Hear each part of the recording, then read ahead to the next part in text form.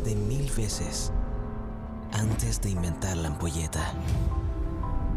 A Marie Curie le dijeron que la ciencia no era para mujeres. A Nikola Tesla nadie le reconocía sus logros. A Albert Einstein le dijeron que nunca llegaría lejos. Pero la historia nos demostró que cuando hay pasión y pones toda tu energía, los sueños se transforman en realidad.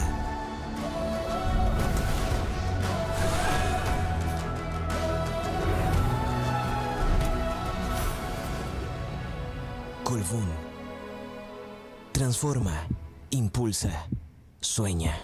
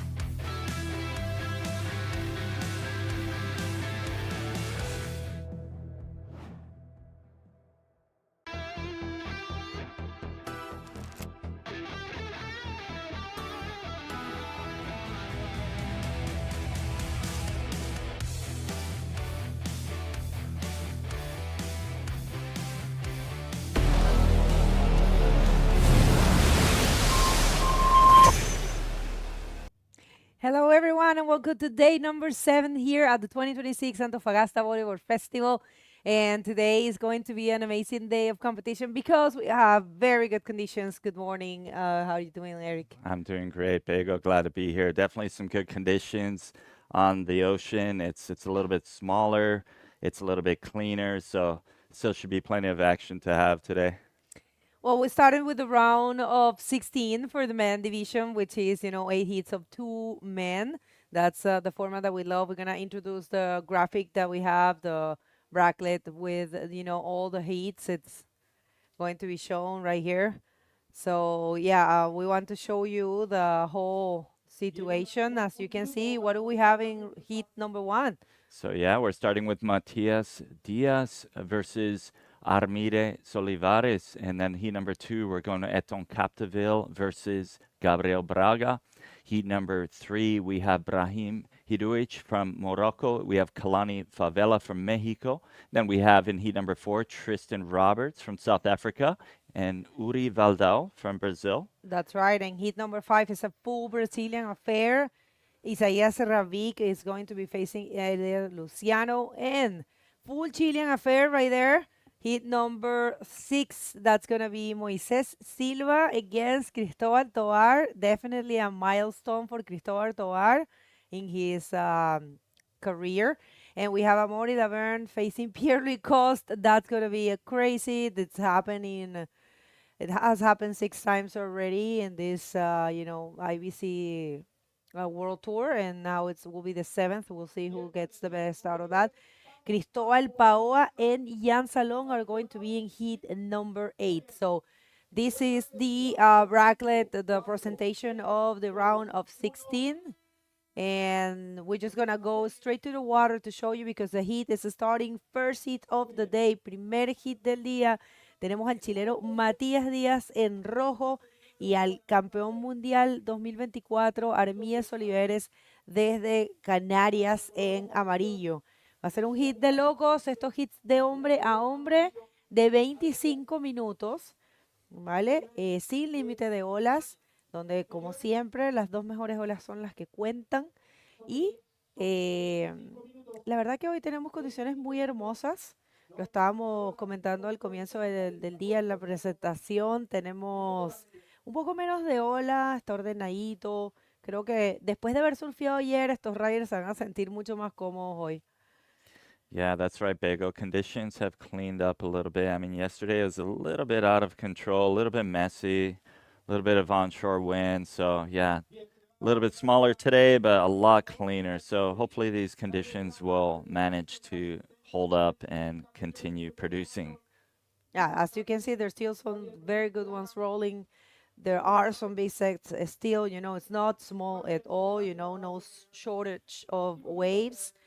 It might happen, the classic thing that one hit will have more waves than the previous or the upcoming. We'll see that, but for now, Matias Diaz in the water with Armides Oliveres. It's going to be a battle style here, a battle of probably backflips. Maybe Matias or Armide want to bring something different, Armide is one of those guys. Matias probably wants to, first wave of the day, first wave of the heat. Let's see, scooping a little bit into the barrel and not able to complete that flip. Probably got a little ahead, Yeah, I think he hit it like a little bit late or a little bit too early perhaps and just didn't manage to fall on the face, but almost pulled it off. He had to kind of come around that section. So kind of a tricky spot to pull a backflip, but good effort regardless by Armide. And yeah, so it looks like he scored a 2.25. So let's take a look at that replay. Coming down, kind of goes around that first section and tries to get under that lip and hit it, but almost feels like he kind of pulled a backflip before he even hit the lip. Like he That's didn't why I said really ahead, because in my eyes, it looked like he hit it too early. Yeah. He should have waited a little bit more to hit the lip, Yeah. That's what some people always tells you, that it is important to present the slick of your board to the lip, and the Yes. lip will do the rest, Yes. And if you get the technique of using your body, you will get the maneuver in place. But yeah, it's all good. This is only starting 25 minutes. It's a lot of time, right? That's right, Bego. We're still in the beginning of the heat, so still a lot of time for some action to go down. But yeah, good effort for Armida anyway, getting a wave under his belt, as we have a good amount of time to have some action. We would like to thank the presenters of this event, presentadores de este evento, una vez más, Escondida BTP. Gracias, mil gracias por estar con nosotros otro año. Es un placer volver a esta ciudad tan especial. Y ahí viene Matías Díaz, vamos a ver, se mete un poquito en el tubo y sale con un rolo. Parecía la ola de Armide la visión del dron, tal vez se ve un poco más pequeña, habrá que verla de frente. Y en comparación con Armide, él se fue por una maniobra más básica que le permitió concretarla y la ejecutó de buena manera y fluida. Entonces, ahí va a haber una nota para Matías. So let's take a look at that replay of Matias coming around with a nice little roll right there. This should give him a decent score under his belt. So to get things started, get a score. And yeah, scored him a little 3.75, so should be a decent backup score. And want to continue thanking our sponsors, Escondida BHP, Ilustre Municipalidad de Antofagasta. Want to thank our collaborators as well, Colboon, Antofagasta Minerals, Peri Chile, Carniceria Arauco, Abastible, Hotel RK Antofagasta, Ruta 1, Restaurant, Mirador Sandwicheria, Costa Club Antofagasta. Also want to thank our media partners, Mercurio de Antofagasta, Antofagasta Televisión, AS Chile, FM7, El Regionalista Diario, Antofa Despierta, Puro Surf Chile, Latin Wave, Cura Tres Puntas, and Región 2. Un saludo especial a todo el staff de RK Hotel, las chicas que nos atienden espectacular, la verdad. Sí, muy buen servicio ahí. Nos Muy buenas atendían personas. súper bien, muy amable. Cualquier cosa que necesitamos estén ahí para nosotros. Sí, muchas gracias. Y bueno, a todos ustedes que están sintonizando, gracias por estar con nosotros, por ser el motor para este trabajo, ¿no? Que es traerles el evento. Gracias a todos. El chileno Matías Díaz va primero con una nota pequeña, igual que Armíes Oliveres. Esto está solo comenzando, son 25 minutos, son 2 personas en el agua. Viene Armíes Oliveres en una ola que se ve buena, pero no era tan buena y creo que tuvo buena decisión a tratar de salirse. Recordando que no hay que tratar de llegar tan hasta el final de la ola porque tenemos ese kraken que esa piedra grande ahí amenazando. Si te puedes equivocar, vas surfeando, piensas que la ola, no miras hacia adelante y ves la sección porque de verdad te engaña y llevas la ola hasta el final, puedes caer ahí. Hoy con un poquito menos de ola está un poco más fácil evitarlo. Tenemos bonitas condiciones el día de hoy. De hecho, cuando llegamos había un poco de offshore. Fue como bien bonito en realidad el amanecer acá en la hermosa ola La Nilda, una ola que está de verdad muy buena para el bodyboard y en la zona que también está súper linda. Lo hemos dicho durante toda la transmisión, que estamos súper contentos de ver esta remodelación de acá. Muchas gracias a la ilustre Municipalidad de Antofagasta por eso. Y bueno, estamos aquí, felices. Muy felices con estas condiciones buenas que tengamos en la mañana. No hay ningún viento, está un poco offshore. Tampoco organizado la marejada, así que agradecido por las condiciones y para ver toda la acción que viene hoy día con esos riders, con esos 2-man heats. So yeah, there we have a set coming out the back, and be sure to check us out at IBC World Tour here. Give this a scan, pull out your phone and give this a scan, and check it out for live scores, link to the YouTube. Also, be sure to check out our calendar for upcoming events. We have a new event on tour this year. And also, be sure to check out our rankings and other information of what's going on with the IBC. And if you click there, there's also the link that's going to take you to the part of the website where we have the live alongside with the scoring system. If you want to see the upcoming hits and the hits that have been done, and all the points and the scores and everything is there. Escanear ese código, siempre lo decimos, sobre todo al comienzo del día para que puedan tener toda la información de la IBC World Tour.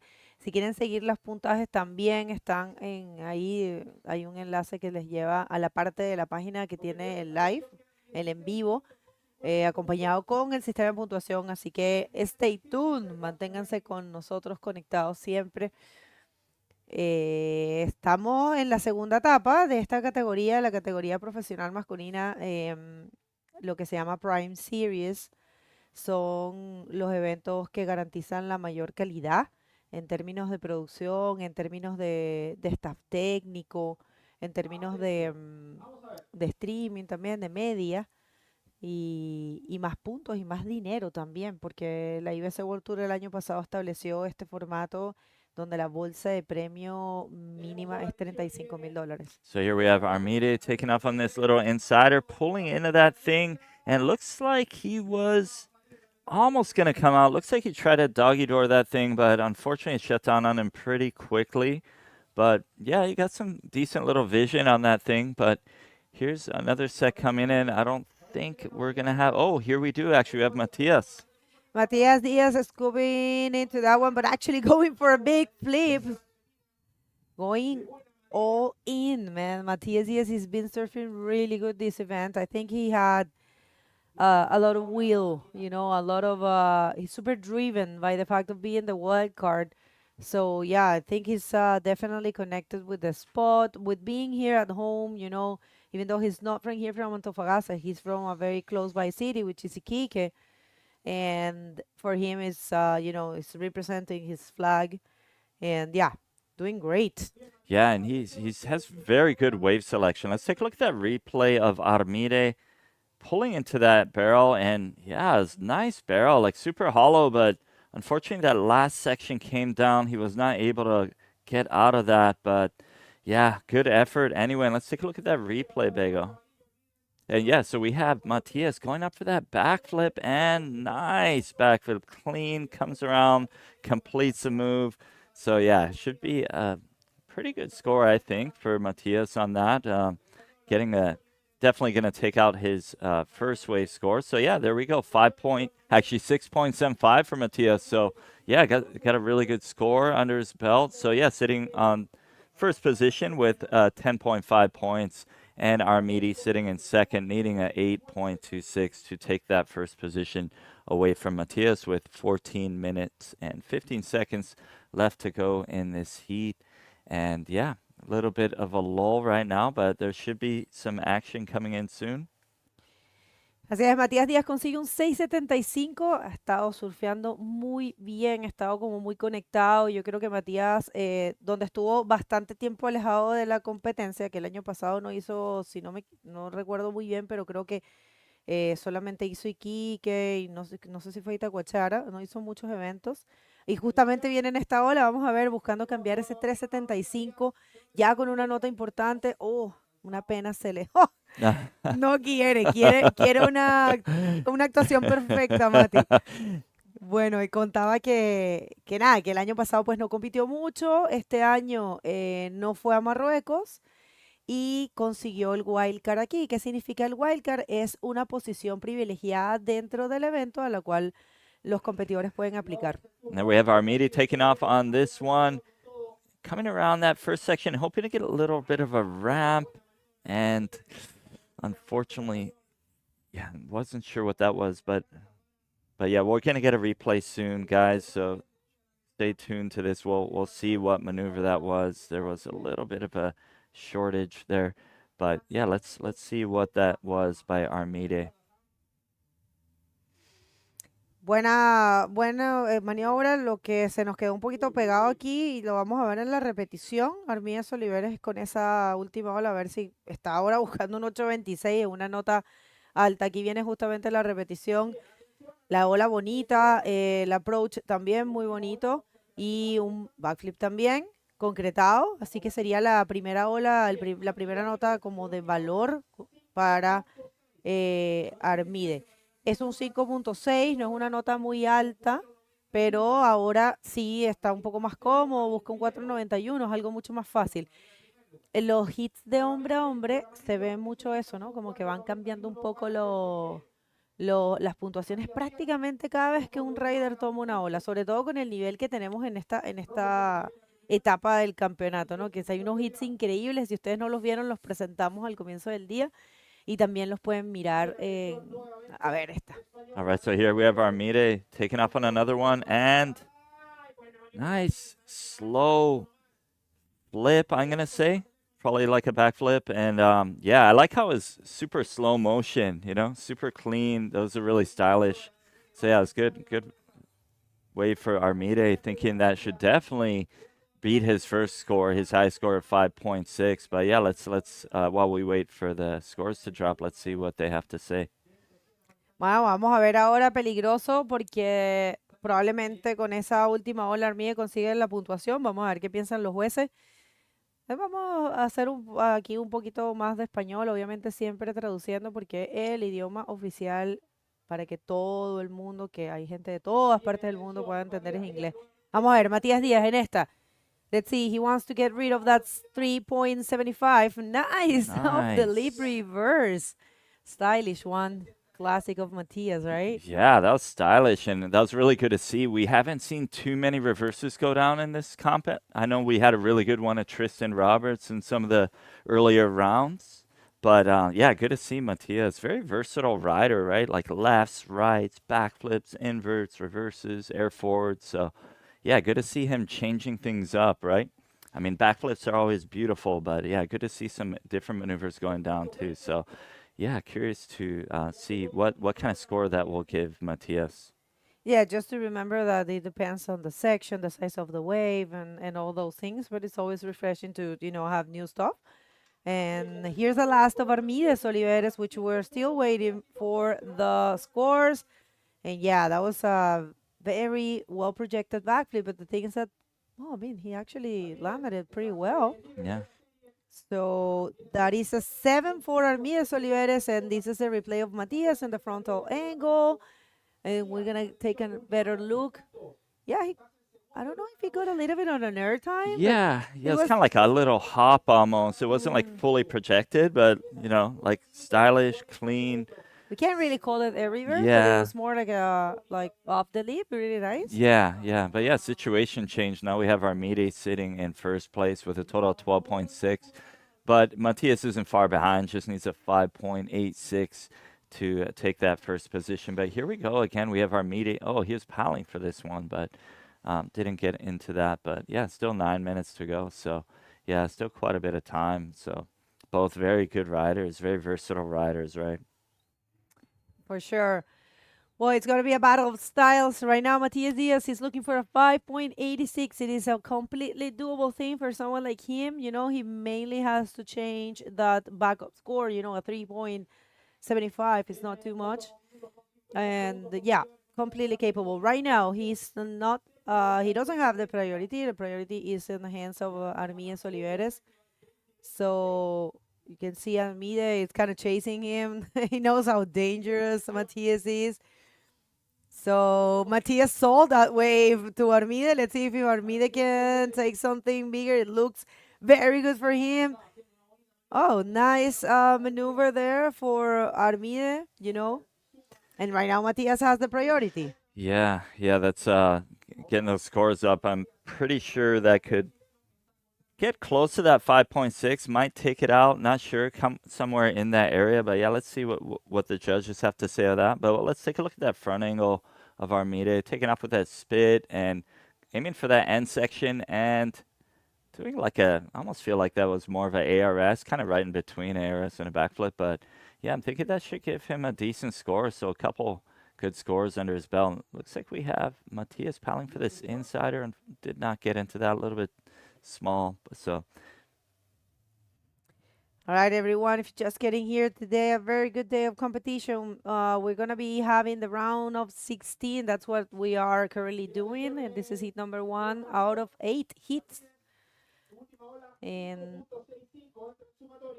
we're waiting for that low wave. So last wave, we're waiting for scores, actually. Last of yellow and last of... let's see this one. Matías Díaz taking off. Vamos a ver Matías Díaz in this one, probably not really offering much. So you're gonna find a section. Yeah, nice looking backflip there. Although you have to keep in mind it's the very end of the wave, right? The looking for pocket maneuvers at the very beginning, because it does makes a difference. When the wave is starting to break, it's more powerful. So maneuvers are going to be more aerial. Yeah, so let's take a look at that replay of Matías kind of skipping that first section and aiming for that last section, and backflip has gone down on that. All right, so Matthias increased his total. He's got a 5, but I think that 5 comes from the previous wave. Yeah, so Armides is sitting in first with a 7 and a 5.65, and with a total of 12.65. And it looks like Matias might have gotten a 5 on that. But yeah, so yeah, he's just sitting right behind Armide, needing just a 5.91. But yeah, I think we're going to get another replay of that wave of Matias. Yeah, this is the one that we couldn't see better. They were fixing it. So this is the last wave of Matias, very well executed, landed on the top of the wave. So we'll see, that's we really the judges are looking forward to see landings on the flats, right? Yeah. A little bit further from that section, but it's okay. Still, sometimes 5 minutes and 24 seconds. People, if you just missed it, we're just starting the competition right now, and we're gonna be here till the conditions allow us. Remember, tomorrow is the last day of the waiting period. Last day for tomorrow, so we are finishing tomorrow, no matter what, with whatever we have. If it's windy or whatever, and check the next heat, people. Every single heat is going to be like a final. That's Gabriel Braga is going to be facing Etan Capdeville. Etan, very happy to be advancing, winning yesterday for the first time in this season, getting ready to face that amazing rider, Gabriel Braga. Yeah, should be an interesting heat coming up, right? With the French versus the Brazilian.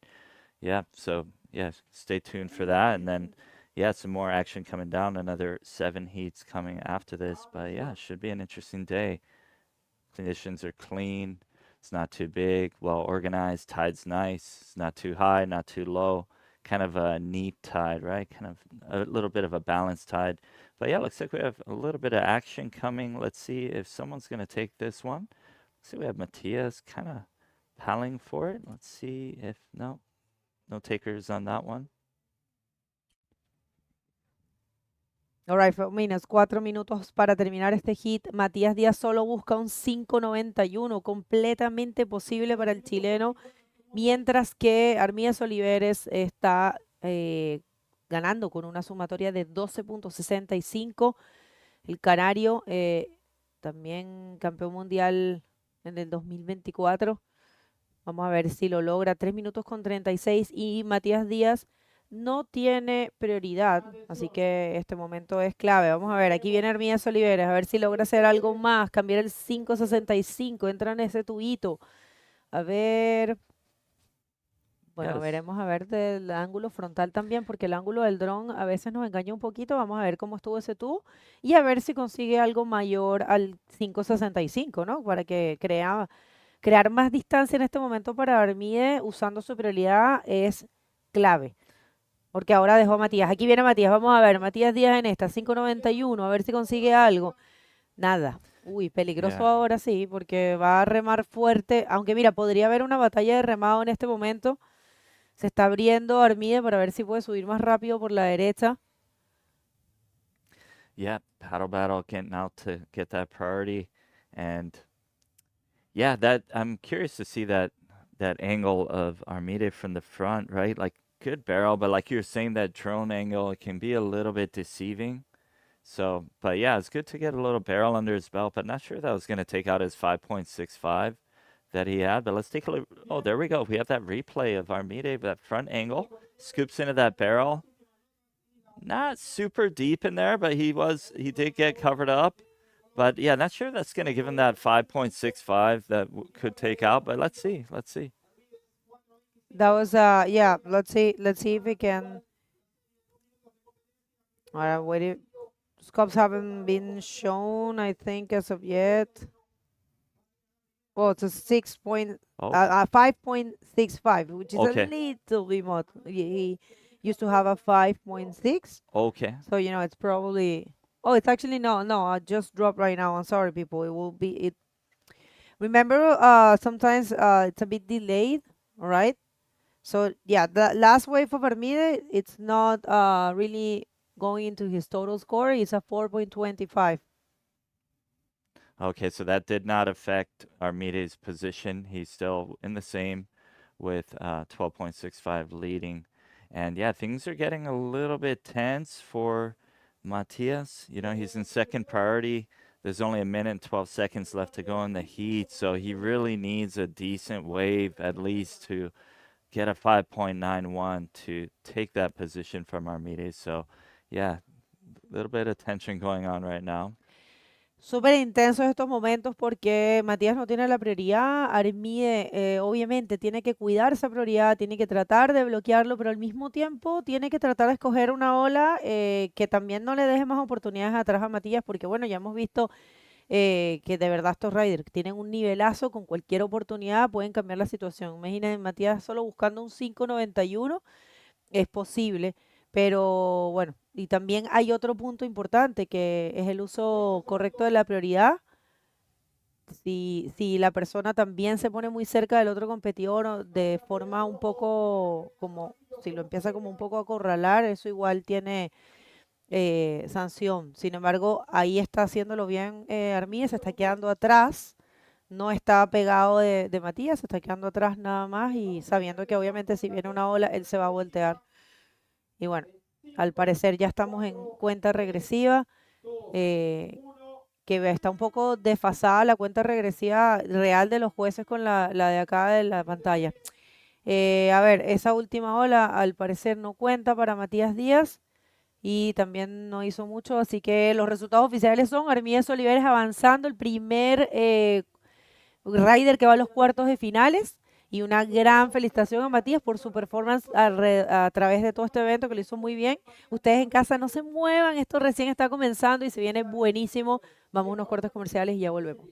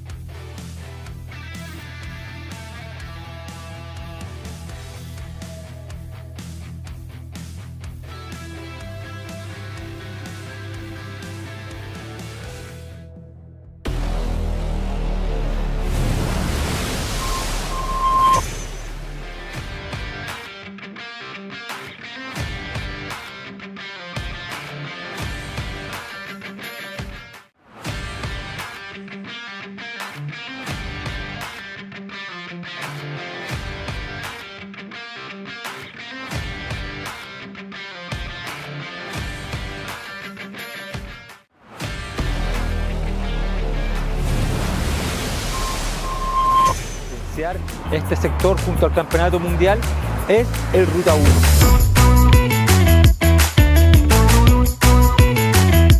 Acompáñenme a probar las exquisiteces del mar al paladar. Un emprendimiento familiar que comienza con la historia de Juan Carlos, el pescador, que luego pone una empresa de marisco y posteriormente este exquisito restaurante. Pero miren esta maravilla, qué explosión de colores, se ve increíble.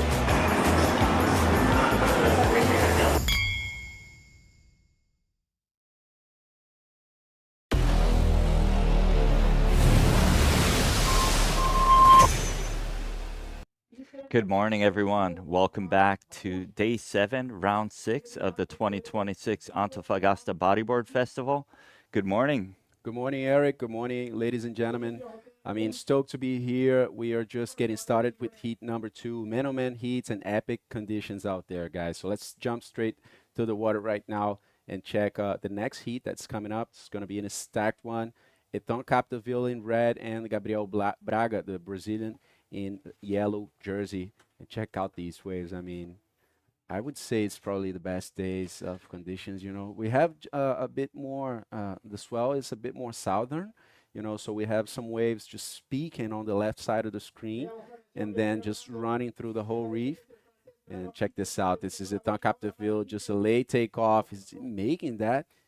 Wow, I don't think so. I think he kind of got hit by the lip during that takeoff too late, you know, and he just like did like a straight takeoff. Yeah, I feel like he stalled a little bit on that. Yeah. Kind of, I don't know if that like made him lose his speed or if he got caught in the foam ball. Perhaps the lip hit him. It was kind of hard to tell, but unfortunately he couldn't pull that off. But that was a clean one. It would have been a nice score if he had come out of that. Yeah, I think he maybe just stalled too much, right? But I Yeah. mean, we're seeing the guys still getting used with the waves. We saw Armide and oh, hold on, let's see that replay. Yeah, let's take a looks like- look and let's see. Oh, well, this actually wasn't that last wave. That was one that happened earlier. But anyway, yeah, not much. So let's take a look at that replay. Looks like he's kind of like stalling just to make sure he gets that vision, gets in there.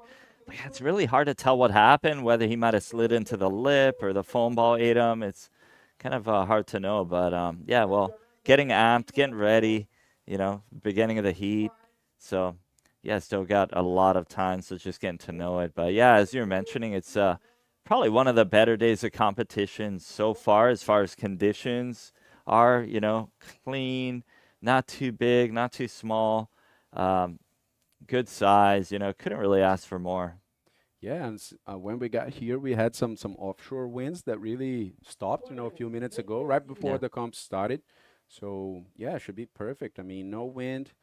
Swell is a bit more southern, as I said, so not all the waves are, you know, stretching all the way to that end part of the reef. Yes. Some of them are just peaking on the left and running all the way, and that means we can see some guys sitting out there as well, you know. And there is Armide just qualifying to quarterfinals on the first heat of the day, so the job is done for today. If we resume, I mean, if we you know, end up the comp after this round of 16 or round 6. So yeah, good job for Armide, and also big congratulations for Matias Diaz, who is such a great rider, you know, one of the best representatives of Chile, a very technical guy, you know, always bringing the show, you know, very polished style. And yeah, I love to see these guys surfing, and today was Armide's day. So Check yeah, this out. here we go. Eton Capdeville going on another one, and is he gonna hit it? And kind of hoping for something on the end, but yeah, sometimes you're kind of hoping to get an end section, and then it just fades into nothing too quick, right? Yeah. But yeah, it's pretty clean. There's definitely some barrels going down and some ramps to be had. So yeah, looking forward to seeing what goes down in this heat. You know, despite the clean conditions that we are seeing, I think judging by what the riders are, you know, being able to do, I think it's pretty deceiving, you know, out Yeah. there to read this wave. We saw Armide in the first wave. He tried a backflip. You saw that. Yeah. And then he completely, like, missed the timing. Yeah. I mean, it's not usual to see these guys doing that, you know, missing that timing. And we saw Matias also, the same thing happening. So I think it's, you know, that type of condition where you plan for something, you read the wave, and you have a, you know, a game plan on that wave. I'm going to hit it right here. And then the wave sometimes just takes a little Yeah. longer to pop up, or maybe, you know, just runs too fast, and then you have to hit it a bit ahead. Because we saw Eton Capdeville right now, there was a section for him to hit, Yeah. but I think he just like passed by and said, okay, I'm going to hit the next one. It's going to be better. And then Yeah. it just disappeared in front of him. So it must be very tricky out there.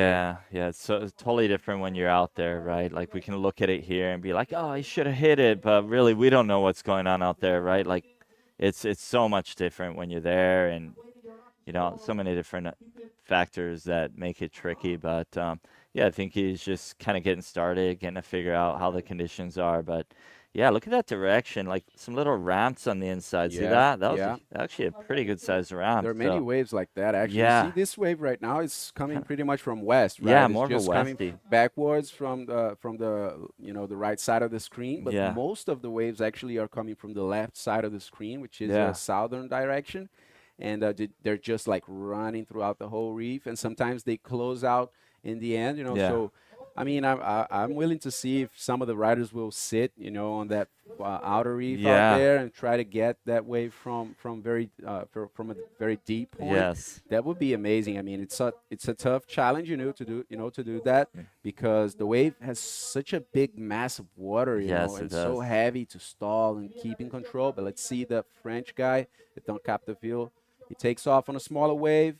Looks like he's setting up for him. Becomes very wide. He's still there, goes up to the lip, a nice round roll, completely in the air, and that's going to be the first, good score for Eder Luciano. Definitely jumping in the first position after this one. Yeah, I think that'll be a good score. I mean, it's just a clean, slow motion roll, and I think that should give him a good score, at least put him up into first position. So good to get a decent score under his belt.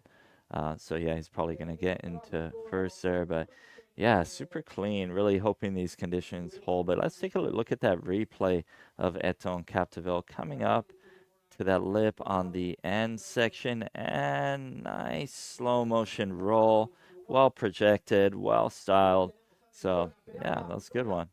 And just want to let everyone know at home that we are having a little internet problem here in Antofagasta, guys. So it's not just about the event. It's something that is happening in the whole city over here. Internet is a little inconsistent. It's a little volatile. So we might have some, shortages of internet over here.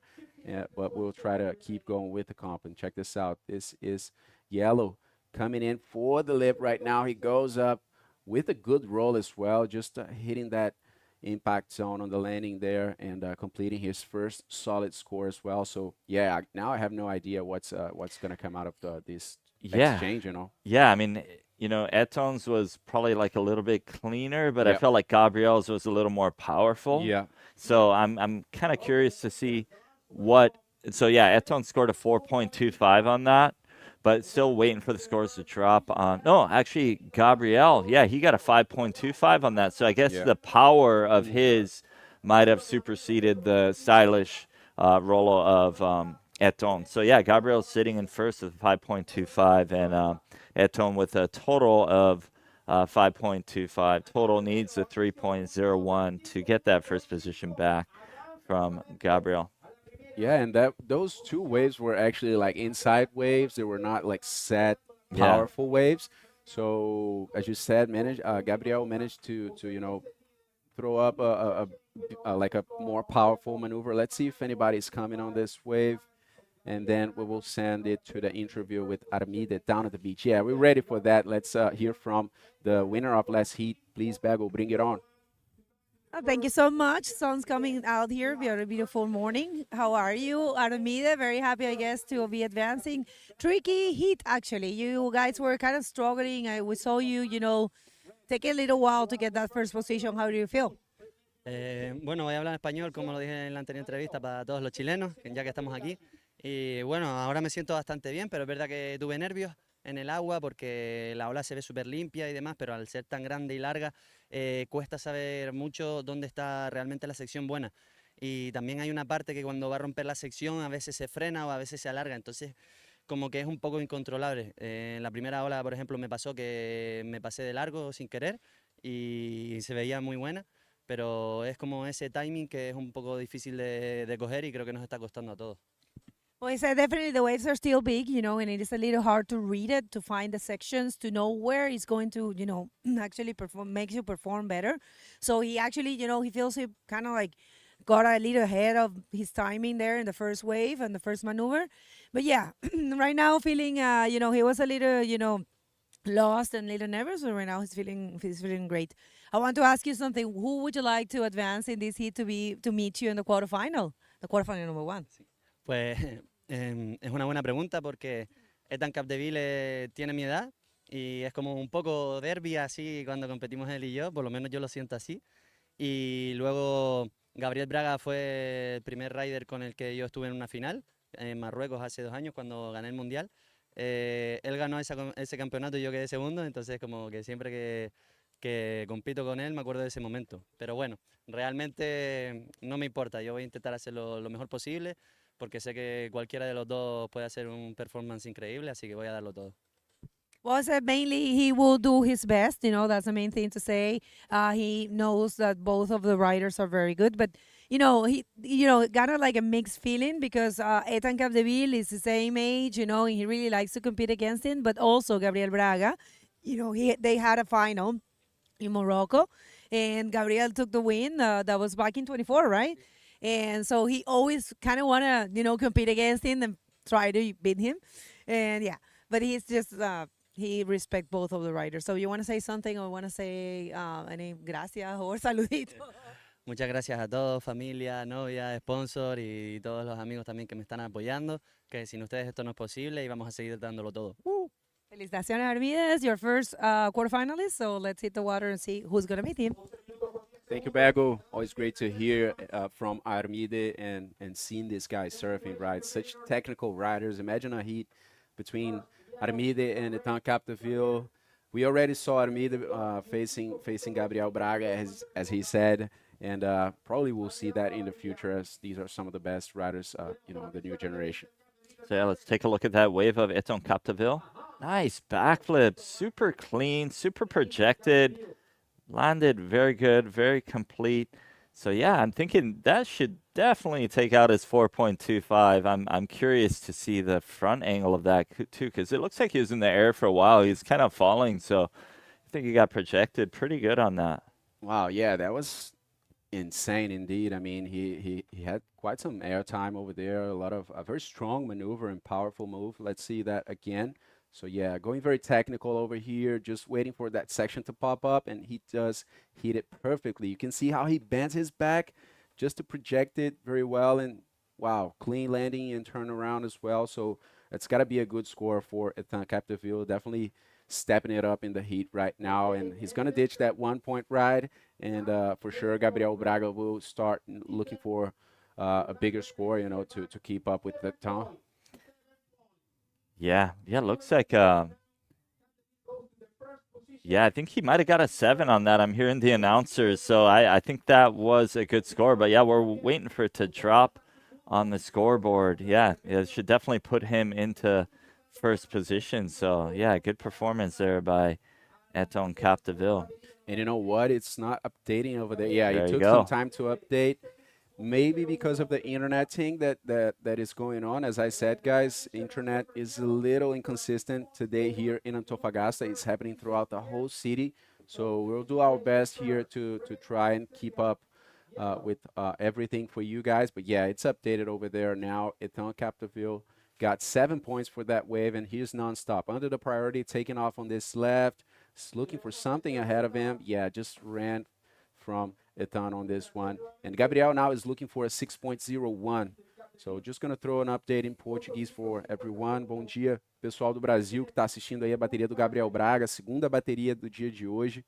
Teremos o round 6 hoje, com baterias homem a homem. Temos 8 baterias no total. E aí a gente tem o primeiro brasileiro surfando. O Gabriel está enfrentando o Ethan Capdeville, que é um dos atletas mais técnicos, mais progressivos aí da atualidade, nessa nova geração que está vindo muito forte, né? A gente acabou de ver a bateria também do Armides Oliveires, campeão mundial de 2024, derrotando o Matias Dias, que também é um dos atletas mais técnicos aí, mais promissores da nova geração chilena. Então, a competição está afunilando, é o que a gente gosta de ver, né? Sempre tem algumas tristezas aí também de alguns atletas que vão ficando para trás, mas a competição vai só melhorando, o nível vai aumentando muito. E hoje, pessoal, a gente tem altas ondas aqui em Nilda. O mar abaixou um pouquinho de ontem, estava bem grande, né? Esse pico aqui é um pico que não suporta ondulação muito grande, fica passado realmente, e hoje está ideal ali, sem vento por enquanto. Quando a gente chegou aqui bem cedo, tinha um ventinho terral que parou, então tá glace o mar, com tamanho ideal. Não tá pequeno, é um mar que tem bastante pressão, então com certeza a gente tem um show aí para o dia de hoje nessas baterias homem a homem que estão por vir. Então, sintonizem com a gente. O que a gente tem confirmado por agora é o round 6. A gente vai vendo como vai ser no decorrer da competição, se vai ter alguma coisa depois ou se a gente vai encerrar após o round 6. Como sempre, a gente vai confirmar isso no decorrer do dia. A gente recebe essa informação da comissão técnica do evento. Então, não deixem de acompanhar e seguir aí na torcida pelos brasileiros, pessoal do Brasil. E também, bom dia a todos de Portugal que estão assistindo. Yeah, it looks pretty clean out there, right? The sun came out, clean, glassy conditions. There we have the riders getting ready to head out into the next heat. Brahim Duch, there goes the only Moroccan remaining in the event. Yesterday we saw Badreddine Chadri being knocked out of the competition on a very tough heat. I mean, the guy was, going all the way to the final moments of the heat, trying to find these waves, but he couldn't really, get those scores for him to get through. So yeah, Brahim still representing Morocco over there. Big shout out to all the Moroccans watching us. Big shout out to the Royal Moroccan Surfing Federation as well, and everyone back in such an amazing country.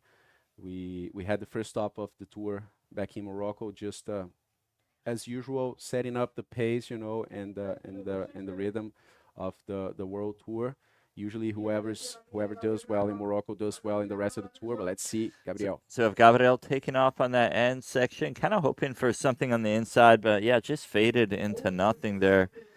But yeah, while we're waiting on a wave for the next rider, just want to make sure to give a thanks to our sponsors, our Escondida BHP. We want to thank Ilustre Municipalidad de Antofagasta. We want to thank our collaborators, Colbún, Antofagasta Minerals, Peri Chile, Carniceria Arauco, Abastible, Hotel RK Antofagasta, Ruta 1, Restaurant, Mirador, Sandwicheria, Costa Club Antofagasta, and also our media partners. Yes, we have Mercurio de Antofagasta, Antofagasta Televisión, AS Chile, FM7, El Regionalista Diario, Antofa Despierta, Puro Surf Chile, Latin Wave, Cura Tres Puntas y Región 2.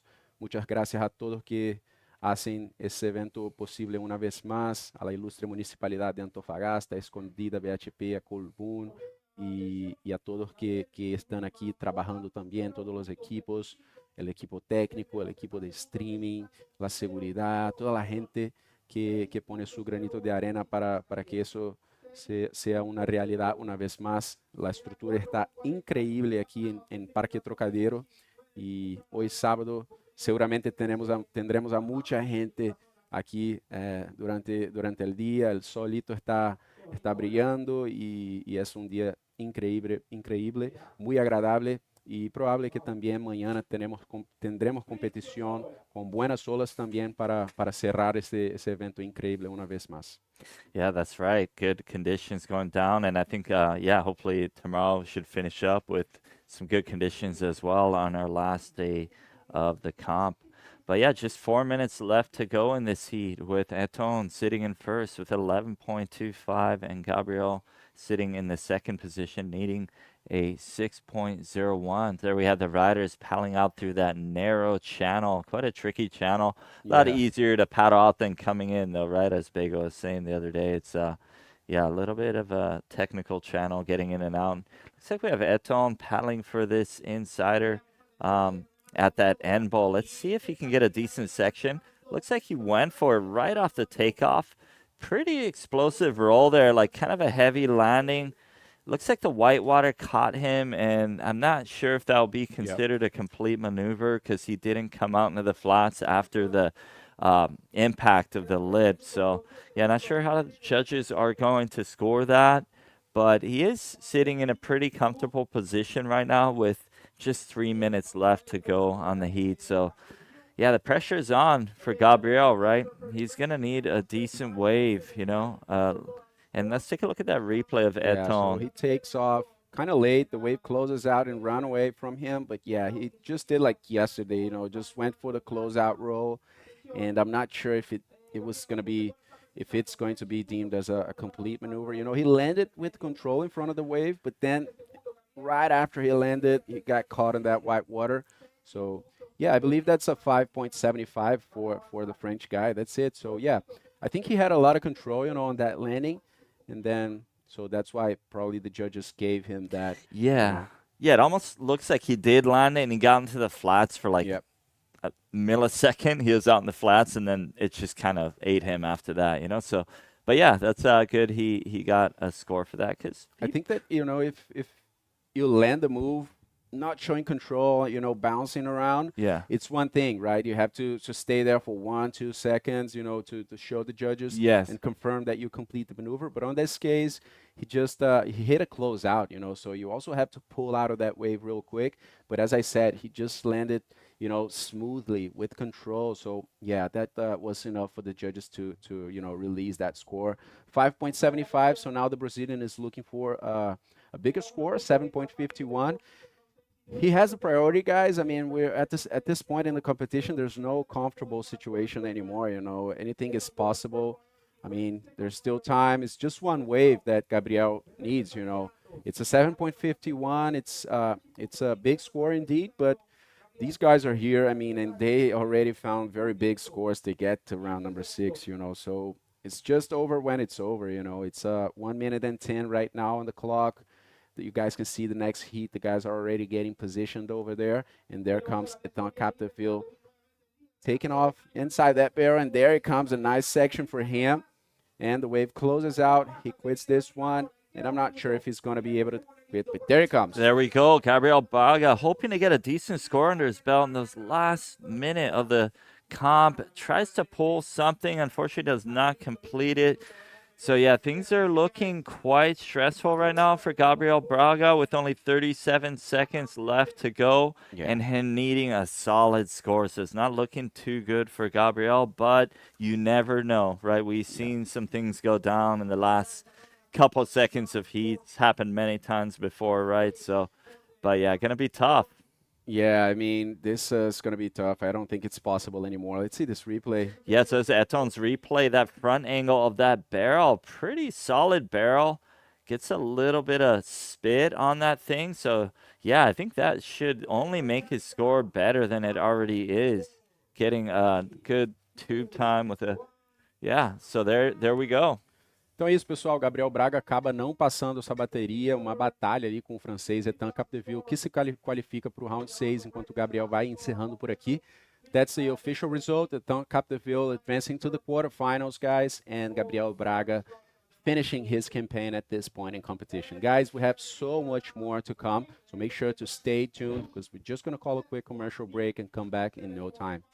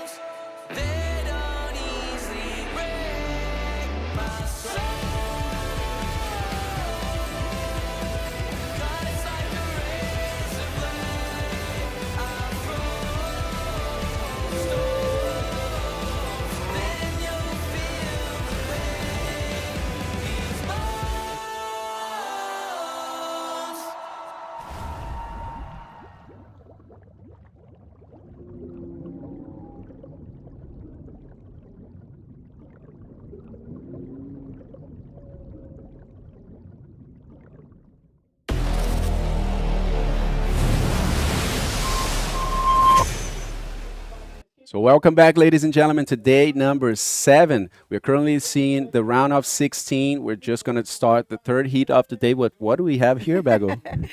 Check this out. total abstract art here. It's the trophy for the world champion in the DropKnee division. So nice. We can see the board here and kind of see the legs of the rider with some. It's a snap. Yep. Here's the fin, the back fin. So yeah, our world champion is going to be crowned maybe today, maybe tomorrow. We don't know, depending on the conditions. So yeah, here's the trophy. Let's hit the water to see this amazing hit. Hit number 3, round number 6, which is the round of 16. And in the water, Brahimi Dush facing Khalani Favela. It's amazing what Khalani Favela has done, you know. First appearance in the World Tour ever. And he is already in the round of 16. It's definitely something remarkable for, you know, a person that have never competed in the World Tour. You know, the thing about some national circuits and some national tours is that sometimes they just don't have the same rules as the World Tour. And we strongly recommend all those, you know, judges and head judges in all over the world to try to copy the format so your athletes can practice. And there comes the Moroccan on an inside wave. Definitely just want to get started. He passes through that first section, stalls a bit more, and then the wave just fades away. And right out the back, we have Khalani Favela. Khalani Favela, vamos a ver, el mexicano que ha dado tanto de qué hablar, que no conseguía mucho ahí. Estábamos diciendo en español que la verdad que es muy, digamos, motivacional ver a alguien que llega por primera vez al Tour Mundial y consigue avanzar hasta los octavos de final, que es la ronda en la que estamos ahora. Una ronda importantísima. Imagínense, se está encontrando con Brahimi Dush, que es un rider de 40 años, que tiene más de 20 años haciendo el Tour Mundial, que ya ganó aquí en Antofagasta, Brahim. Y que bueno, que además es súper explosivo y que es excelente competidor. Así que algo que, sin importar los resultados, como siempre me gusta decir, hay que darle una ronda gigante de aplausos a Khalani Favela por su participación en este evento. Yes, Bego, and I was going to say that it's not a common, you know, face-off between Morocco and Mexico in the World Tour, right? It's not a common to see. We're just starting to see like more Mexicans coming up in the tour, especially at this event. We had 3 of them, and yeah, happily the guys are, you know, coming up with some good technique, some good riding, you know, adapting pretty fast to this types of cold water, reef break waves, and you know, Khalani is a guy that prefers those lefts. And today we have some pretty good ones. I mean, definitely the lefts are much better right now at this point. Maybe with the tide, you know, filling up much more later on, we can see some rides for sure being surfed as well. But right now we have some clean waves. So yeah, at this point, the guys, they just have to, you know, raise the bar and risk some more. And when we talk about Brahimi Dush, you know, it's such a radical bodyboarder, you know, always hitting big maneuvers. He's been known for that forever. And yeah, facing a new guy in the World Tour right now, Khalani, you know, just heating up the engines for the upcoming events in Taquatiara in Mexico, where he'll be at his home break. So yeah, that's going to be an interesting face-off between these two. 5 minutes into this heat, no relevant waves surfed so far, but yeah, pretty sure we have some upcoming action.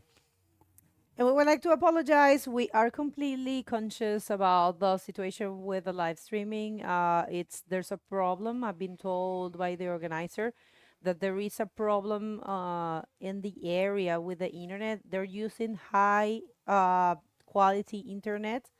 They even are trying Starlink, you know, those things working separately from the normal net.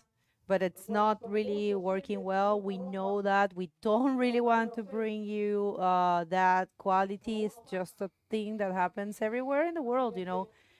If there's a low or whatever problem in the internet, there's so much you can do, you know. We're bringing 2 Starlinks, actually, and they're still having some problems. Bueno, de parte de la organización, una disculpa porque hay algunos problemas con el internet, están averiguando, son cosas que se escapan de las manos a veces, ¿no? Estamos completamente conscientes, estamos viendo lo mismo que ustedes también.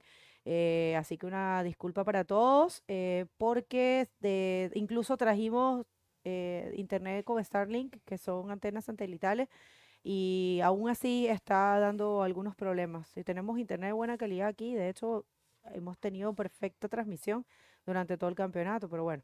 Khalani Favela, vamos a ver si consigue alguna ola de valor acá. No logra encontrar una sección, no logra hacer nada.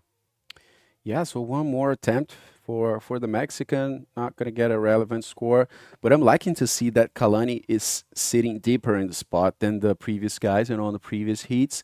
And I really wanted to see that, because we see some waves like this one. The swell is a bit more southern, so the waves are, just sweeping by the whole spot, and there are opportunities there. But, I mean, it's a bit risk as well, to sit there and compromise the heat since all the riders are, sitting a bit further to the end part of that wave. So you have a pretty good section in the end.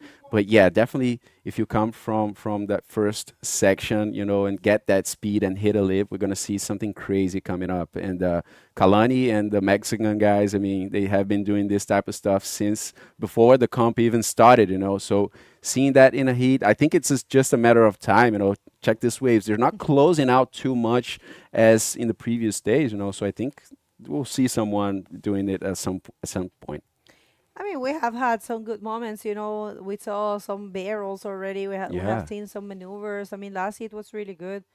And, we will see more waves. The good thing is that it's only 2 people in the water. So, yeah, I think that we are in a very important and a very good stage of competition. So, Sabah here, all the people, beautiful people of Morocco that is tuning in.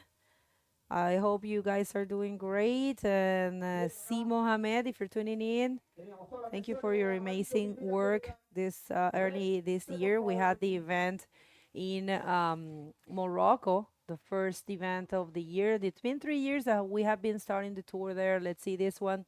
Brahim, actually, speaking about him, Brahim Idouche, nice looking roll there to start things. This will be the first valuable score of the heat, coming straight from Agadir. Brahim, it's so loved in that area. Agadir is so great, right there in Tagasud you can find a huge wall with a painting of him, so yeah, hope you guys are having amazing tea right now. Let's see the replay.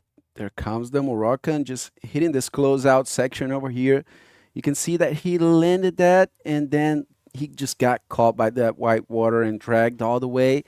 So I'm not sure if that's going to be deemed as a landed maneuver. I'll just wait on the judges to see that. But yeah, definitely Brahim, very strong rider, used to those big punches, just holding on for dear life there on this wave and trying to secure those points.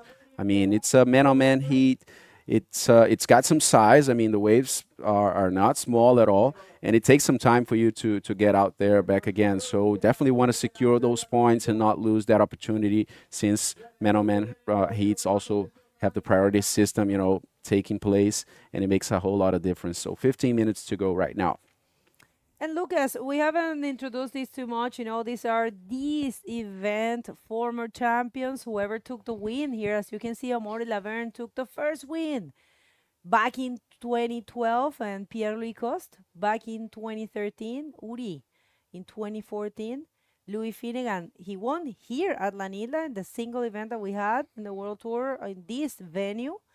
And check this out, back in 2017, our man surfing right here, Brahim Idouche, he took the win, and that was huge. I remember Brahim was all smiles, man. He was, I think he cried a little bit and everything. Yeah, I mean, 9 years ago, such a nice guy. In 2018, we had Tristan Roberts taking the win.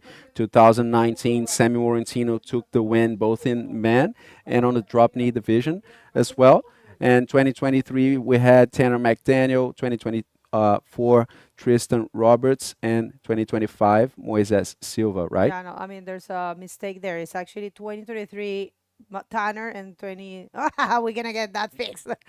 All right, so situation in the water remains the same, and we're going to throw it to the interview. That was a funny thing. Yeah, let's hear from the winner of last heat. Please, Eric, bring it on. Thanks, Lucas. Congratulations, Eton, on winning this heat.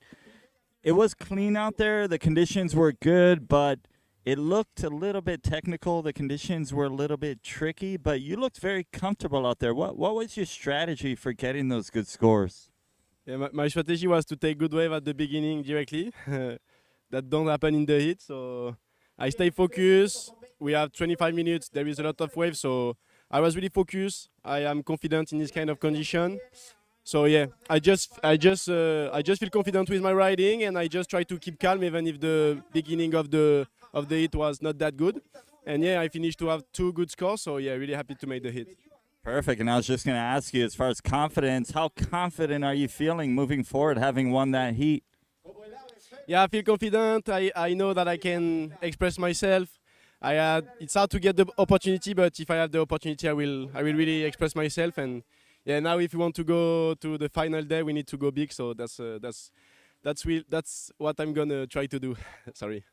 Awesome, Eton. Any shout-outs for the friends and family back home? Yes, gros dédicace à la Sud, à Kylian, à papa, Louis, aux gars de Écume et gros bisous à Lola. Allez, on continue, on lâche pas. Congratulations, Eton. Back to you guys. Lâche rien, Eton.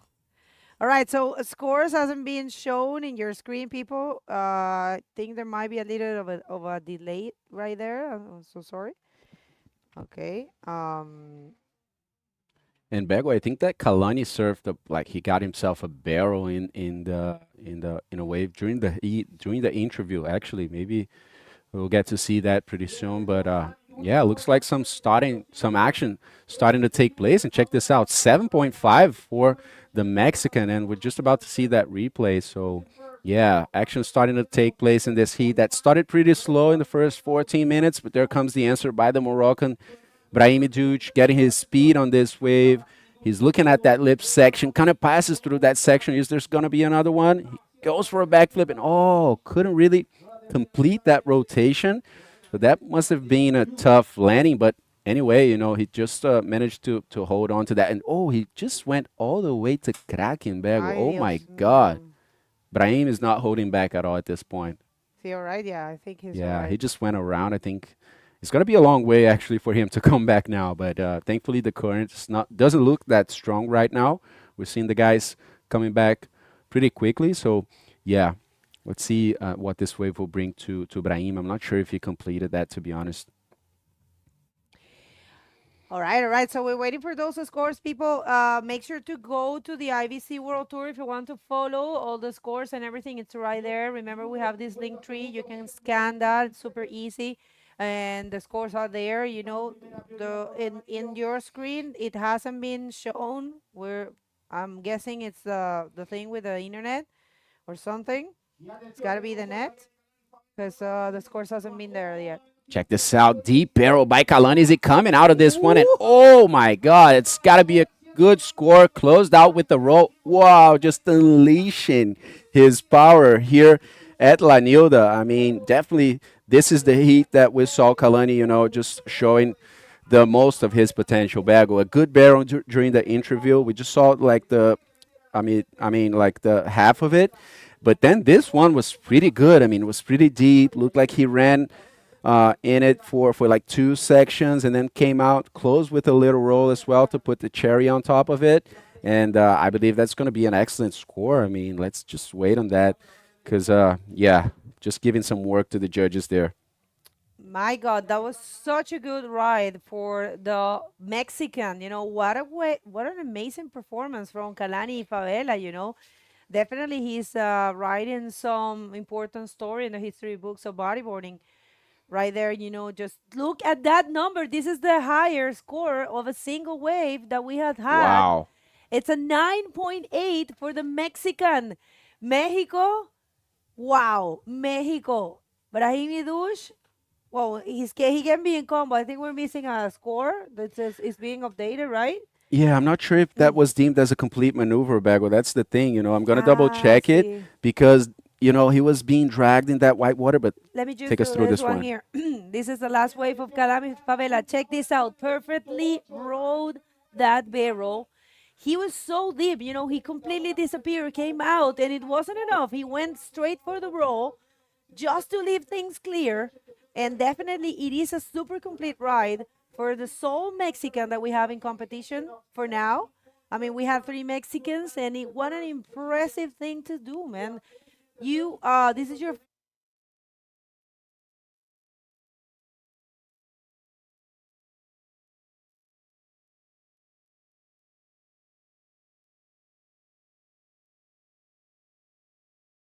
Midush. Whoa. Yeah, that was really impressive. I mean, he already took off pretty deep on that wave, but he managed to bottom turn and scoop into that barrel, get that speed, and drive through that section to just get barrel on the next one as well, and coming out with a small spit as well. But the barrel ride was insane. I mean, quite long, a lot of speed, not that barrel that you really stall and, just wait to get covered up, but instead just a very fast barrel, runner definitely, and coming out to get an excellent score as we all were expecting. 9.8. I mean, almost perfection over here. Just I think that if he managed to get projected a little better on that roll, on the closing roll, that could have been a 10. Yeah, I mean, for sure. yeah, hard to find something out of place in that wave, ridden by Khalani Favela. I mean, how happy he's making the Mexicans at home right now. Vamos a verlo una vez más, vamos a hacerlo un poquito en español, a ver si es que nos vienen una olita, solo vamos a ver si es que nadie toma esa. Vamos a verlo una vez más y vamos a comentarles un poquito en español. Yo creo que la razón del puntaje es porque la ola fue súper completa. Hay que darse cuenta de que él entró perfectamente en el tubo y recorrió un espacio gigante, salió tranquilamente y fue además por una maniobra. No hemos tenido muchos tubos con maniobras al final, entonces básicamente es algo bastante completo y por eso recibe el 9.8. Entonces el mexicano, muy buen trabajo en este hit, la verdad, y durante todo el campeonato. También hay que pensar, gente, que él viene de la primera ronda. Khalani no tiene ranking, nunca había competido en el Tour Mundial y viene desde la primera ronda trabajando, muy constante, ¿no? Yeah. En su ejecución de maniobras, en su performance. Excelente. Ahí México debe estar todo muy feliz. And on the other side, we have Brahim Dush struggling a lot. He had two good attempts on his last waves, but non-complete moves. So 1.75 and 1.6 is what Brahim has right now under his belt. And he's in a combination situation, but a very tough one. I mean, 17.31 is what he's looking for. 5 minutes and 50 seconds still on the clock. And that's definitely one of the toughest situation we can find a rider in since the beginning of the competition. I mean, one of the toughest combination situations that we have seen, taking into account the amount of money of points, that Brahim is looking for and the amount of time that he has to do it. So, yeah, tough spot for him. Yeah, it's unfortunate, because Brahim has been searching. He actually has been doing the job, It's not that he hasn't tried, He has been there trying to keep active, actually risking a lot, which is a thing that we always said about Brahim. He's not afraid. He always attacks seriously, He goes for big moves and critical and dangerous sections. But yeah, he hasn't been able to connect. That's unfortunate. Yes, just crossed that 5-minute barrier, guys. Want to send a big thanks to Escondida BHP, Municipalidad de Antofagasta. You guys are just seeing the next heat going in the water. I believe that's T-Rob in red and Uri in yellow. Let's just double check that because, we'll get to see that pretty soon. But This is going to yeah, be it's crazy. Uri. Yeah. It's insane. And nice to see different styles, Uri with his own style, very explosive guy, and Tristan super consistent, and it's going to be a stacked heat to watch, guys. Make sure not to leave us just yet. This is just heat number 3. I mean, we still have 5 more heats to go in this round 6. Man-on-man heats, 25 minutes, and the conditions are probably the best we have seen in all these days of competition. Very clean waves, very good lefts as well, peaking on that left outer reef, and some pretty crazy action about to take place over here for sure. And Brahim is actually, part of the rankings at the moment. He's sitting in these are the rankings that are coming from last year. So Brahim ended up in the 7th position last year. And Badreddin, he ended up in the 9th. Unfortunately, Badreddin yesterday, he couldn't find himself the scores he needed to advance. But yeah, this is the 2026 IBC World Tour main ranking, which is different than the seeding. We always say that because the seeding in the event, it depends on the riders that are present. We don't have here Joel Rodriguez or Clement Lodejo. So, a couple spots have been given to, the riders that were located in the 17th and the 18th position. That's how it works. They are called the back cops for, the rankings. So, yeah.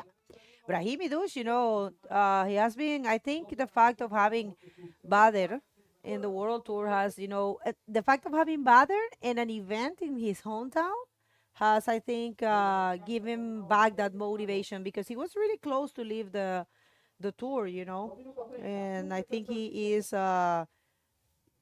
he's not thinking about that anymore, he's doing great. It's just that in this heat, he hasn't been able to connect, That's unfortunate. He has been trying though. Yeah, I think that Brahim is living a different moment than like in 9 years ago when he took the win here, right? I think Brahim is like a very mature guy right now. I think he really values, those big free serve sessions at home more. And it's interesting to see the approach of these guys on the World Tour changes, right, throughout the years. Let's see, someone taking off deep, and it's Khalani Favela. Just too deep on this one, actually closed out in front of him. But yeah, Khalani coming from a very nice spot. Definitely he's not going to hold back at all. I mean, 7.5 and something better than 7.5 is what he is looking for. So yeah, but getting back to that, I think Brahim is not, pursuing that, that world title as he was like 10 years ago. It's different, right, how the riders approach it as they get mature and they have different goals, different responsibilities as well. But I mean, other than that, he's just still ripping more than ever, right? Oh, for sure, man. And with those waves there, what I like the most. Oh, here he comes. Let's see. Probably the last chance for Brahim Idouche. Is he going to find something? He is currently in combo. Maybe with this. Oh, no way. Wow. Oh, man, that is so unfortunate. We really would like for him to get connected, at least to get out of the combo, right? Oh. A bit too early on that wave. Probably, he's anxious right now to do something, to release the beast. And then, just came up a little too early on that wave. Looks like he's going to take off on this one just to close it off. And there it goes. Gets that speed, looks at the section. Let's see if anything sets up. He goes for a big roll. Nice wave by Brahim, but that landing is pretty tough. I believe this one was a complete maneuver. Yeah. But let's wait on that. There's just 20 seconds remaining. It's just for the honor, as you said, right, Pego? I mean, I think I don't know. I have talked with some riders, and they say that that at least they want to leave competition out of the combo land at least.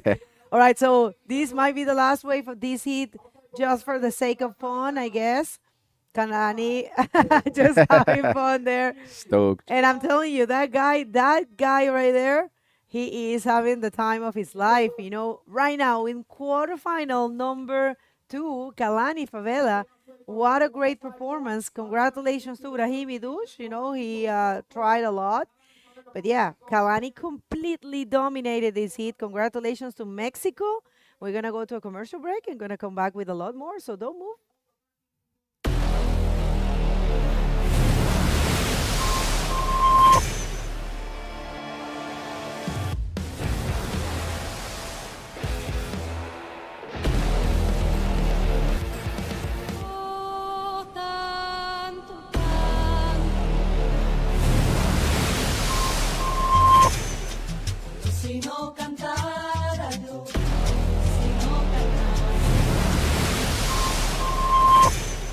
Falló más de 1000 veces antes de inventar la ampolleta. A Marie Curie le dijeron que la ciencia no era para mujeres. A Nikola Tesla nadie le reconocía sus logros. A Albert Einstein le dijeron que nunca llegaría lejos. Pero la historia nos demostró que cuando hay pasión y pones toda tu energía, los sueños se transforman en realidad.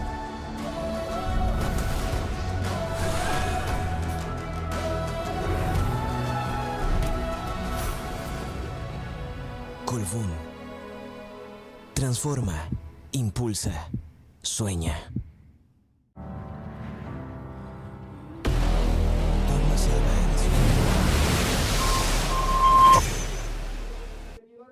Welcome back, everyone. Today is the 7th day of competition here at the 2026 Antofagasta Bodyboard Festival. We are right now in the round of 16 of the men division, about to hit the heat number 4, right? Heat number 4 of round 6. That's right, Bigo. So, yeah, let's take it to the water. That's right.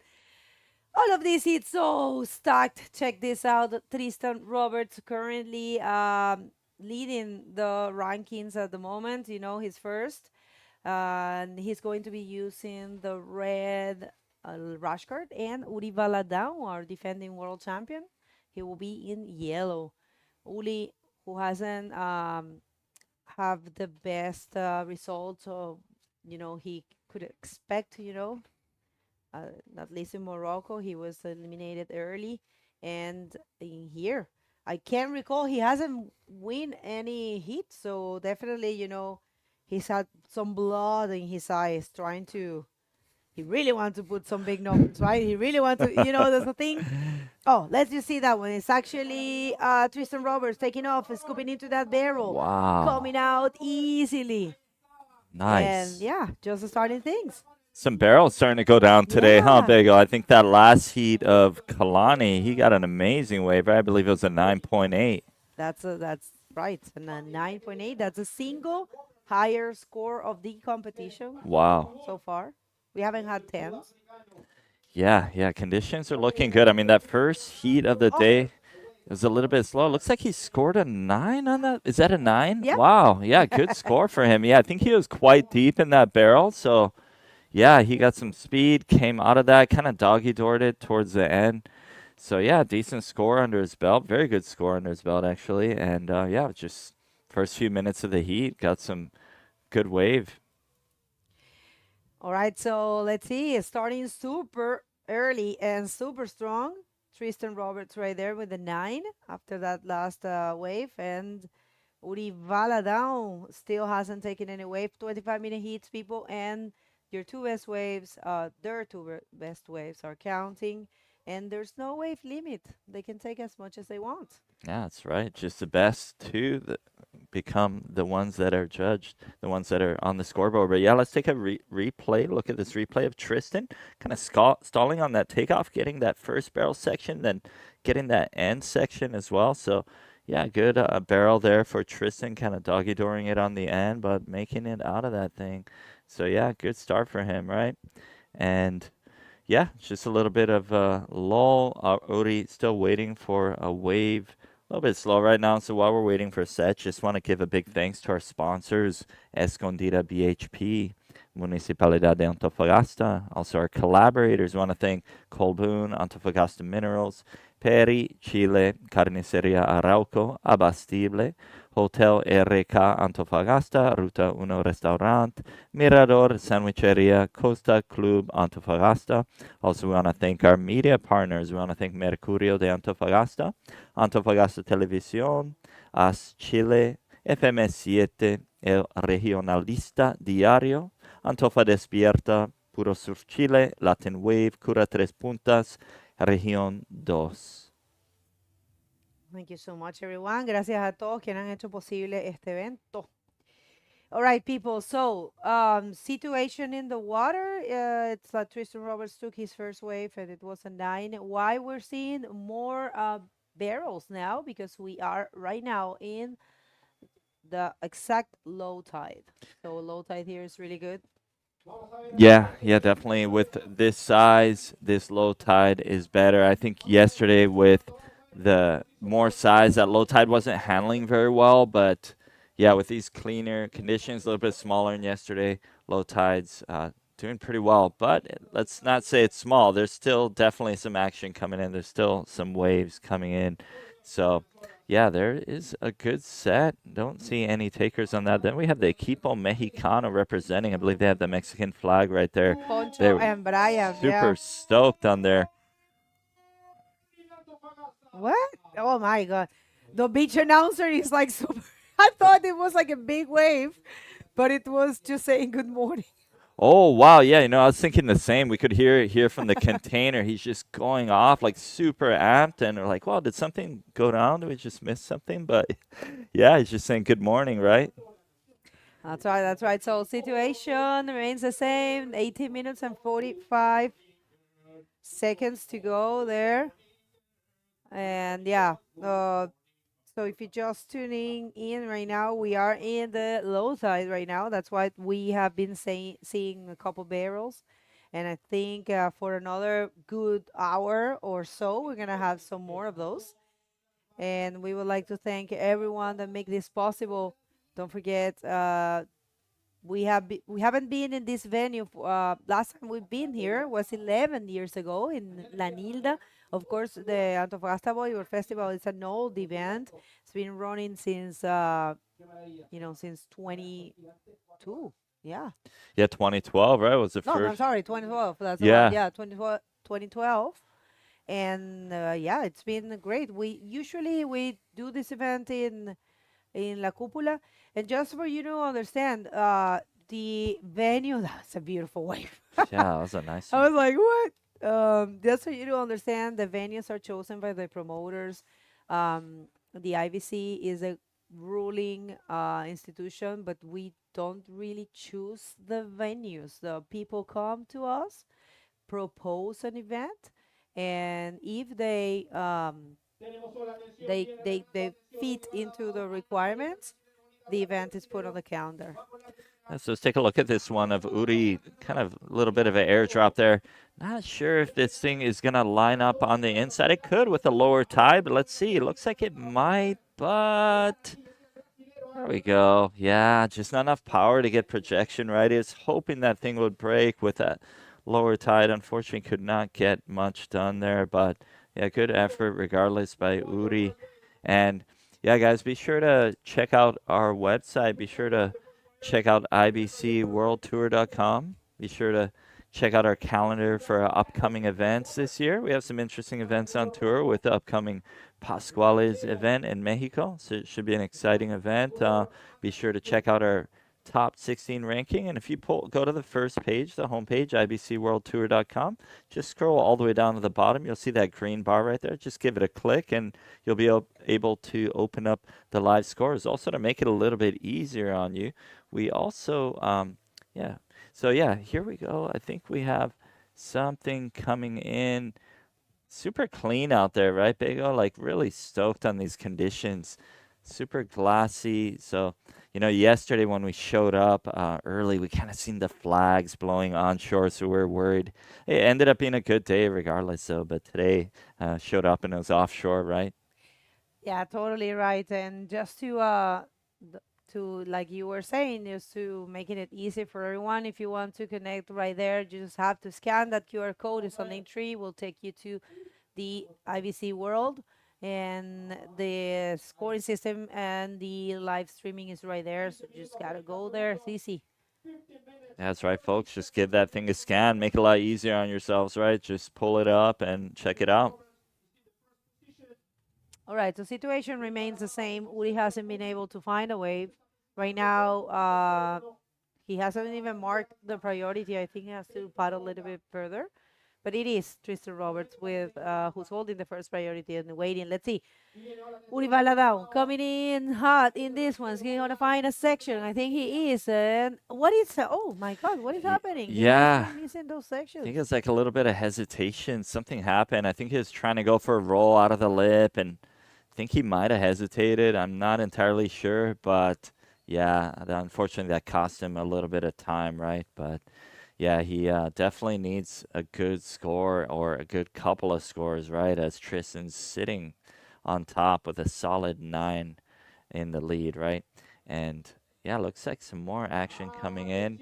And looks like Tristan might be going for this and taking off, kind of stalling, looking for a good ramp on the end. And let's see if he can hit something here. And nice, clean backflip there by Tristan.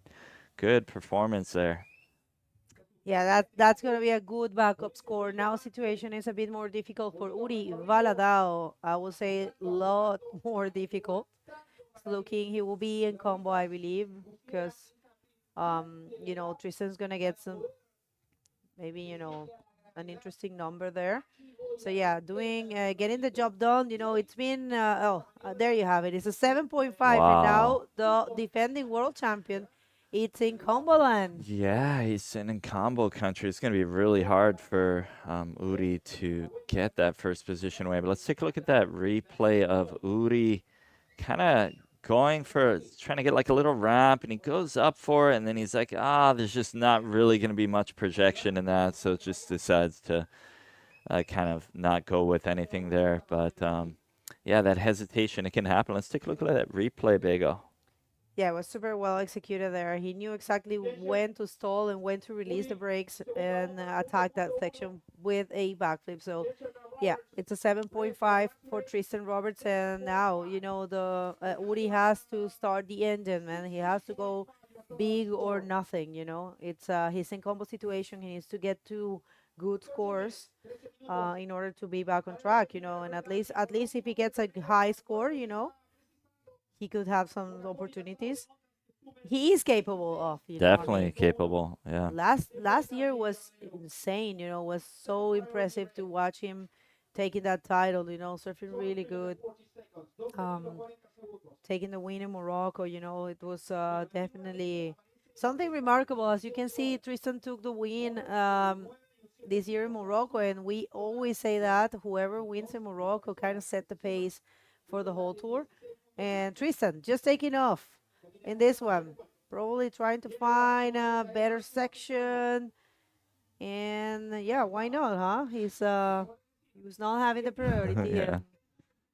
Yeah, he's comfortable. He's not worried, right? I mean, with a total of 16.5 points, he's been in a good position. But yeah, the clock is ticking, slowly ticking. So yeah, as you mentioned, Uri's gonna have to start getting some decent scores under his belt, right, to get close to Tristan, right? So, but that could happen. I mean, Uri is a very good rider, and I believe he won one of the competitions here, right? Did he win a comp at one of the ABFs? I believe it was. Which year did he win?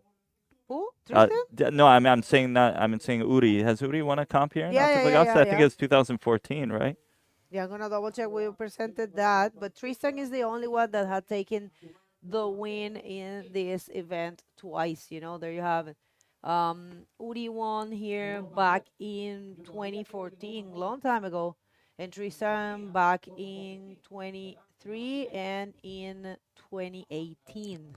Wow, interesting heat then. Two riders who have both won this Antofagasta bodyboarding festival, so they surf very good here in the waves of Antofagasta. So yeah, should be interesting heat. So yeah, some sets coming up, and yeah, it looks like Uri might paddle for this thing. Let's see if this wave can set up for him and give him a decent score that he's looking for.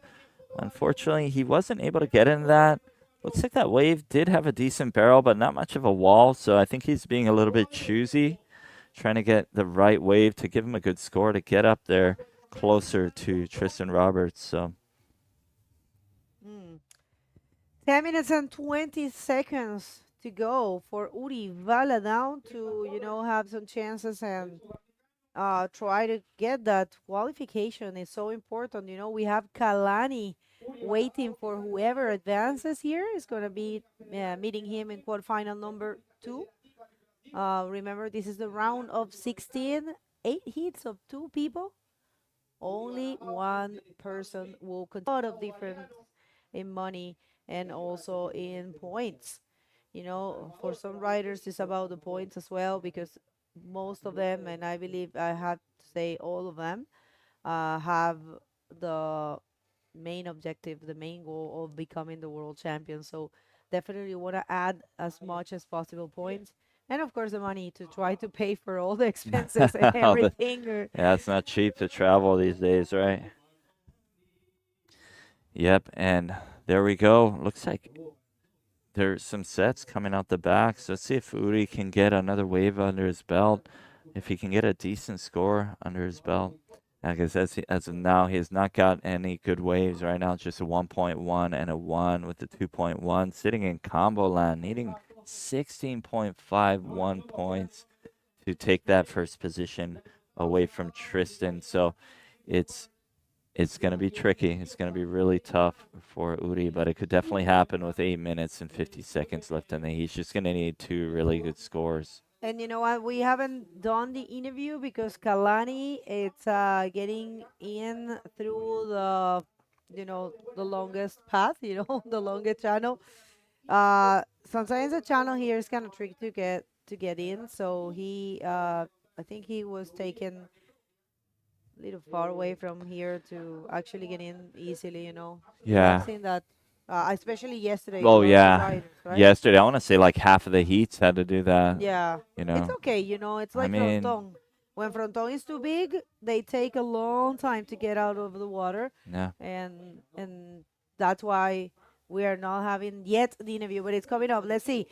Uri Valadao, it's coming. Let's see if he can. Oh man, Tristan just took the opportunity, and maybe he's gonna find something. A big invert Wow. for Tristan Roberts. Is he gonna land that thing? Oh man, Wow. he's struggling there. Almost. Yeah. All right. So now it's safe to send it to Lucas and Khalani. Really want to hear from him. So let's do it. Thank you, Bago. I'm here with the guy that just found himself the biggest score of the competition. Khalani, simple question. Was that the best heat of your life? Sin palabras, estoy viviendo un sueño que cualquier mexicano quisiera vivirlo. Estoy muy agradecido con Nilda y con sus olas y con todo Chile. So he's super happy. He's living the dream that every Mexican wanted to live. He's super grateful to Nilda, to Chile, to everyone around in the competition. Now going back to the heat, let us know how you feel about those waves, those barrels. Pues solo sé que Brahim es muy bueno, entonces yo iba por un backflip o un buen tubo. Las condiciones son muy buenas, entonces solo medité y esperé y confié en Nilda. Y Nilda me regaló 2 muy buenos tubos que no sé cómo describir cómo me siento muy feliz de avanzar tanto, estoy muy contento, la verdad, estoy viviendo un sueño. So he said that taking into account that he was facing Brahim, such a strong rider, he was betting on the barrels or on a big backflip, and then he said that Nilda just presented the barrels for him, and he's super grateful to this spot, to Chile. He's living the dream and super stoked. Ahora sí, un saludo para quien te ve desde México. Para toda la raza mexicana que me está viendo, estamos completando un sueño para que vean que en México hay mucho talento, no hay apoyo, pero hay mucho talento y se los estoy demostrando. Esto es apenas el inicio de algo muy grande que se viene. Te quiero mandar un saludo a todos mis hermanos, a toda la gente de Playa Azul que me está viendo, a todo México, a mis patrocinadores, Empire Bodyboard, 662, Ali Swing Fins y a mi gran patrocinador que me trajo este evento, el Club Perla Negra, Jim Paul. Todo esto no hubiera sido posible sin ti. Gracias. Bueno, felicitaciones, Khalani. Mucha suerte en los cuartos. And back to you guys at the booth. Oh man, what a beautiful interview, It's such a inspirational thing to watch a person that is showing for the first time in the World Tour and doing that well, and especially when it's a new nationality. Yes. Because we don't get Mexicans, never, Yeah, it's pretty rare, you know. So it is, and all of them, because Brian and Alfonso, they couldn't advance, but they were surfing so good. I remember the first heat they actually made it first. Yes. So yeah, people, if you're tuning in, and this is the message for you, if you have never been in the World Tour and you feel and you're a good bodyboarder, give it a shot, because it is possible. You can't. I mean, look at that. That's the example, Khalani.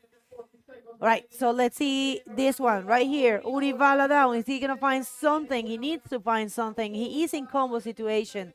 Let's see if he can find a good section. It's looking good for him. Stalls. And connects with the roll. Is he going to... Don't tell me he didn't land that one.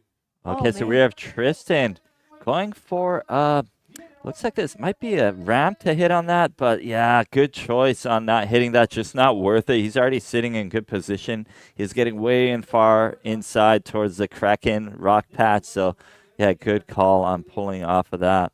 So deceiving, huh? It for is. them and for us, and It if is. you don't really know what the wave is going to do. I mean, here in our screen, it looked like there were a million chances to go for the maneuver, but if they didn't Yeah. do it, it's because of something, right? Yeah, They're we don't see. super experienced. Yeah, when you look at this camera angle, you're not seeing what's on that end bowl. You're not seeing that right where he just pulled out of that wave, probably just 15 to 20 feet in front of that.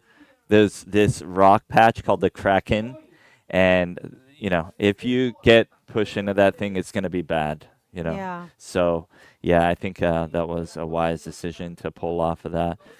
But yeah, super stoked, as you're saying, to you know, get more people on the tour. You know, if whatever country you're from, wherever you're from, you know, everyone deserves a spot on the tour. You know, so get out here and you know, show the talent that you have. I mean, Mexico's always had so much talent. You know, all the times I've been there, I'm like, wow, these guys rip and just so humble, and you know, it's really good to see them get out there and show the world what they have to offer. You know. Decir eso en español, las personas que están sintonizando, que sean muy buenos bodyboarders, que no hayan venido al Tour Mundial o que sientan que no sé, que no se puede, que es muy difícil, que no lo van a lograr, Khalani es uno de esos ejemplos. Tenemos también ejemplo del joven, el competidor más joven, que es Cristóbal Tobar, 16 años, y ahí está, aquí en octavos de know. final. ¿Sabes? Va a estar increíble ese hit. Moisés Silva contra Cristóbal Tobar. Impresionante lo que ha logrado él. Entonces, dense la oportunidad. Vengan con sus mejores intenciones, vengan con sus mejores deseos, visualícenlo y lo pueden lograr. Es posible. Yeah. Sobre todo si tienen un nivelazo como ellos. Ojalá tener Yeah. más mexicanos, ojalá tener riders de todas partes del mundo participando en el Tour Mundial. La verdad que para nosotros es hermoso cada vez que vemos una nueva bandera y un rider saliendo así. Vamos a ver, Uri, en esta derecha. Yeah, he pulled into that. Unfortunately, could not get out of that. A little bit too deep. Not much luck there for Uri Valadao on that one, but yeah, it's tough out there for him with only a minute and 35 seconds. I think Tristan has been really well aligned, you know, in his wave selection in this heat, you know, and really quick thinking. You know, that one wave earlier that Uri pulled out, I mean, Tristan didn't waste a second. You know, he was already on that, setting up for that big invert off of that end section. So It is so strange, you know, to see that Uri hasn't found anything. He might be nervous. All right, so Tristan Roberts, just for the sake of fun, I think he's going for this one. Maybe he will find something different. Not really. I think he just want to perform a different maneuver. Probably that's why he keeps taking off, right? yeah, Not like he needed one. It's the heat. It's sending people, and I'll tell you what. Even the fact that Uri is in the inside, still paddling. Hey, how are you, buddy? kids are amped. And you know, see where Uri is. You know, and he's Yeah. in combo situation, so there is no way No, he impossible. can get through this heat. A gente não sabe o que aconteceu com o Uri, mas essas coisas acontecem, né? Ele tentou, teve algumas tentativas aí, mas não deu certo para ele. Mas mesmo assim, ele ainda tem chance, né? Tem possibilidade e é isso, cara. Não tem como agora. Só tem 13 segundos e é tipo definitivo. O Tristan que vai ganhar aqui, com certeza. Well, I mean, we just, you know, we kind of like feel sad because we really would like riders like Uri, you know, to Yes. try to show themselves, but it wasn't possible here.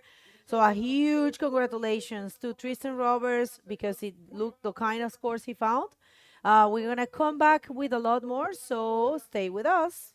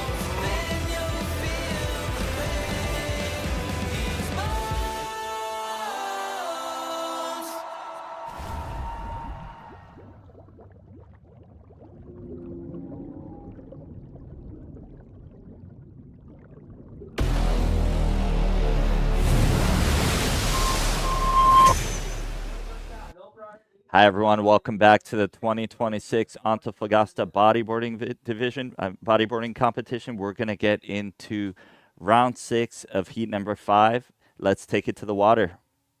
That's it. Let's see. Right now we have 2 Brazilians, and I'll be speaking some Portuguese for everyone watching and cheering for these guys. Isaías Havik in red and Eder Luciano in yellow. Alô, Brasil. Olha que bateria que a gente tem. Né, agora foi uma derrota difícil aí para o pessoal que está torcendo do Brasil pelo Uri, né? Uma bateria que realmente não era o dia do Uri e o Tristan estava muito conectado. O Uri acabou não encontrando as melhores ondas. Logo no início da bateria ele teve uma onda que, né, às vezes algumas más decisões e também não consegue encontrar ali, completar as manobras. Enfim, o Uri vai voltar mais forte do que nunca, com certeza. Nosso atual campeão mundial, mas... Voltando para a ação agora, a gente tem o Isaías, que está vindo de baterias muito boas, e o Eder Luciano também. Agora vem o Isaías nessa primeira esquerda, vai fazendo aí o drop, ficando ali pela espuma, não consegue descolar daquela parte branca da onda e encontrar nada. A maré começando a encher, como a gente já vem vendo nos últimos dias, né? Essa esquerda vai começando a morrer um pouco, a perder um pouco de energia ali. Então vamos ver se essa vai ser uma daquelas baterias de adaptação, onde eles têm que reagir rápido ali à mudança de condição, mas vai pegar fogo com certeza. Yeah, look at that set coming in, Lucas. That's kind of a bomb, right? There's still some action out there. Yeah, definitely. Check this out, this amazing left. I mean, the guys are sitting a bit more to the end of that left wave, just trying to get that last section. But yeah, in the previous heat, we saw the guys sitting a bit deeper, right? Yeah. Tristan, Uri, especially in the beginning of the heat, they Yeah. were sitting right at that peak. Yes. But yeah, the guys are sitting now in the more of that last part of the wave. And I was speaking in Portuguese, that the tide is starting to fill up. And as usual, we might start. I don't know if that's going to be one of those changing heats, where the conditions just this left starts to fade out more, not set up good ramps, and the guys have to, adapt right in the middle of the heat. I don't know if that's what it's going to happen, but yeah, let's see how this will unfold. Yeah, let's see how it all pans out, right? And yeah, just want to take a minute to thank our sponsors, Escondida, BHP, Municipalidad de Antofagasta, collaborators Colbún, Antofagasta Minerals, Peri, Chile, Carniceria Arauco, Abastible, Hotel RK Antofagasta, Ruta 1 Restaurant, Mirador Sandwicheria, and Costa Club Antofagasta. Let's go ahead and thank our media partners as well. Yeah, thanks to Mercurio de Antofagasta, Antofagasta Televisión, As Chile, FM7, El Regionalista Diario, Antofa Despierta, Puro Sur Chile, Latin Wave, Cura Tres Puntas y Región 2. Thank you so much for making this event happen one more time. And all the teams, all the people working in here, putting their grain of sand. And check this out, Isaías taking off once more, good looking left. Sets up a section, looks like it's closing out. He goes under the lip for a very powerful roll. Oh my God. Typical Isaías stuff, but that section was pretty thick, and the control he was able to maintain throughout that execution. I really like that, and I think the judges will too. That it's definitely part of the criteria, right? The control, the powerful maneuvers, keeping that fluidity over there. And it was just a beautiful match of all those factors in that wave, I think. Yeah, he landed that super controlled, super clean. Didn't really get caught up in the white water. Let's take another look at it. So there he goes, kind of aiming towards that end section and going for it. Bam, like really nice roll.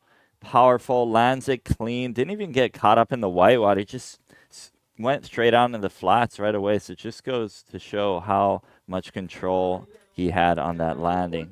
Pessoal, e que onda do Isaías a gente acabou de ver, hein? Muito controle, realmente muita versatilidade, adaptando ali no meio da onda. Deu para ver que ele queria bater um pouco mais na frente, mas a onda acabou esticando e logo depois ela espumava. Não sei se vocês perceberam ali no replay. E o Isaías conseguiu subir na hora certa ali, bater por baixo do lip, numa sessão realmente grossa ali, pesada. E mantendo o controle, né? Deu para ver a execução dele ali com aquela qualidade realmente, mantendo total controle, a fluidez e muita pressão naquela manobra. Então, esses aí que eu acabei de mencionar são alguns dos principais fatores aí do critério de julgamento, né? E deu para ver como que o Isaías realmente juntou tudo ali naquela onda dele, uma ótima apresentação do brasileiro, que já elevou o nível, subiu o sarrafo aqui na bateria, e agora o Eder está lá fora com a prioridade 1 e provavelmente vai responder aí nos próximos minutos. 18 minutos e 30 segundos ainda para o fim de bateria. Yeah, that's a solid score for Isaias, right? He got an 8 on that. I mean, that was a great score. He's in a good position right now in first position with a 9. And Eder Luciano is still waiting for a wave to get under his belt with 18 minutes left. Then we have the spectators. Light onshore breeze, but not really affecting the conditions. Still glassy. You know, this wave does handle a little bit of wind. You know, probably a little bit more than cupola, I would say. But, yeah, definitely not any strong onshore winds. It definitely makes it a lot trickier. But yeah, conditions are looking good out there. We got a nice sunny day. And yeah, riders are out there. Yeah, very good start of heat for Isaías. I don't know if you saw his last heat. I think maybe we were commentating it together, but I mean, the guy found himself 3 barrels, you know, very good scores, a barrel of 8 points. Yeah. And then right in the end, he was already winning by far, but right in the end, he managed to find a very good backflip as Yeah. well. So Isaías is in a good momentum, you know, keeping that rhythm and just able to materialize it in his first wave as well. And Eder on the other side had a very tough heat on his previous Yes. round, right? He just got a wave actually on the last second of the heat. I He was know. looking for a 5 or a 6, I believe a 6, and then he got just a bit more than that and was able to get through to round number 6. So yeah, let's see how Eder will be able to respond to this wave surfed by Isaías, just getting an excellent score. And that's a pattern we are seeing from the previous heats, right? Khalani with a 9.8, Tristan Roberts with a Yeah. 9, you know, big scores. And also, we have been seeing like one guy being like excellent and having a brilliant heat, and the other guy not finding it, right? Khalani Yeah. against Brahim. Brahim didn't find anything. Yeah, Uli it's as well. It's a common Let's see this. pattern. Let's take a look at this wave of Isaias. Yeah, not much. Just taking it to the side and pulling off there. But yeah, I know what you're saying, Lucas. You know, we've seen that element in the past few heats. One rider's just getting tons of good waves, and the other rider's not getting much at all, right? It's kind of been the pattern in the past few heats. One person's aligned, the other one isn't, right? It's been kind of off balance so far. Yeah, I mean, that's not what we like to watch, right? We like to have like the more disputed heats, you Yes. know, like close calls and this type of stuff. But it's just how it is. I mean, it's I was talking to Brahim right now when Khalani and him left the water.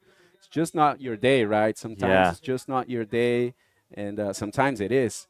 But I told Brahim, tomorrow is another day as always, right? And yeah, it doesn't mean like the riders are not good or someone is better than the others. Just one heat, and if you have another heat tomorrow, it can be the result will probably be very different as well. It's what happens when we're dealing with nature, right? This is the type of thing that happens. It's not a wave pool over here, so Definitely. so many factors to mean that make a difference for the result. Definitely. I was just about to say the same thing, Lucas. Is that when you're relying on nature, it's a matter of luck. It's a matter of being in the right place at the right time. So, you know, you can have your on day, you can have your off day. You know, growing up as free surfing for you, you know, when you're growing up, you know, I'm sure you had your days when you're just destroying it, getting the Everyone. best waves. You know, I know you had that slab in your hometown that was like one of the best I've seen in Brazil. You know, that thing went down in history, you know, and that was obviously one of your on days, right? So Yeah, definitely. That was my day. I mean, everyone has it. I think it's normal. And that's the most interesting, right? Because otherwise it would be just easy to foresee what was going to happen. It would be more predictable. We would say, oh, this guy going up against the other one, he'll definitely win. But it's not Yeah. like that. I mean, it's not. the level's pretty tight in here, you know, at this point, especially in round 6. The competition is just funneling up, right, or funneling down. Yeah. I mean, just the best guys, you know, that are able to connect themselves with the spot, with the conditions, the changing conditions, and being able to adapt as well. They are getting through, and that's the magic of bodyboarding and competition. There we go. Yeah, exactly. And then we have like a little outside musher on the takeoff. And yeah, it's just a matter of, it's not really a matter of skill as far as the riding, because they're all equally skilled, but a matter of getting the right waves, because no matter what, whoever gets a good wave is going to do something amazing, right? These are very talented riders here. So we have Isaías taking off on this insider, hoping to maybe get something. And yeah, a little, trying to pull into that barrel, maybe getting a little ramp to hit on the end. And yeah, it looks like that might have been, I'm not sure if that was the ARS or backflip. It was kind of in the whitewater, but yeah, whatever it was, yeah, it's good to get another score on his belt, a little backup score. And let's see this one of Eder. And Eder taking his first wave of the heat, a straight takeoff, kind of got hit there by that foam and that whitewater. And, oh, goes for an ARS over there. Is he going to pull it off? A lot of whitewater, and he doesn't really pulls it off. So, yeah, he's going to be falling behind quite significantly right now after Isaías' second wave, and definitely stress is going to start rising on Eder's side. But I mean, we'll see what this guy will come up with. I believe that now Isaías is going to get back to the outside and get the priority one. Yeah, so looks like we have the interview ready. So let's go ahead and take it away, Bego. Thank you so much, Eric. Oh, Tristan Roberts, an excellent performance out there. How important is to put that big number in the early minutes of the heat? Yeah, it's definitely a bit of a gift, you know. The wave was, when I took off, it was so steep and so bumpy. I was like, I really wanted to get barreled, and I knew that would be the one way to put up a good number out here. And yeah, like flying out of it, it was so bumpy and so unpredictable, so I was just happy I made it. I want to know your thoughts about having Khalani. You know, his first appearance in the World Tour, and now you guys are going to be together in quarterfinal number 2. Yeah, it's so funny. I went to Pascuales, I think last year or the year before, and I was hanging with those boys a lot, you know, and I love what they're made of. You know, they go big and they're not scared and don't hold back, and yeah, they're bulletproof. So I really love like watching them surf, and it'll be an interesting matchup. I even said to him yesterday, you know, I'll see you in the quarters. I made a joke with him after our heat yesterday together, and so yeah, second matchup in this event, and should be exciting and fun for sure. He rips. Well, and also you're the only one that had taken this event twice, so maybe you want to break your own record? Yeah, change of location this year. It'd be nice to put one under the belt for sure. But yeah, just heat by heat, you know. Just trying to stay in rhythm and get good waves and build good scores and kind of enjoy the process. You have something to say to someone back home? Yeah, just my friends, my family, my girlfriend, everyone at home, you know, all the support, all the stress. Hope you're enjoying it, and yeah, I'll take you along with me on a long road this year, but it's going to be a lot of fun. Thank you. Congratulations. Best of luck for the quarters. Back to you guys. Oh, Tristan being so solid this year. I mean, coming from an amazing campaign in Morocco and just building another one here in Chile, you know, a place that he's so consistent in. And as he said, you know, just trying to put one more under his belt, you know, in a different location. I mean, so interesting to see how Tristan approach, you know, competition and how solid this guy is able to you know, keep himself throughout the year. So yeah, big congratulations to Tristan, and it's going to be an amazing matchup. I mean, between him and Khalani. You know, Khalani is also ripping, as he said, and yeah, it's going to be sick. So yeah, let's take a look at that replay of Tristan taking off on that, kind of stalling a little bit and hoping to get a little bit of a backflip there on that end part. Not much power, but yeah, getting a decent score under his belt. And then, yeah, let's take a look at this replay of Uri. That's Eder. Oh, yeah, Eder. I'm sorry. Yeah, Eder kind of stalling on the takeoff and, yeah, hoping to get a section and going for it and, yeah, getting some projection, but just getting caught up in that whitewater could, unfortunately, not get out into the flats there. É, então a gente conseguiu ver aí um replay desse último intercâmbio, né, do Isaías e do Eder, e realmente muita vantagem para o Isaías, conseguiu tirar um 5.25 numa onda que demorou ali, não armou a primeira sessão, ele foi até o final, conseguiu puxar um backflip e tirar 5.25, não foi uma manobra excelente, tão forte assim, como certamente ele estava buscando, mas conseguiu colocar mais alguns pontos, e aí a situação se agrava bastante para o Eder, né, que vai ficando para trás ali na bateria, o tempo vai passando, agora a gente tem só 9 minutos e 10 segundos para o fim da bateria. O Isaías começou tirando uma nota excelente ali de 8 pontos, né, o Eder não pegou nenhuma onda, ficou ali segurando a prioridade, tentando ser mais seletivo, e aí o Isaías acabou pegando a segunda, e aí já deixa um atraso muito maior pro atleta lá de Itapema, camiseta amarela. Mas, pessoal, a última bateria do Eder foi um exemplo, né, do quão bom esse cara é. Realmente um atleta muito experiente, virou no último segundo. E é esse tipo de ação que a gente gosta de ver, né? Bateria disputada, último segundo. Vamos ver, parece que eles dão uma olhada nessa onda. O Isaías está mantendo a prioridade ali, com toda essa vantagem. E o Eder está em situação de combinação, né? 13,26 é o que está buscando ele. Yeah, as of now, yeah, so we have Isaiah in first place with 13.25, and Eder Luciano is sitting in the second position in combo line. He's going to need 2 decent scores to get 13.26 total points at least to take that first position away from Isaiah. So, yeah, getting a little bit tense for Eder to see if he can get a wave under his belt to give him some more scores. But yeah, here it looks like we have someone taking off on this. Yes, we have Isaias taking off on that. Kind of a little frothy inside section. Roll out of, oh, wow, I think he went for a flip there. Kind of caught in the whitewater. Couldn't really pull it off, but yeah, I think he's sitting in a pretty good position right now. Yeah, I mean, definitely has space for mistakes at this point, you know, and definitely can get back there, you know, wait for a little more, recover that priority after a few minutes maybe, and who's really needing to, you know, accelerate and look for those points because he has to build like a total score, right? He has to find 2 waves. It's Eder actually. So let's see this replay. He takes off on this one, makes that bottom turn, goes for the lip, but don't really get too projected to the flats. I mean, the whitewater was just reaching him before he landed, so that made it a lot tougher for Isaias to pull this off. And let's see what Eder's coming up with in the back. There he goes, takes off, stalling, waiting for the wave to set up. It does, and then he goes for a roll. Is he going to make it? He does. A lot of impact on that landing. Looks like a powerful maneuver, and Eder starting to heat up the engines over here. Yeah, there you go. There you go, Eder. Got a good score under his belt. Let's see what the judges think of that. I think that was a pretty powerful roll, so I think you should get something, get him out of combo land at least, right? Get him a little bit closer. Let's take a look at the replay of that. Taking off on that. Looks like there's a good lip coming on the end.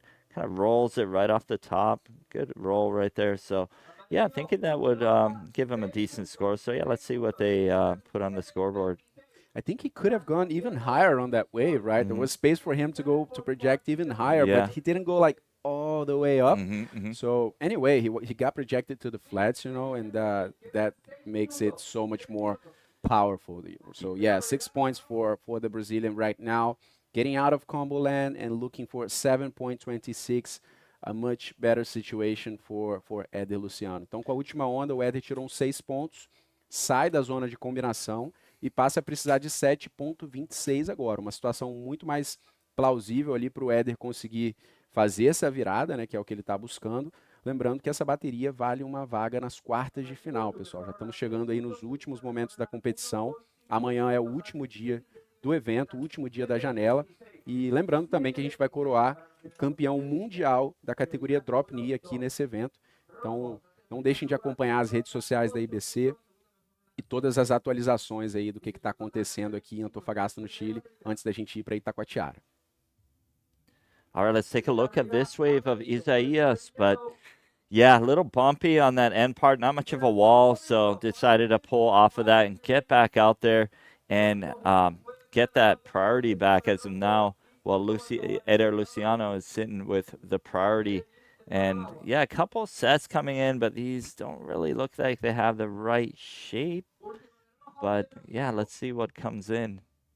Yeah, Eder is already making it to the outside, I think, right? They already gave him the priority. We can see him right on the right side of the screen. As I said previously, the guys are sitting, you know, a bit further to that last section of the left.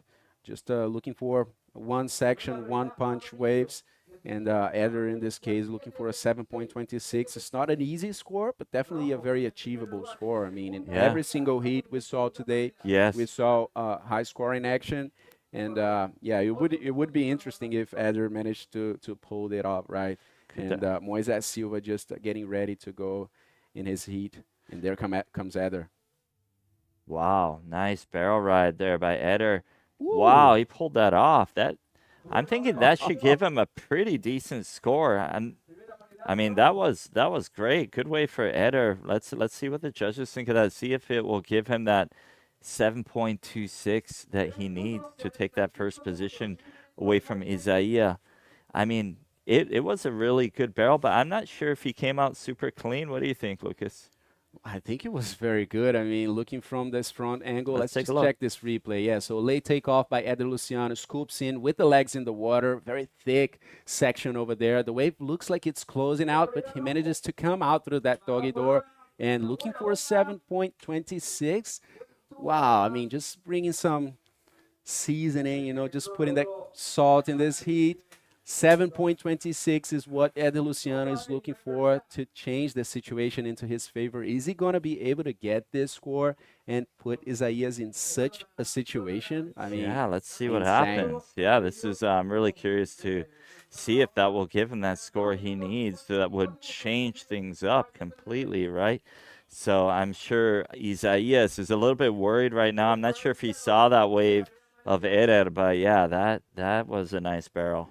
Pessoal, e olha aí, hein, Eder trazendo aquela pimentinha para essa bateria, 7.26 é o que o brasileiro está precisando. Ele vem de uma bateria de virada no último segundo, então o Eder está ritmado aí. Na última bateria ele falou, Lucas, eu sabia que eu não ia perder essa bateria, mas sim, foi no último segundo, todo mundo estava assistindo aí, viu o que aconteceu. E vamos ver, os juízes ainda estão trabalhando nessa última onda do Eder, tirou um tubo ali, né, fez um drop com as pernas na água, assim, tentando segurar ao máximo e depois uma sessão bem grossa ali, de tubo por cima do Eder.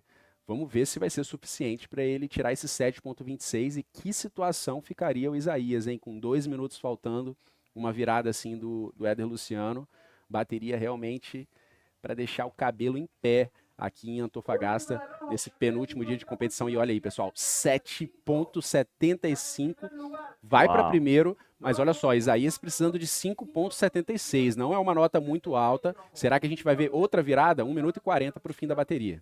Wow, things are getting tense right now. The scores just switched up and, you know, things were getting really stressful for Right. Eder Luciano. And then, you know, just with under 5 minutes in the heat, he got like a really good barrel. Almost looked like he wasn't going to come out. He pulled that off, so gave him a good score. So I'm sure Isaiah is a little bit worried right now as that position was taken away from him. But, you know, he doesn't need a very high score.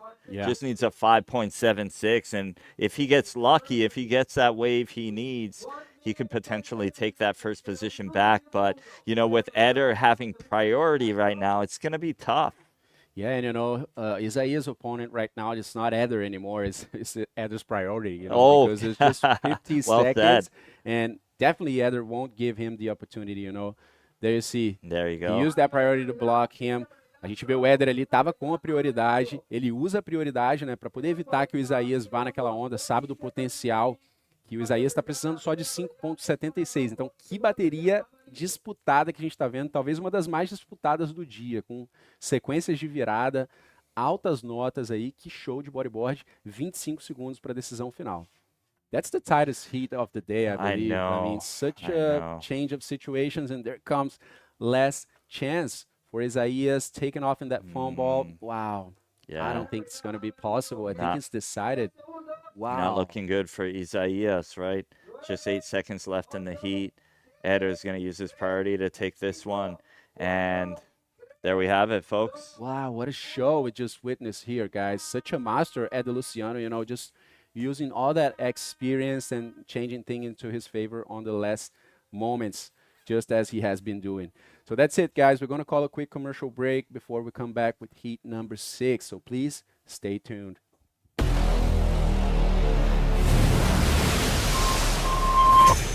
Personas disfrutan del deporte, donde nuestro compromiso promueve el desarrollo de nuevos talentos y los espacios públicos se transforman en lugares de encuentro.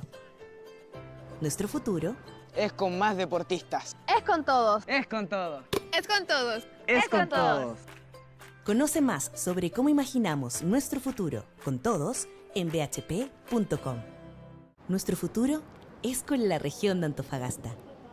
Con una Antofagasta donde las personas disfrutan del deporte donde nuestro compromiso promueve el desarrollo de nuevos talentos y los espacios públicos se transforman en lugares de encuentro.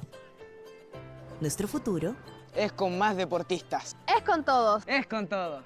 Es con todos. Es con todos. Conoce más sobre cómo imaginamos nuestro futuro con todos en bhp.com. Nuestro futuro es con la región de Antofagasta.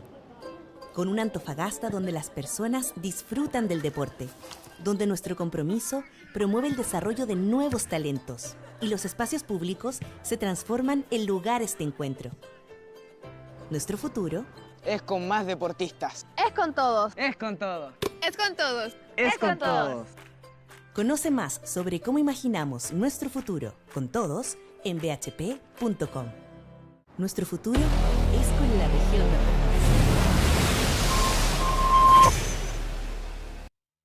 Welcome back, everyone. This is the round number 6 of the men division of the 2026 Antofagasta Bodyboard Festival. Next to me, Arturo Soto, event director, is going to be joining me for this heat that it's only Chileans in the water. So let's hit it. And Arturo, bienvenido una vez más. Vamos a ver qué pasa con este hit de infarto que tenemos. ¿Qué piensas de tener a este chico tan joven contra este competidor tan espectacular como lo es Moises Silva? Ahí los tenemos la presentación, disculpa Arturo, es Moises en rojo y Cristóbal en amarillo. Vamos a ver la primera ola. ¿Cómo Ahí, estás, Arturo? Primero que sí, nada. primero filtro. Bueno, primero saludar a todas las personas que están siguiendo esta transmisión en vivo y agradecer por su sintonía. Con mucho cariño y esfuerzo estamos realizando este evento y llevándolo a los lugares donde ustedes se encuentran. La verdad es que hemos visto una competencia muy entretenida, bastante olas, los competidores se responden olas tras olas y vimos un hit anterior bastante bueno, con sorpresa. Isaías venía súper fuerte en su competencia.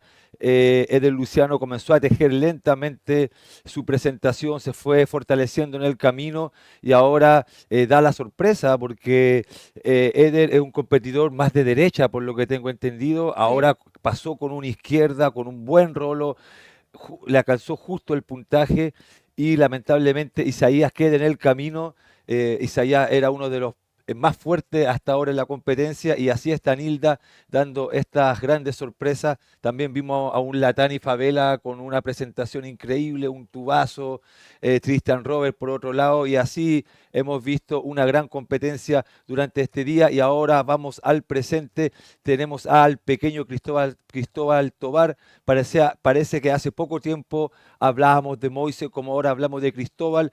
Ahora las circunstancias son diferentes, vemos a un Moises un poquito ya más adulto, más fuerte en experiencia, en competición, y esto Cristóbal Tobar, que es la sorpresa del campeonato, el atleta más chico de la competencia, está dando sorpresa. Ahora la izquierda está un poco más marcada, seguramente esto va a dificultar a Cristóbal, ya que Cristóbal también es un competidor más fuerte para la derecha.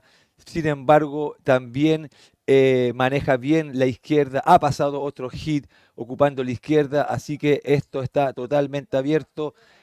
Esta es la sangre chilena, uno de estos chilenos va a seguir avanzando representando a nuestro país. Ok, así es, Arturo, tienes toda la razón. Cristóbal ha sido la gran sorpresa. Arturo was saying that Cristóbal Tobar, he's only 16 years of age and he has been the biggest surprise of the event, the standout. And right now he's facing a very experienced rider such as Moises Silva, Moises, who took the win of this event back in 24. He's the defending champion of this event on the last edition. And check this out, Cristobalito. En la primera ola del hit entra en el tubo. Bueno, ya habían tomado una ola chica cada uno, pero wow, Cristóbal está en una racha espectacular. La importancia de como creerse las cosas, ¿o no, Arturo? Tú sabes de eso mucho, porque tú lo has contado, que así ha sido tu vida en general. Tú como que siempre te has creído el cuento, como quien dice aquí en coloquial. Sí, el Cristóbal está muy conectado, él se está quedando en mi casa. No te puedo creer. Sí, es que Constanza va al sur, se queda en casa de los chicos, yo recibo a los chicos acá. Y claro, él está bastante concentrado por lo que veo de la playa a la casa. Yo vivo solo con mi hija, entonces él está tranquilo en el departamento y lo he visto súper conectado. Para él todo esto es una sorpresa, todo es una bendición, todo lo que viene es un regalo de la vida y por cierto se cree mucho el cuento. Él se Qué cree el bacán. mejor y lo dice, lo visualiza y eso es una buena estrategia para las personas que quieren conseguir cosas, ¿cierto? Primero visualizarlo para poner su objetivo y su propósito en la vida. Así que estamos viviendo un hermoso día, estamos totalmente en vivo también por TV abierta, por el canal Antofagasta Televisión, así que a todas las personas que nos están siguiendo, vengan aquí a la playa, es distinto verlo aquí en el lugar donde donde está pasando este acontecimiento y también seguirlo en vivo. Eso yo le digo a la gente que está aquí en la playa. Todos tenemos un teléfono inteligente en nuestras manos, entonces vemos la competencia y tenemos la transmisión en vivo en nuestras manos, en nuestro teléfono y se entiende mucho mejor la dinámica de la competencia. Recordamos a todas las personas que nos están viendo a través del canal Antofagasta Televisión, estamos en octavos de final. En este momento hay 2 chilenos en el agua, los hits tienen una duración máximo de 25 minutos, no hay límites de olas, se puntean las 2 mejores olas y estamos bajo el sistema de prioridad. En este momento la prioridad 1 la tiene el ariqueño Moises Silva, quien aún no tiene ola, tiene una ola de 1 punto, pero eso realmente no cuenta. Realmente esto está abierto, ninguno tiene ola para la calidad de puntaje. Cuando vemos acción en el agua, vemos al competidor Moises Silva, vamos a ver si este competidor radical nos sorprende con algo maravilloso y nada más que un backflip que lamentablemente no concreta. Estás así como la... Nunca se sabe, ¿no? Oye, Arturo, y hay comunicación oficial. Vamos a continuar con los cuartos de finales. Vale, así que hay muy buenas condiciones, la verdad. Está preciosa la ola. Y acaban de avisar en el grupo de los competidores. Vamos a ver la repetición de esta ola. Last wave of Moises Silva. He was actually approaching very well, going for the backflip, but not able to turn it around. Maybe a roll right there. Tal vez un rolito ahí para Moisés. A veces uno piensa, los competidores como Moisés que tienen tanta experiencia, que son tan completos, piensa que tal vez no pueden sentir presión de un chico tan joven, pero probablemente es lo contrario, ¿no? Porque dicen, wow, un chico tan joven, un junior, no tiene nada que perder, ¿me entiendes? Mucho que ganar. Exacto. Mientras que él, del nivel que tiene, como que tiene más presión de que quiere hacerlo mejor, ¿no? Exactamente, bueno, está el freerider y está la competencia. En la competencia vale mucho la estrategia, leer bien la ola, estar bien conectado, qué estrategia voy a utilizar y sobre todo controlar las ansiedades que te provoca estos 25 minutos donde una ola puede hacer la diferencia en los últimos segundos. Tener las emociones bien controladas es bastante importante al momento de estar participando en un torneo internacional. Así que estos chicos, a pesar que son jóvenes ambos, tienen una vasta experiencia en competiciones internacionales. Cuando vemos un poco de movimiento en el line-up, vamos a ver si es que los competidores se motivan, no la dejan pasar. Acá esta ola no es una ola de confort, no es una ola cómoda, pero es una ola bastante fuerte, con cuerpo. Yo les explico un poco cómo es la geografía. Ustedes ven que todos hablan del Kraken. El Kraken es la punta de una isla que está sumergida acá abajo. Ah, no te puedo Sí, creer. es una isla sumergida. Está el Kraken en la punta de una piedra que después se pone plana y donde se forma la ola hay un precipicio hacia abajo. Por eso que cuando viene agarra la ola, agarra mucha masa, mucho cuerpo. Entonces cuando viene esta masa se encuentra con este precipicio, por decirlo así, y se forma esta ola de bastante volumen. Un poco como pasa en Nazaret, que es como un precipicio. Claro, que como que se choca la ola contra, digamos, la forma, o sea, el talud continental. Bueno, situación en el agua, la verdad, extraño. No hemos visto a ninguno de los Raiders poner ninguna nota. Ambos trataron, Cristóbal trató de entrar en un tubo, no lo salió. Moisés se fue por un buen backflip que no lo pudo entrar. Bueno, 15 minutos con 40 en este sexto día de competencia. Arturo, ¿qué te ha parecido el evento? Tú desde la mirada de director de este evento. La verdad, desde nuestra mirada, el lugar es espectacular, nos sentimos súper cómodos, los competidores están súper bien. Tú desde tu perspectiva, ¿cómo lo ves? No, estoy súper contento porque cada vez el público, los ciudadanos de Antofagasta conecta más con nuestro deporte y lo que trata esta infraestructura es de conectar al ciudadano con la competencia. Entonces, en eso estoy contento porque siento que las personas de Antofagasta cada vez entienden más mi deporte. No es lo mismo ir a mirar una competencia y ver a deportistas saltando sobre la ola, a entender la dinámica de la competencia. Y eso es una tarea importante que tenemos que hacer los organizadores, de conectar a las personas con la dinámica de la competencia, porque es súper entretenido cuando uno entiende esta dinámica. No es lo mismo ir, pararse frente a la ola y no entender. Por eso que cada vez, miren, voy a tomar un paréntesis para que vean que esta infraestructura fue construida desde los ojos de los bodyboarding, por eso que tiene esta forma de estadio, mirando hacia la ola y hacia el escenario. Así que estamos muy contentos de que el gobierno nos haya preguntado qué queremos construir. Y eso es bastante importante, cómo el bodyboard se ha convertido en un deporte, valga la redundancia, importante en Antofagasta porque ha ayudado al desarrollo del territorio y de infraestructura. Ya forma parte de la cultura del antofagastino. O sea, como que se abrazó. Vamos a ver, Cristóbal, vamos a ver. A wave here for our 16-year-old rider attacking that lead, being very smart. We have been saying that throughout the whole event, that he has been very smart in choosing the maneuvers, in choosing the waves, right now. Very weird that, Moises Silva does not have a valuable score. So Cristóbal Tobar right now is going to get something and is going to go to the first position. Here comes Moises. No. Ahí va la respuesta de Moisés, pero decide no ir. Ahora, Cristóbal Tobar seguramente con esa ola va a agarrar un poquito más de confianza. Sigo hablando de la infraestructura, como pueden ver, es un tipo de estadio y está toda la ciudad atrás. Al frente hay un colegio, más atrás hay un lugar para recitales, como ustedes están viendo, las carpas que están atrás del escenario. Y es temprano, seguramente más tarde veremos muchas personas y será una dinámica muy linda con los espectadores. Como te estaba diciendo, ahora Cristóbal agarra un poco de confianza con ese rolo. Si ven, no fue una maniobra con un puntaje sobre la media. Seguramente a esta altura del hit, que ya, si bien queda mucho, ya va casi va en la mitad de vida, por decirlo así, Cristóbal agarra un poco de confianza con esa ola. Ahora va a tener un poquito más de holgura para ver qué estrategia va a usar con su primera ola, a pesar que el hit es joven y enfrente tiene a un deportista como Moises Silva, que en cualquier momento te sorprende con un 7 o con un 8. Así que este hit es joven, pero Cristóbal Tobar está punteando cuando queda ya la mitad de vida de este round, de este hit. All right, so first wave of Cristóbal Tobar was a 4.5, and right now he's first. And Moises Silva only looking for a 4.26. Yeah, probably, they're getting, I don't know if Moises is feeling a little bit of a pressure or he's just adapting to the conditions.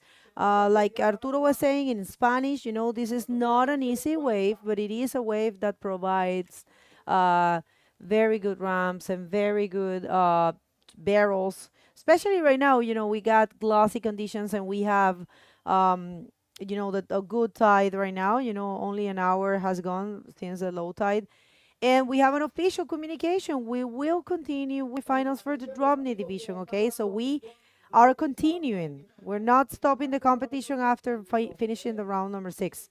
Cuando vemos una montaña de olas que se acerca, atento la gente de Arica, atento la gente de Papudo, porque vemos que se acerca un set de olas y esto puede hacer la diferencia. Esperamos que los chicos puedan conectar. Hay movimiento en el line-up. Atento público, que puede ser que esa ola lamentablemente no agarra buena forma. Atrás viene otra, se mueve rápidamente el competidor de la Irca Roja para posicionarse en el lugar correcto. La mira y va nomás el competidor de la Irca Roja, Moises Silva, el ariqueño. Frena un poco y lamentablemente no se para así. No se alcanza a formar bien esa ola. Así está, y de a poco el tiempo va a comenzar a jugar un rol importante, a pesar que la manga todavía es joven, pero no tanto. Wow, wow, wow. Cristobalito ahí está on fire. Vamos a ver si podemos mandarlo para la entrevista que tenemos al ganador del hit anterior. Creo que sí, así que vámonos con la entrevista. I'm here with Eder. Eder, what a heat it was. I mean, against a big friend of yours. Isaias started with an 8-point. You were falling behind, and then what happened? Really happy to be here with you in the interview, Lucas. It's quarterfinal now. It's first time in the interview. It was crazy hits for me before the hits before. Really difficult to compete against the friends, you know, like Uri in Fronton last year, Uri in Morocco this year. We travel together, but you are a competitor, you know, you need to... It's what happens when you have good friends, good bodyboarders. Yes, yeah. It's like WSL, you know, so many Brazilians on the tour. Today was 4 in the 8 guys who are 4 in the... was really good. Havik start the hit with an 8-point was hard, you know, to listen that note and stay relaxed for the good ones. It's a little bit difficult there. Sometimes the big set's not the good one, you know. It's hard to choose the good wave to really happy to advance the hit and get the good barrel to change the situation. And now going back 11 years ago, Eder, you lost here in the quarterfinals in the same spot, like Nilda. Now you're advancing to the quarterfinals again one more time, but building a very strong campaign. Last heat you turned in the last second. This one, a very good turnaround as well. How are you feeling this year? Yeah, it's crazy to be here again and see what happened on the city. You know, it's crazy. It's so crazy to stay here. You just the mountain, the rocks, and now you have a big structures for us. And it's good. The new day is still the same, you know. It's a challenge wave and very difficult to surf this wave. And it's good to advance and try the wave and change my mind, you know, about the left. And yeah, let's see what happens for the next. Amazing. Manda uma mensagem pro Brasil que tá aí assistindo esse teste de cardíaco que foi essa bateria. Galera, obrigado pela torcida, desculpa aí as correrias, não está sendo fácil, mas é uma onda difícil, eu acho que todo mundo está tendo dificuldade, a gente está vendo grandes atletas aí caindo pelas escolhas das ondas, né, e eu acho que a cada bateria eu tenho me conectado, estamos nas quartas agora, amarradão, e é isso, conto com a torcida de todo mundo aí para a próxima e vamos com tudo para essa caminho da vitória aí, tamo junto, Brasil! Isso aí, parabéns, Eder, boa sorte nas quartas, back to you guys at the booth.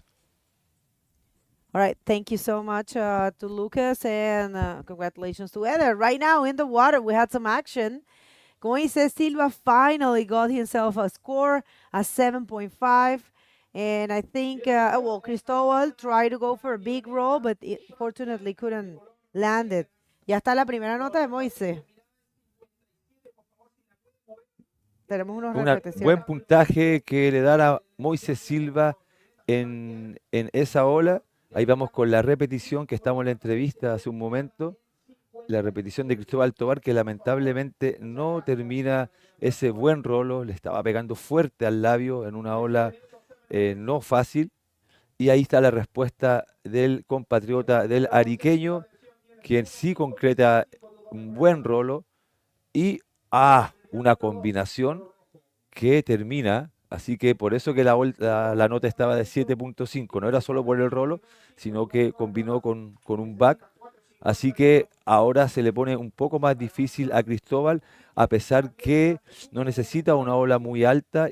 Y mira, acción en el agua no. Y me gusta esta parte, cuando después de los 5 minutos hacia abajo, el tiempo comienza a ser protagonista y a meter presión en estos competidores. Así que a pesar que ya no queda mucho de este hit, aún es joven, aún pueden darse algunos intercambios de ola. Vamos a ver si Cristóbal Tobar probablemente va a buscar una derecha para obtener un puntaje más alto.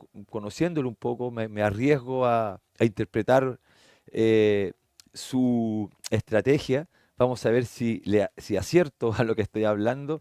Un poco un saludo a las personas que nos están viendo por Antofagasta Televisión. Recordamos que esta transmisión está en televisión abierta. Hago un llamado a los ciudadanos a que se acerquen aquí al borde costero, a esta nueva infraestructura. Está todo muy bonito.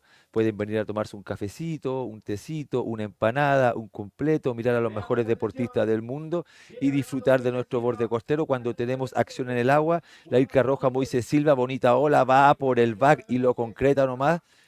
Muy buena ola. rapidísimo. Eso fue una ejecución prácticamente perfecta, me atrevería a decir. Muy buena selección de ola, lectura, encontró la parte más crítica y la ejecución fue excelente y sobre todo la terminación de la maniobra, que eso también entra en juego, Arturo. Muchas veces las personas se olvidan que son varios factores. Sí.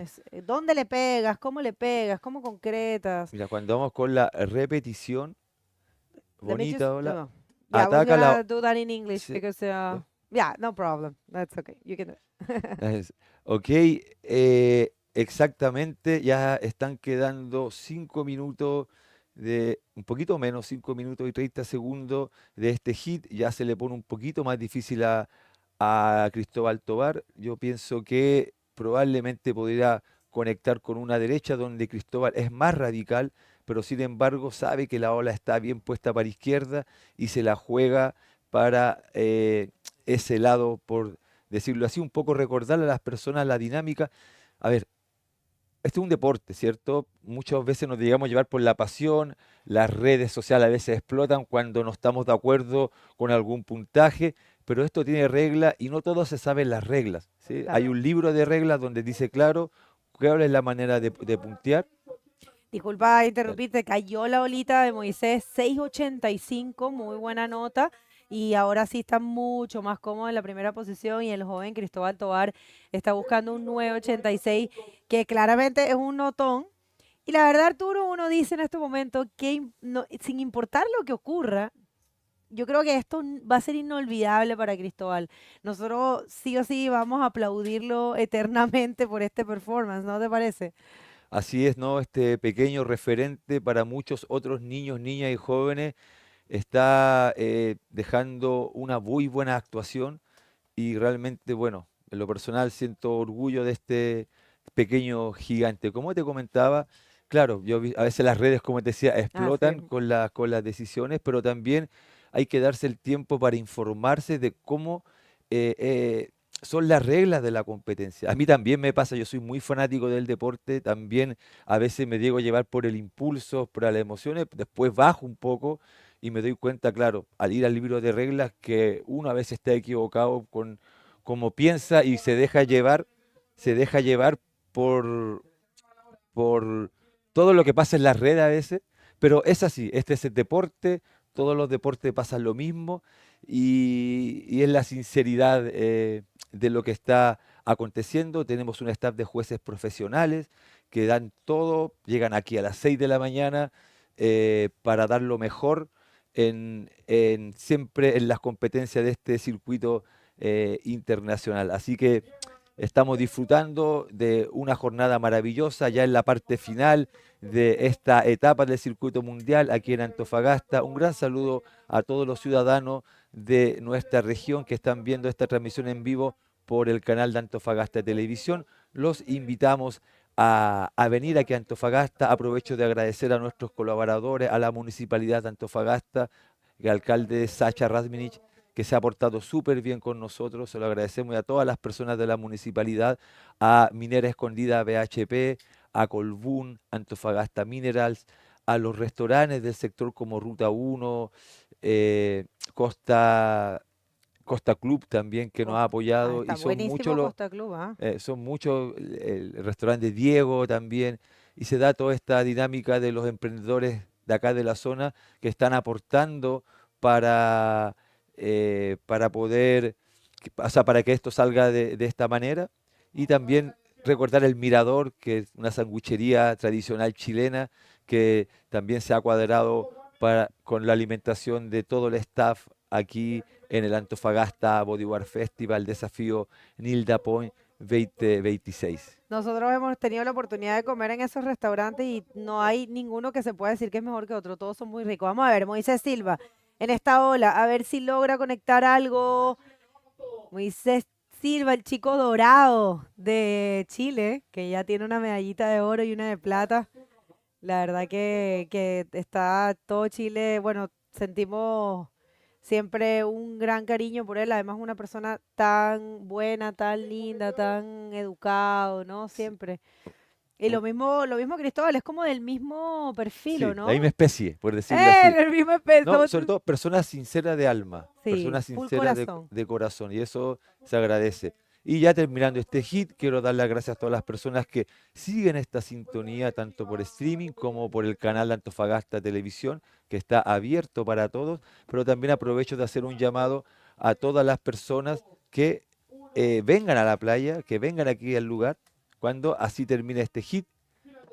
Ganó, se lleva Moises. este hit Moises Silva.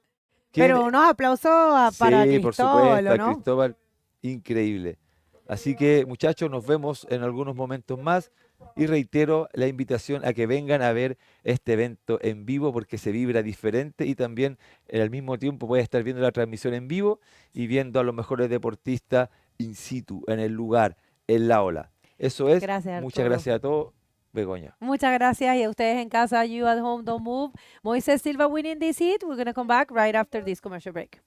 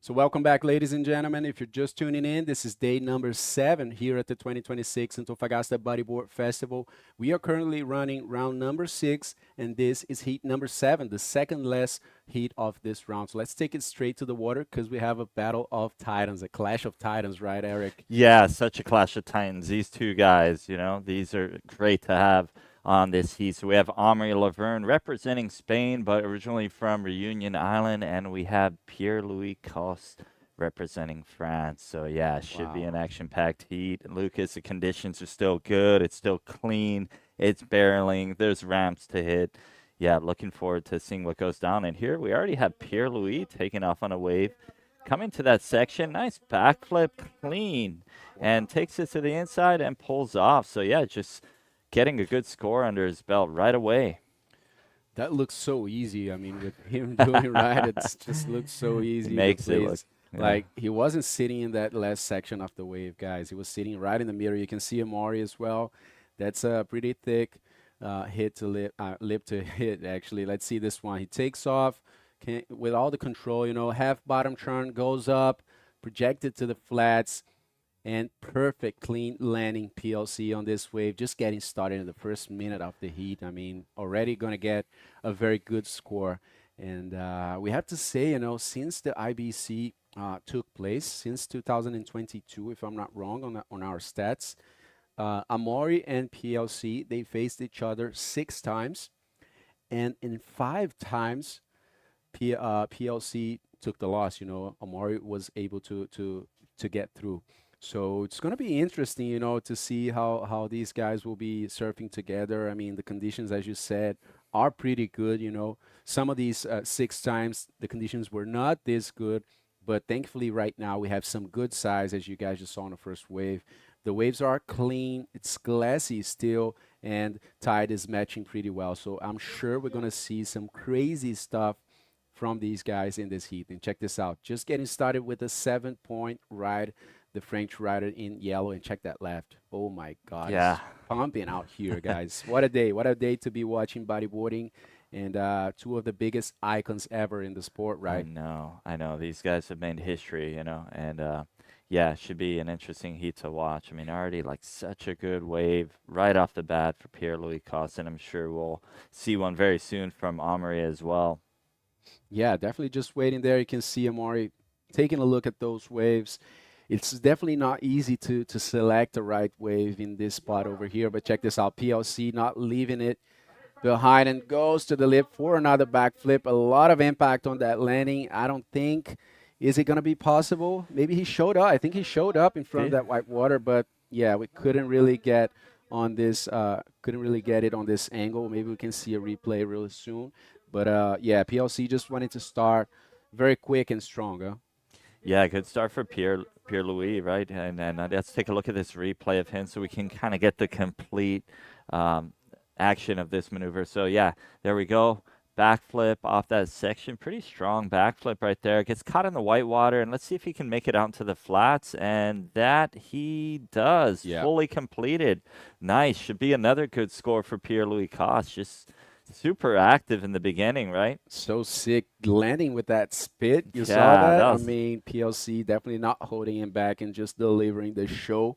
We are all here for, guys. I mean, let us know where you guys are watching us from in the comment section. Make sure to like if you're watching it from YouTube, and check this out. There comes the answer by Moss. Takes off with the legs inside the water, scoops into Wow. that barrel, and he's still there, Nice. guys. Oh, just barrel throughout the whole Wow. section. Throughout the whole reef. Oh my God, that could have Wow. been one of the longest barrels we saw in the competition. And I mean, last time it happened, Khalani got a 9.8. I mean, Wow. I'm not talking about scores. I'm just saying that it's going to be a good score for Amaury. He just barreled throughout the whole section. But we have to talk about that after seeing that front Yes. angle, right? yes, I'm curious Wow. to see the front ankles. That drone angle doesn't always do justice, but let's take a look here.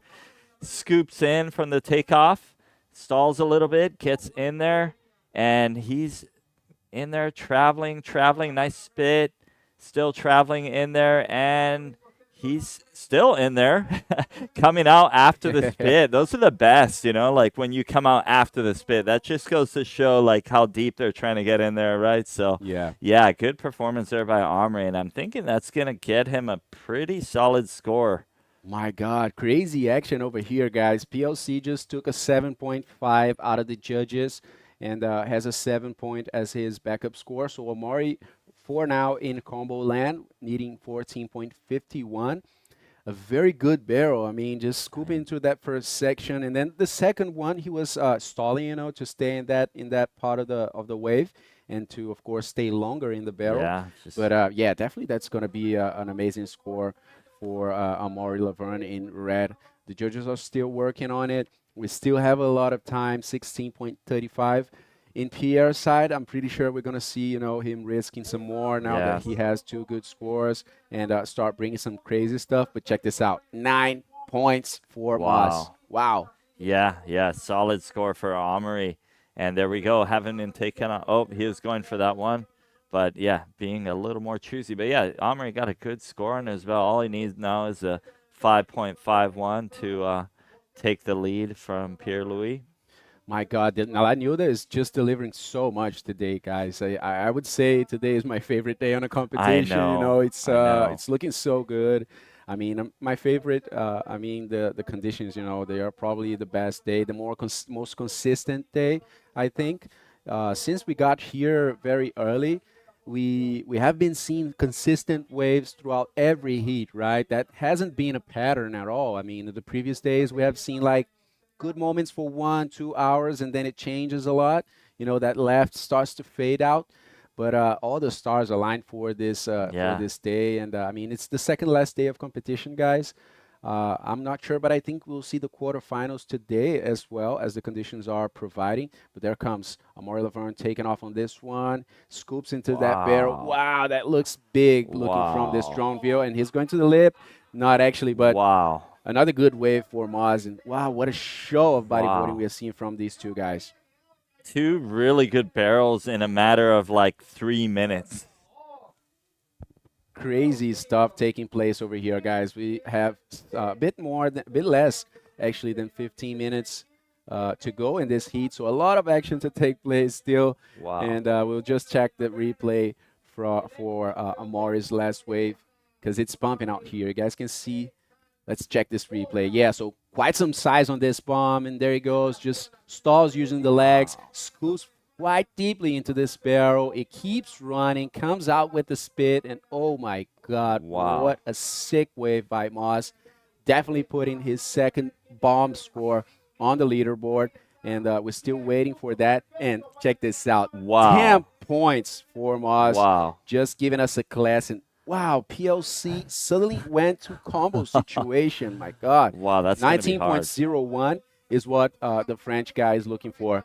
And I think now it is maybe safe to send it to the interview with Bagel down at the beach. So please, Bagel, bring it on. Well, thank you so much, guys. It took a little longer because, you know, the action in the water. Moises Silva, I ask you something. You know, it was kind of difficult at the beginning, you know, finding the waves. Is it the pressure of being against underdog, which is, you know, Cristobal, or you was just a thing that you couldn't adapt? ¿Crees que fue la presión de estar yendo contra Cristobalito, que básicamente no tenía nada que perder, o es que te costó un poquito adaptarte al comienzo del hit? Yo creo que al comienzo me costó adaptarme un poco. La primera ola me cerró, la segunda llegué tarde, no entré en la maniobra y eso me dejó un poco agotado, agitado ahí y como un poco entregado en el hit. Igual ya no había conseguido ninguna ola buena. Cristóbal había sumado un 4 que, aunque no es una nota peligrosa, le da un poco más de seguridad ante mí en esa primera mitad de hit y nada, normal. Creo que Cristóbal es un atleta joven que lo viene haciendo muy bien hace un tiempo ya y lo estimo mucho. No quería generar una presión negativa, al contrario, cuando veo atletas así de joven, me acuerdo cuando yo estaba comenzando a seguir el tour y estaba bien motivado, y que me tocara con atletas reconocidos era una súper motivación para mí igual, más que una presión, y sabía que él se podía sentir así que traté de disfrutar el hit con él. No logramos encontrar tan buena ola ninguno de los dos. Yo ya después de la mitad del hit alcancé a agarrar mis 2 olas que me ayudaron a avanzar y nada, fue un hit no tan intenso, creo yo. Creo que ambos no nos conectamos tan bien, pero bueno, al final agarré 2 olitas que me ayudaron a avanzar y feliz de seguir haciéndolo, seguir avanzando y claro, con la mente en el objetivo ahora a aprender de esto y mejorar en el siguiente hit. Well, he said definitely he felt he didn't adapt to the wave at the beginning, you know, so yeah, probably that, you know, messed a little bit with his confidence. But then, you know, talking about Cristobal, he was saying he feels Cristobal has a lot of potential, and the thing that he likes the most is that reminds himself when he was, you know, starting competing young, you know, and being very talented. So he really thinks Cristobal has a huge talent and has a bright future, and he didn't want to create that negative pressure in that heat. He wanted to go out there, try to enjoy with him, and he feels the heat wasn't as powerful as he would have liked, but just happy to be advancing. And also he wants to learn from this experience and make it better afterwards. You want to say something to someone? ¿Quieres mandar algún saludito o alguna cosita más? Agradecer a mi familia que me apoya, a mi tía Eli con mi prima Sarik que me vinieron a ver, al Tigre de Bengala, al Miguele que está ahí, que se devolvió de aquí que a apoyar. Saludos a mi familia en casa, a mi novia y a mis patrocinadores, Pride, el Núcleo, Internet Stores, Rancio Bodyboard Tour, el Colegio Miramar, a Pedro Zagardia, a la Federación y toda la gente que manda la buena energía. Bendiciones, gracias. Felicitaciones y lo mejor para el resto de las competencias. Back to you guys. Thank you, Bago. Great to hear from Moises. But, oh, Jesus Christ. I think we have something special cooking out. Let's just see this wave by Amari. He's getting barreled once more. There he comes. Is there going to be anything else from us on this one? Boom, another backflip. And, guys, check this out. PLC just came up with a 10-point ride. And at this point, he came out of combo land. Still looking for an excellent score, but I mean, I don't know what's happening here. It's crazy stuff. There's 10 minutes left, and I would say that this 9-point ride that PLC is looking for, it's definitely very achievable because La Nilda is delivering amazing conditions right now, and this is definitely the sickest heat of the day. I know, by far, not just the riders, but also the waves. Everything's coming together in this heat. The waves are hitting the reef correctly. They're providing barrels, ramps. And let's take a look at this replay of Pierre-Louis pulling into that barrel quite deep in there, getting some travel time. Nice little spit right there. Coming to that end section and clean backflip. Pulls it off cleanly, completed. Good combo, giving him a solid 10 points on the scoreboard. Wow, and Amari right out the back just pulling into this barrel as well. I mean, these laps are amazing. Coming out with that spit and just doing the same. Another backflip as well for Moz. Not too expressive on this backflip, actually. Not landing like in the flats, kind of landing on top of the wave. But anyway, I mean, this is becoming normal in this heat, right? 9.6 for Amari Laverne and 10 points for his best wave. And on PLC side, we have 10 points on his best one and 7.5 for his backup wave. So now PLC looking for a bit more.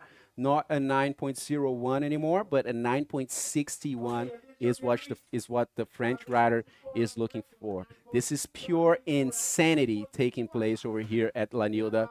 I mean, just watching all those days that we had previously in the competition, like tricky conditions, hard to read, right? It just aligned to this moment. I mean, know. For this day, right? It's so perfect. Yeah, one of the most anticipated heats that people wanted to see just happened to align with like the best conditions of the entire comp. So, yeah, super grateful for that. Wow, gotta love it. I mean, and we have to say these two guys are definitely some of the best out there. I mean, these guys are pushing it so hard, and they are definitely on the edge of the progression of this sport, And it's so nice to see the guys pushing this edge, pushing this limit right in a heat, right? Having to perform in 25 minutes and bringing up this type of stuff, like 2 10-point rides in a single heat, a 9.6.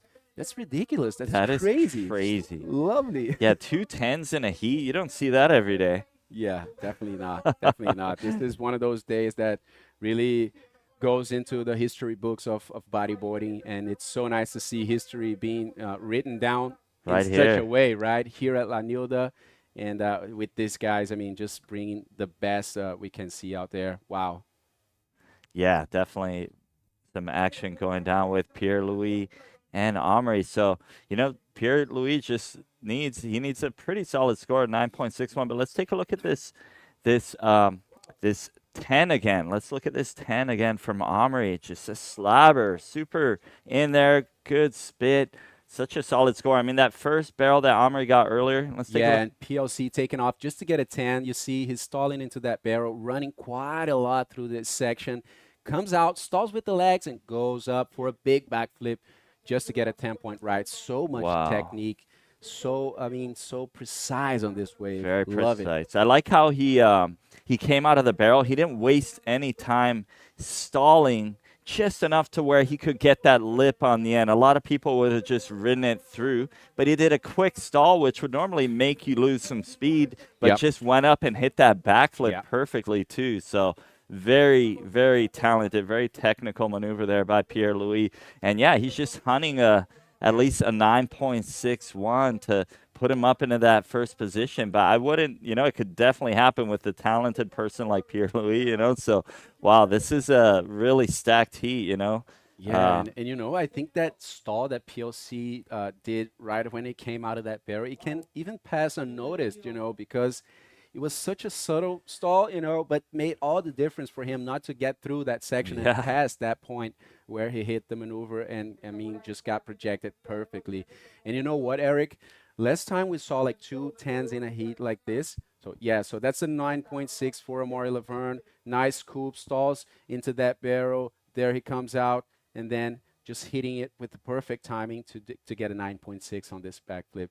And getting back to that, last time we saw 2 10s like this in a single heat was in 2023, back in the Arica competition. Yes. And it was in a quarterfinal, if I'm not wrong, between Tanner McDaniel and Amaury Laverne. I was watching it from the beach. I wasn't working, but I was watching it from the beach. And, the energy out there was so crazy. The waves were so big, so solid. And, 3 years later, we're here. Here we go again. Checking this one more time. And Love it. one thing in common, one of the riders, Amaury Laverne, right? Yep, definitely Moz. So consistent ride. And PLC, this guy needs no words. In the beginning of the heat, when Moz got the 10 and the 9, we previously mentioned that in the past 3 years, they faced each other for 6 times. And out of the 6, Moz took the win in 5 of them. Yes. But, and so I was thinking like, wow, PLC is probably bombed, because he has a 7.5, he has a 7, and now all of a sudden he just went to combo land, looking for a 19, and then the guy just brings up a 10, and comes out of combo land. Wow, that is pretty crazy. But, he still looks for a 9.61. That's a pretty huge score to get through and advance to quarterfinals. And we can easily say that could be a final, But thankfully, it's just quarters, and we still have a lot to watch. Yeah, let's see what happens, But, definitely an interesting heat. Probably, in my opinion, the most action-packed heat of the comp. That was just 2 10s in a comp, like in one heat. That's just amazing. Wow, and it's so good to see how La Nilda is just presenting itself, showing its potential. That's what we're here for. Is it. That's what the riders are looking for.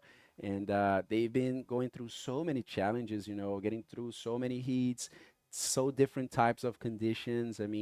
Big, small, windy or not, with the high tide, with the low tide, all types of conditions we had here just for it to align for this second last day of competition, guys. We still have a lot to go over here, right? So make sure to follow all the IBC social media, to follow us on Instagram, to go to the IBCWorldTour.com website, and definitely you want to stay updated with everything that is taking place here in the World Tour. We're just getting started. We had the first event in Morocco, now second event here in Chile with a different venue, with La Nilda that was present just once in the World Tour ever. And I think La Nilda is making a statement, right? Making a huge statement it's right here now. to last. Yeah, just some of the best riders in the world out there in that heat right now, and the best conditions of the competition so far, of this particular competition. So everything has aligned perfectly. So yeah, really glad to see how the timing went on that. But yeah, just real quickly, I want to thank our sponsors, Escondida, BHP, Municipalidad de Antofagasta, Colbún, collaborators.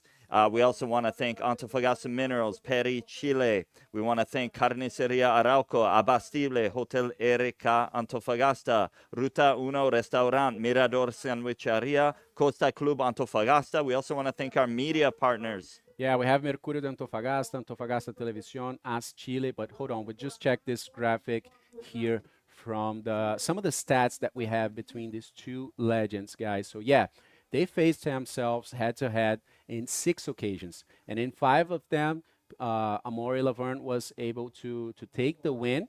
And on the current ranking in the World Tour right now, PLC is sitting in the 3rd position, as Amaury is sitting in 5th position. So their best scores out of the whole season this year was in PLC's case a 9 points, and on Amori's side an 8-point ride. And there you guys can see also the age. I mean, at 40 years old and at 36 years old, these guys are showing what longevity really means in bodyboarding, right?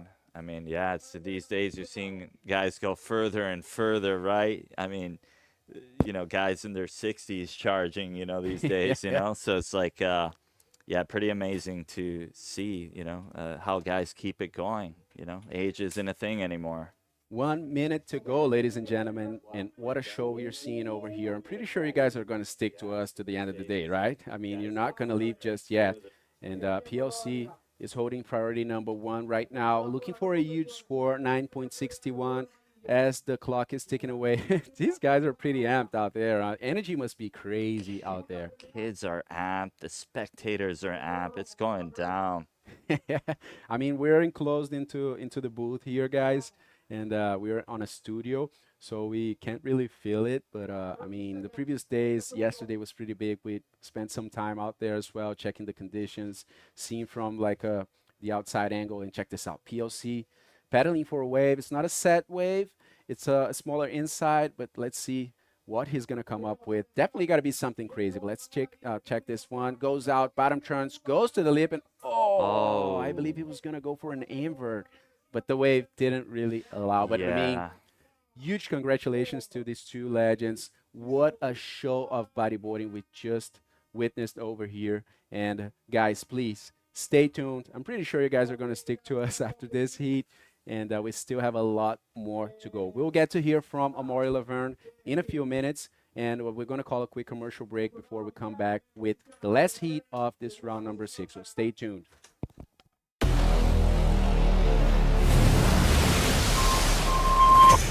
Personas disfrutan del deporte, donde nuestro compromiso promueve el desarrollo de nuevos talentos y los espacios públicos se transforman en lugares de encuentro.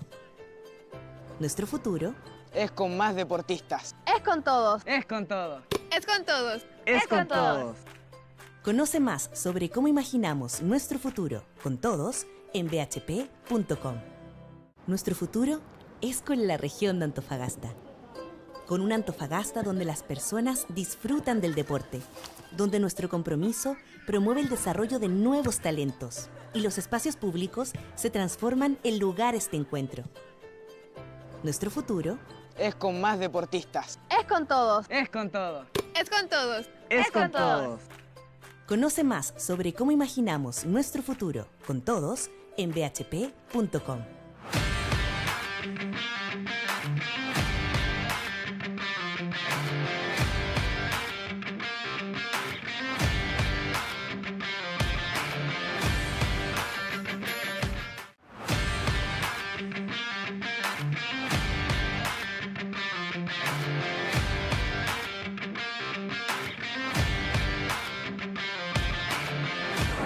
Nuestra primera parada en este circuito culinario de los emprendedores que nos están ayudando a potenciar este sector junto al Campeonato Mundial es el Ruta 1.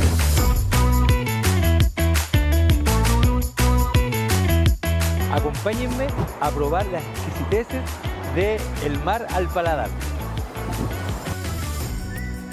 Un emprendimiento familiar que comienza con la historia de Juan Carlos, el pescador, que luego pone una empresa de marisco y posteriormente este exquisito restaurante. Pero miren esta maravilla. So welcome back, ladies and gentlemen, to day number 7 of action here at the 2026 Antofagasta Bodyboard Festival. And guys, we just witnessed what's pretty sure maybe one of the best heats ever. I mean, we're just going to see the last heat of round number 6 right now. And we just saw PLC and Amaury. I mean, that was crazy, Bago. What do you think? I laugh, but because of the It's nervousness. You know, it was so intense, people. For you at home, I'm pretty sure it was the same. Let's hit the water. We have a huge heat coming up as well. It's Jan Salom facing Tufi. So let's check it out. We don't want to miss any of the action. Waves are so good. Yeah. Cristobal in red and Jan Salom in yellow. Don't get fooled by the color of the rash guards there because that's only a picture. So just make sure to, you know, check that the proper colors are opposite. Man, it's been a while since I didn't experience that. Thank you so much, Pierre. Thank you so much, Amaury, for Yeah. bringing that to us. This is why we live for, huh? Yeah, and I think it's just such a, I mean, they're in such tune with each other, these guys, you know, it's such a good rivalry coming because they are friends, right? But when they get into the water, it's just whenever they get together in the water in a heat, the best out of them just comes out. And that's what we saw. I mean, 110 for Amaury, 110 for PLC. I mean, PLC couldn't really make this one. But wow, what an amazing heat. But getting back to the action right now, Red going under the lip. Let's see if he pulls it off. I don't think so. And he did, actually, he did. Showed up in front of that white water. A lot of strength in this maneuver, a lot of impact on the landing, and a 7-point ride for Cristobal Paoa, starting very well this heat, Bago. Cristobal is so strong, you know, he has been in tune with this place.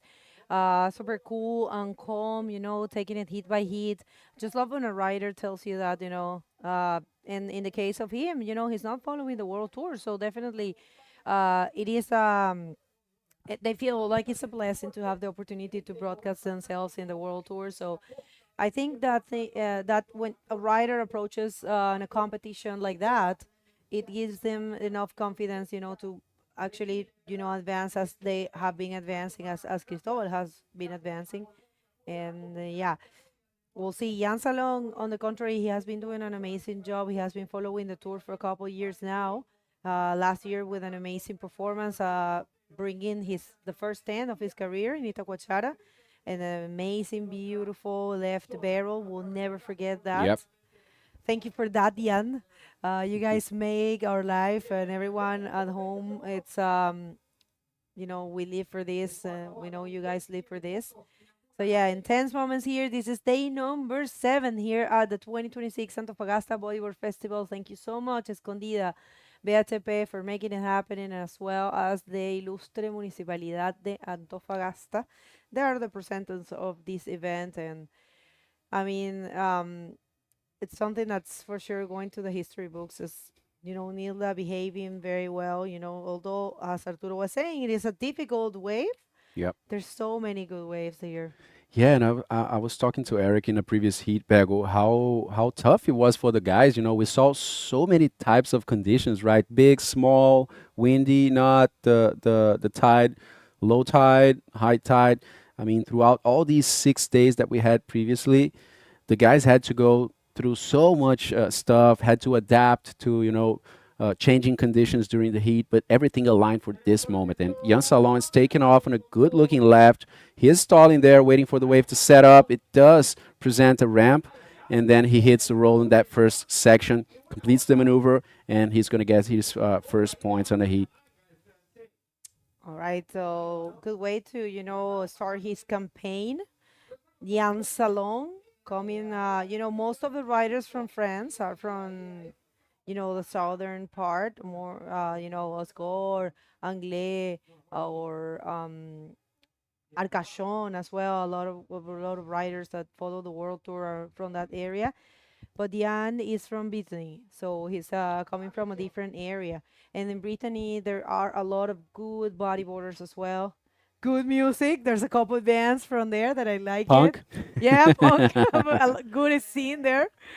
And let's see, one more look here to that first wave of Jan Salon, looking great. Attacking that leap in a basic way, but a very functional one. You have to try to do that, you know, try to go for something certain, you know, something sure. Make some, you know, put some scores under your belt, and yeah. Jan Salon right now, 575, you know, it's a good thing. And he's looking for a backup score of a 1.26, which is mainly nothing. And a lot of people is starting to show here. It's pretty cool, you know, a Saturday, sunny Saturday here in Antofagasta, not too cold, not too hot, neither. And official communication is that we're going to continue with the quarterfinals. So, hey, we will have our podium set if we finish the quarterfinals today. And tomorrow, the last day of the waiting period. Amazing. Last day of competition, and all the stars aligned. I mean, all the conditions aligned, right? Today we have such great conditions, and thankfully we will have one more round for these guys to put on a show over here. I mean, just the guys that have been going through their heats, and yeah, 4 more amazing heats to come. This is the last one of round number 6, and then next we will have the quarterfinals taking place over here. Also man-on-man heats. I'm not sure if it's going to be 25 minutes, the same thing if we're going to keep it.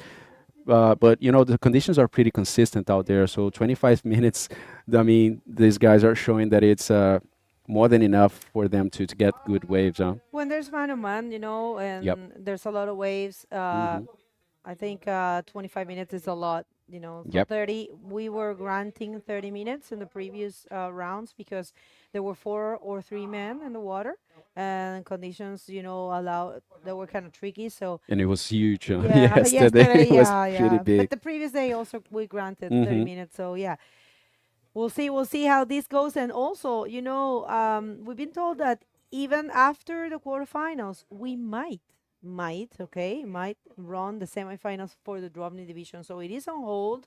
DropKneers, you guys are not free to compete today. Okay, stay tuned, stay connected. We're going to be communicating. And Cristóbal, vamos a ver esta ola para el chileno, a ver si consigue algo. Entra en el tubo, Cristóbal. No logra salir. Mira, después de lo que acaba de pasar, todo el mundo quiere un tubo, claramente. Es que todos se han puesto tubos. Es que ellos parecen que es fácil cuando ellos hacen, ¿no? Sí. Tuvimos tubo de Tristan, tuvimos tubo todo el día, muy bueno. Sí, de Isaías, de Khalani Favela con 9.8, con 2 tubos, un 9.8, a Mauri con un tubazo también, en fin.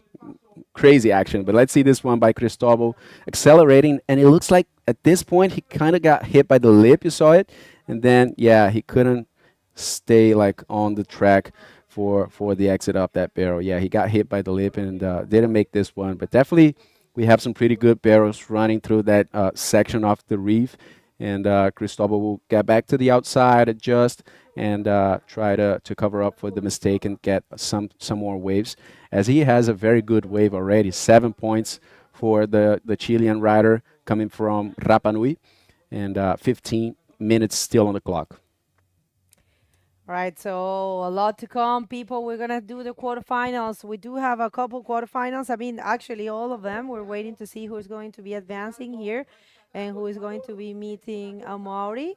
Couple riders there. We have Matias Diaz, Moises, Leonel Medina, Eder. We have also Gabriel Castro y Gabriel Braga. Qué cool. Gabriel y Gabriel. Los Gabrieles. La zona de competidores está súper linda y además todos los días tenemos un desayuno exquisito para todos los competidores. Eso no pasa en todos lados. Muchas gracias a Antofagasta Bodyboard Festival y el Club Budeo por hacer lo posible a través de una fundación que también lo estuvo haciendo todos los días. También para nosotros hemos estado muy bien atendidos, todos los competidores, todo el staff, el público también. El lugar está buenísimo, hay baños limpiecitos, hay hartas cositas para hacer, hay conciertitos en la noche. No, ha sido un evento muy completo, muy bonito. Gracias por traernos de vuelta. Ya se nos acaba, mañana es el último día del periodo de espera. Ya mañana vamos a finalizar, vamos a ver los campeones y mañana vamos a coronar el campeón mundial de DropKnee. Va a estar buenísimo eso. Tenemos un chileno en esa posibilidad que es Leo Alar. A ver cómo le va a Leito, cómo te imaginas Leo se convierte campeón mundial aquí en su país. Sería espectacular para él. Pero claramente tenemos a Sammy Morretino todavía, a Mauri y a Jerico Rosero. Va a estar de loco eso. See, just as Bego was saying, tomorrow we'll be crowning a DropKnee World Champion in this 2026 season, guys. So stick to us, follow all the IBC social media, both on Instagram, and also make sure to check out the website. A lot of information. But let's see, looks like the French guy taking off on this left, a beautiful looking wave. He looks at that lip, bottom turns, does a backflip, landing kind of on top of the wave, not really landing on the flats, but definitely it's going to be a decent score for Jan Salon as well to improve his campaign. All right, so let's just watch that replay, and we do know that the interview is ready outside with Amaury and Eric, so check this out. I love the fact that he went for a radical maneuver, attack that leap, well executed there for Jan Salon, coming in hot. You know, he's been very in sync with this place and very in sync with the World Tour. So there is a change of situation. It's a 6.15 for the Frenchman. And now Cristobal is looking for a 491. And I think right now we can hear from, oh, 1 sec, I'm so sorry, Eric and Amaury, but we don't want to miss any of the action. Let's just throw it. I don't think Cristobal is going to be taking that. So go ahead, Eric. Thank you, Bagel. Wow. Omri, congratulations. That heat was historical. Huge numbers going down between you and Pierre-Louis. What was different for you out there versus Pierre-Louis? I mean, you both put some super high scores on the board. You both got 10s. How was it different for you? Yeah, it was actually one of the best hits I've done for since a long time. It just make me remember this final in Arica a few years ago against Tristan. And I wish we had this hit later in the event, but it is what it is. And the difference between me and Pierre, so it's hard to tell. I mean, it's a question of timing. You know, he had a good start because I thought I would try to get that big wave, like a wave outside first, maybe trying something big. I mean, when you are against Pierre, you can't really try to find the medium ones. You just really need to find, some medium scores.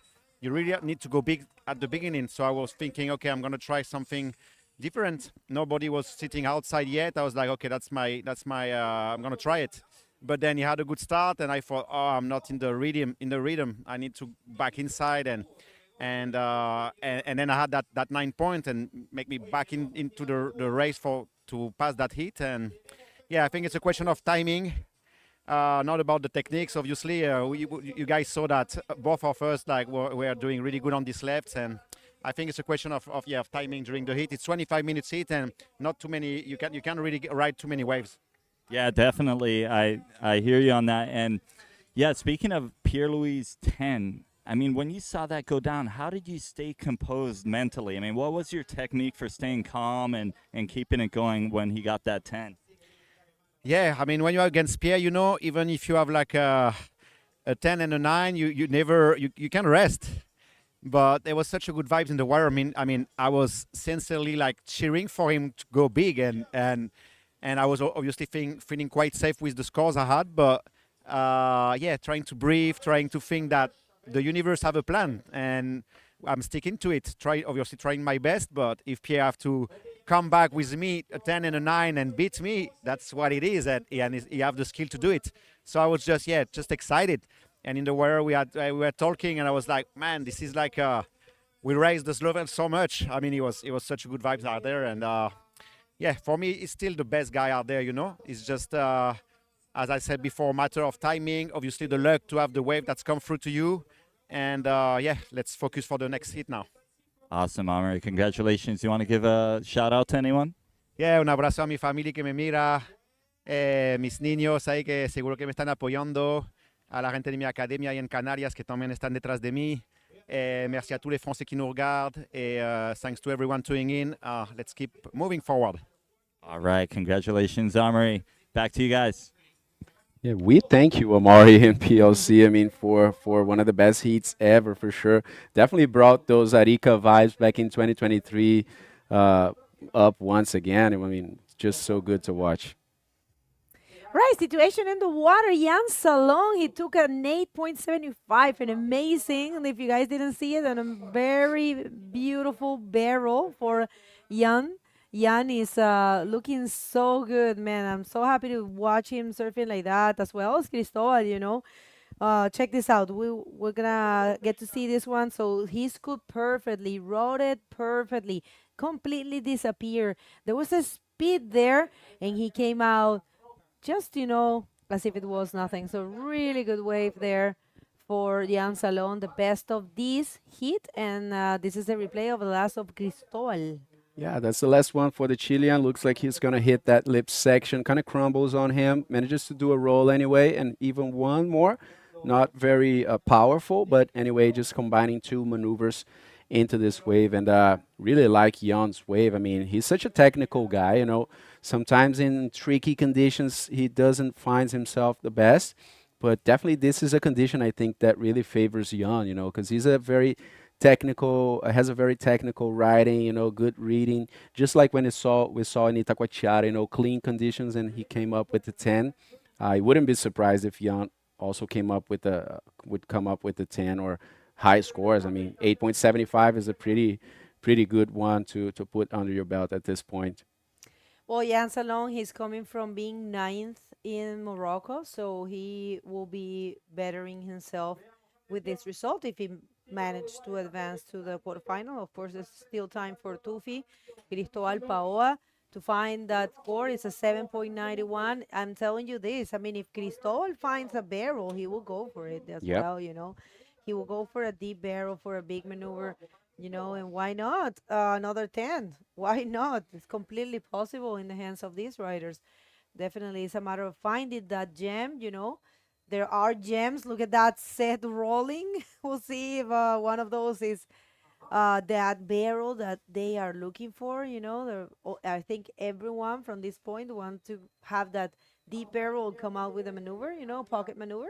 Yeah, definitely. I mean, these guys look for big hits, right? Big maneuvers, but getting a barrel, it just adds some sauce to it. I mean, just makes it much more special. And sometimes just combining barrels and maneuvers, in this case, I would say easily today can bring you a 10-point ride, just like we saw in the previous one. But let's see who has priority. Jan Salon, I think he was trying to block Cristobal from coming in this wave. And Bego, just as Amaury was saying, at this point, when it comes to technicality and the rider capability, I mean, there's not much to talk about, right? All these guys are so good, so technical. It has a lot to do with timing, with positioning, being in the right spot at the right time, because everything is possible. It's so unpredictable, and that's what's bringing the magic for it, right? And the wave is delivering, Yeah, so much. It's delivering, so it is a possible thing, It's anyone's ball game, basically. If they find the chances, they will, get the points for sure. All of these riders are super in tune with the place, or know this place already, been surfing here for more than 10 days. And if they reach this point, it's because, they're connected to it. So we'll see, Cristobal, 7.91, completely doable. Estábamos hablando en inglés que definitivamente Cristobal, si consigue una oportunidad igual que el resto de los riders, lo va a hacer, lo va a lograr. Un 7.91 es básicamente ponerse un tubo bueno. Fíjate, Jan Salón se puso un buen tubo, 8.75. Cristobal también puede conseguirlo. En este momento él tiene la prioridad. Es posible completamente, sobre todo para él que conoce muy bien la Nilda. Vamos a ver, justamente viene en esta ola. A ver si se puede meter, trata de buscar una maniobra de pocket, es un rolo. A ver si logra conectar con algo más. No, bueno, menos mal, porque allá abajo ya está nuestro querido Kraken. o no tan querido así. Yeah, so let's wait for Cristobal. Didn't really present a very good section for him. He did a roll. Not sure if that's going to be enough for him to improve that 5.9, but we'll wait on the judges for that. But what's really impressing me today, Bagel? We're here since 7:15 when we started, and the conditions are still good. It hasn't changed. The previous days we saw like 2 hours very good and then changed. Let's just read this replay. Yeah, so he goes under the lip for this section.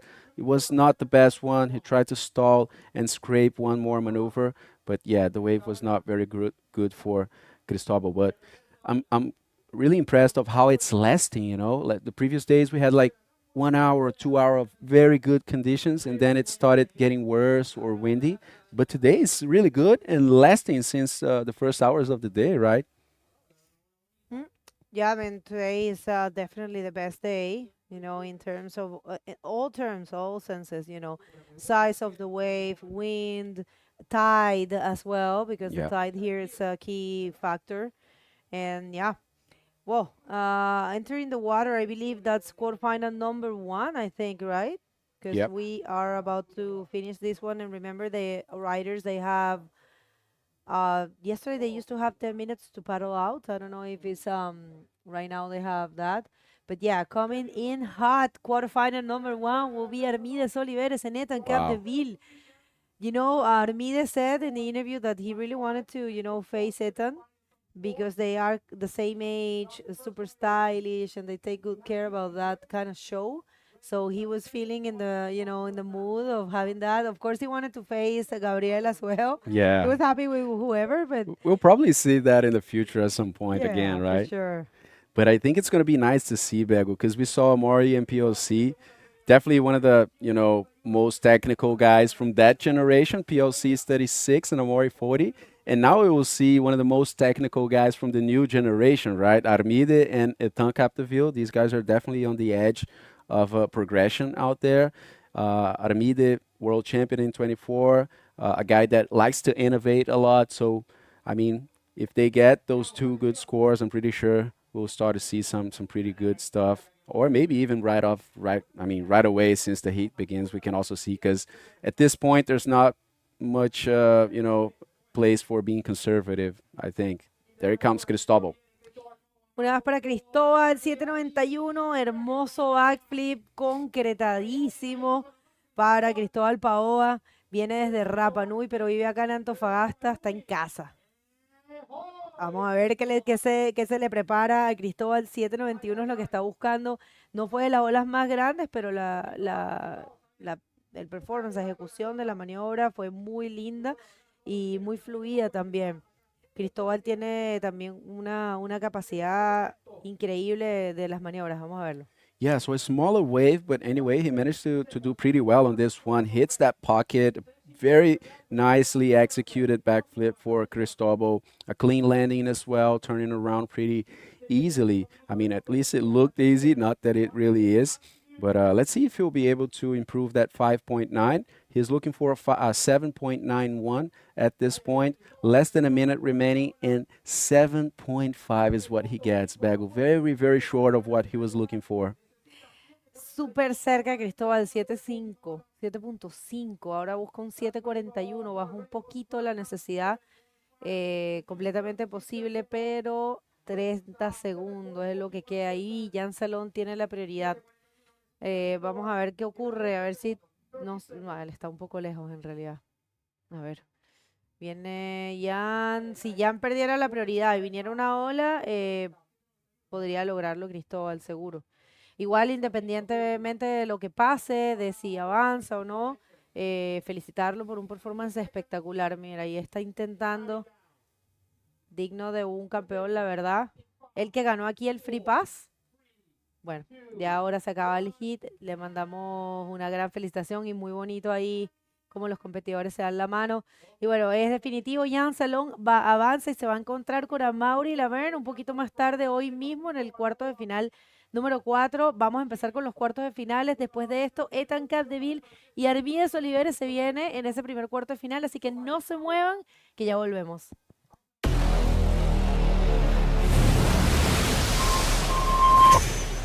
Falló más de 1000 veces antes de inventar la ampolleta. A Marie Curie le dijeron que la ciencia no era para mujeres. A Nikola Tesla nadie le reconocía sus logros. A Albert Einstein le dijeron que nunca llegaría lejos. Pero la historia nos demostró que cuando hay pasión y pones toda tu energía, los sueños se transforman en realidad.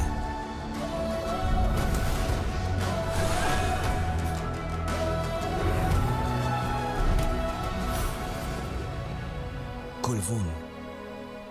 Transforma, impulsa, sueña.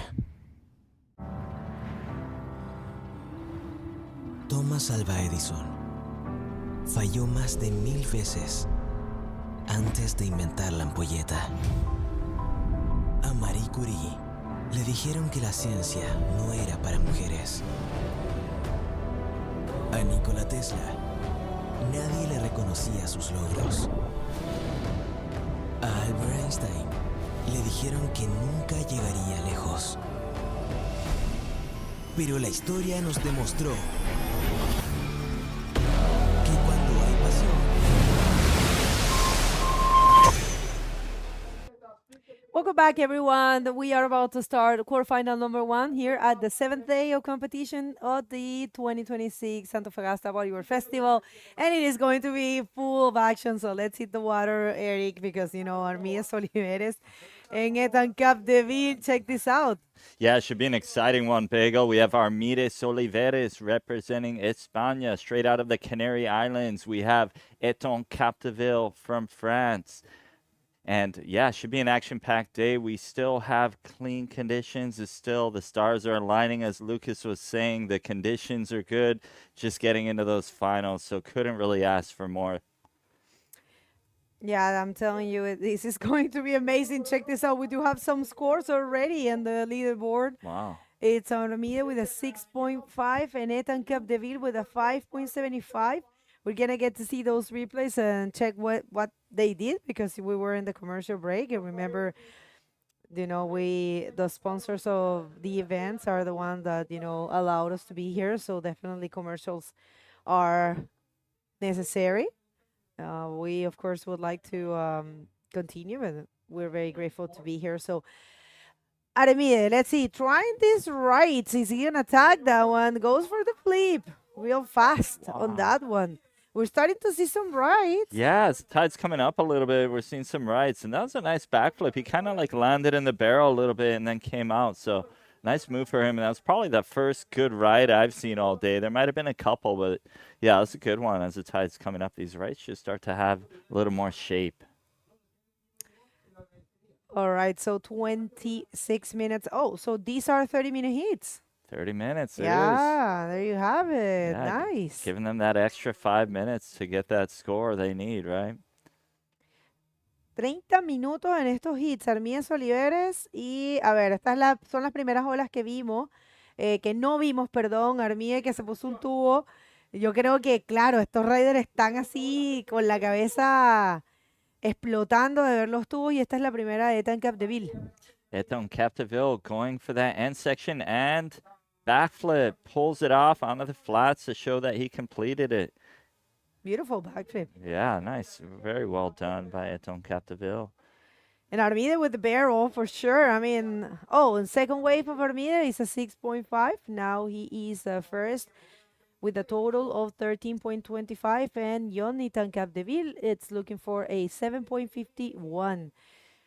We'll see if we can have who's gonna be the first podium rider, because you know whoever advances to the semifinal has a spot in the podium already. That's right. Yeah, they make the podium. So let's see this one of Armida. Backflip, lands, kind of in the barrel, comes out. And yeah, that was a good right for Armidas. And there we have the scenery, the spectators enjoying this competition with a little bit of wind coming in, but not too bad. It's still clean and it's still producing, right? We just saw some amazing heats go down. I guess, I don't know, I'm going to double check with the technical commission. How is it going to be if the wind picks up, if we're going to continue? I guess we're going to be taking it hit by hit, because, you know, tomorrow it's our last day of, you know, of the window, and it could be a bit dangerous to leave everything for tomorrow. Yes. You know, what if tomorrow we have like windy conditions, smaller waves? That's what, you know, actually the forecast says, that tomorrow's going to be smaller considerably. Okay. And there might be some more winds, you know, so we really want to try to secure, you know, the best possible conditions. So that's why we're continuing. Yeah, I think that's a smart move, Bagel. You know, it's just another day left. We wanna make the best of it. So here we go. Someone's taking off this. We have Eton Capdeville taking off and going for that end section, hoping to get a ramp, but it just kind of shut down on him. But yeah, still good. 24 minutes left to go with Armida in first. Yeah, we have a pretty cool graphic that is showing the statistics. Let's just see if Armida is going to take this wave. I don't know. No. Like the one we shown with, check this out. This is the man-to-man hits that they have been had. I mean, they had 2 hits, and both of them, Armida has won. So currently, Armida Oliveres is sitting in the 5th position on the World Tour rankings, and Etan Capdeville in the 9th. And from this season, Armide's highest score has been a 9.25, and Ethan an 8. And look at the difference in age. Yeah, Almost the quite same. close, right? They're, yeah, very similar in age. This is counting only since 2022, the years of the IBC World Tour. So beautiful graphics. Thank you so much to our production team. I have to say huge thank you to whoever is doing the streaming here. Gracias a Jimmy, a Pedro, a Mostrosh, a El Chure Osvaldo y a todos los camarógrafos. Muchísimas gracias. Han hecho un trabajo espectacular. Estamos súper contentos. Una producción completamente local en todo sentido, tanto de la transmisión, los camarógrafos, los editores de los highlights, todo el equipo de medios, el community manager, todos locales. Un éxito total. Ahí es donde uno se ve que los eventos no solamente hacen campeones, sino que siembran importantes semillas de profesionales. Atrás de estos eventos hay muchos puestos, muchas personas involucradas que son los héroes desconocidos que hacen que el evento sea un éxito. Agradecer a los dos Claudios de Budeo, a Dani. Vamos a ver esta ola. All right, so we have Eton taking off on this insider, aiming for a ramp, and can he get something? Little backflip, but just not enough power to keep him riding on the face. But, you know, as Bagel was just thanking our production team, they're doing such a great job. And also we want to give a thanks to our sponsors, Escondida BHP, Municipalidad de Antofagasta. We also want to thank our collaborators, Colboon, Antofagasta Minerals, Peri Chile, Carniceria Arauco, Abastible, Hotel RK Antofagasta, who's taking great care of the team. We also want to thank Ruta Uno Restaurant. We want to thank Mirador Sandwicheria, Costa Club Antofagasta. And we want to thank our media partners as well, Mercurio de Antofagasta, Antofagasta Televisión, AS Chile, FM7, El Regionalista Diario, Antofa Despierta, Pura Sur Chile, Latin Wave, Cura Tres Puntas, and Región 2. Muchas gracias a todos. Sin ustedes no fuera posible. Situación en el agua continúa de la misma forma. Lástima, Ethan Capdeville no pudo caer ese bonito backflip que lo había proyectado muy bien, pero se quedó sin ola, como que se le desarmó la ola. Y ahí está Eder Luciano preparándose para su cuarto de final contra Moises Silva. Va a estar espectacular también. Y sí tenemos oficial, es oficial que vamos a ir viendo cómo se va a desarrollando el día y cómo vamos a tener, a ver si es que vamos a seguir o no. I have an official communication that definitely we will be assessing the conditions and seeing if we will continue or not. But yeah, Armides Oliveres coming in for this one. Is he going to find the section? Of course he is. Goes for a very good flip. No ways. He got stuck. Yeah, unfortunately, not sure what happened. He kind of came down with a lip. I don't know if he dug a rail or his nose, but dive, I think. Yeah, I thought he was going to pull that off, but something happened. Good effort anyway by Armide. Yeah, unfortunate. That would have been a good score. Yeah, I think it would have been. It probably would have been his highest score yet, right? Yeah, well, the Antofagasta Bodyboard Festival is coming close to an end. Tomorrow it's our last day. Let's see this one for Ethan Capdeville. Is he going to find something? He trying to find a section there, kind of bumpy, kind of backwashing. But yeah, wow. He goes for that backflip, and that's what this young man needed. He needed to get rid of that 1.5, looking for a 7.51. And I don't know if that's going to be that kind of number, but probably, you know, even is higher than the 575. So 575 end up being his second score. We'll see. We'll see. That's right. Bagel get him a little bit closer to Armida, you know. So, yeah, he'll get up there. And, yeah, guys, be sure to check out our website. Be sure to check out IBC World Tour. Check it out for our upcoming events, our calendar. We got some interesting stuff on the calendar this year, especially the new event of Pascuales Mexico. So yeah, it's cool. We got some of the riders from Mexico representing down here and putting on a show. And yeah, also check our 2026 rankings and be sure to subscribe to our YouTube channel as well. So see this replay of Eton Capdeville coming down the line and aiming for that end section. Super clean backflip. Pulls it off, gets onto the front, and yeah, waiting to see what the, well, it looks like it got 7.25 on that, I believe. So yeah, that put him a lot closer to our meeting, you know, now just needing a 6.01. All right, so good job there for the young Ethan Capdeville coming closer, you know, right now needing a 6.01. His last wave is a 7.25. So, bien fait, bien joué. On verra qu'est-ce qui se passe. 30 minutes, c'est beaucoup, beaucoup de temps. Voilà. Voilà. Ah, j'adore ton accent en français, les Tahitiens. Oh, wow. 70 minutes and 45 seconds to go here in this quarterfinal number 1. People, official call is that we're going to see if we will continue. I mean, the intention is to try to take advantage of these amazing conditions that we have today. I don't really see much of a wind. Yeah. There's a texture there, but it's not wind, you know. It's kind of like something there. Yeah, I think this spot handles that little onshore breeze. As long as it's like not a strong gust of wind, it usually handles pretty well. From my understanding, this wave tends to handle the wind a little bit better than Cupola. That's why all the locals say. Super wind sensitive, you know. So this wave can handle it, and a lot of the time, you know, I was talking to some of the locals, and a lot of the time the wind here kind of hits from a side too, rather than straight onshore. But you know, that all depends on the conditions, the temperature, etc. But yeah, it's a little bit of winds, not affecting it too much right now. But it looks like we have someone taking off on this right. Looks like it is Armide. And yeah, that right just kind of faded into nothing right away. So not much going on that one.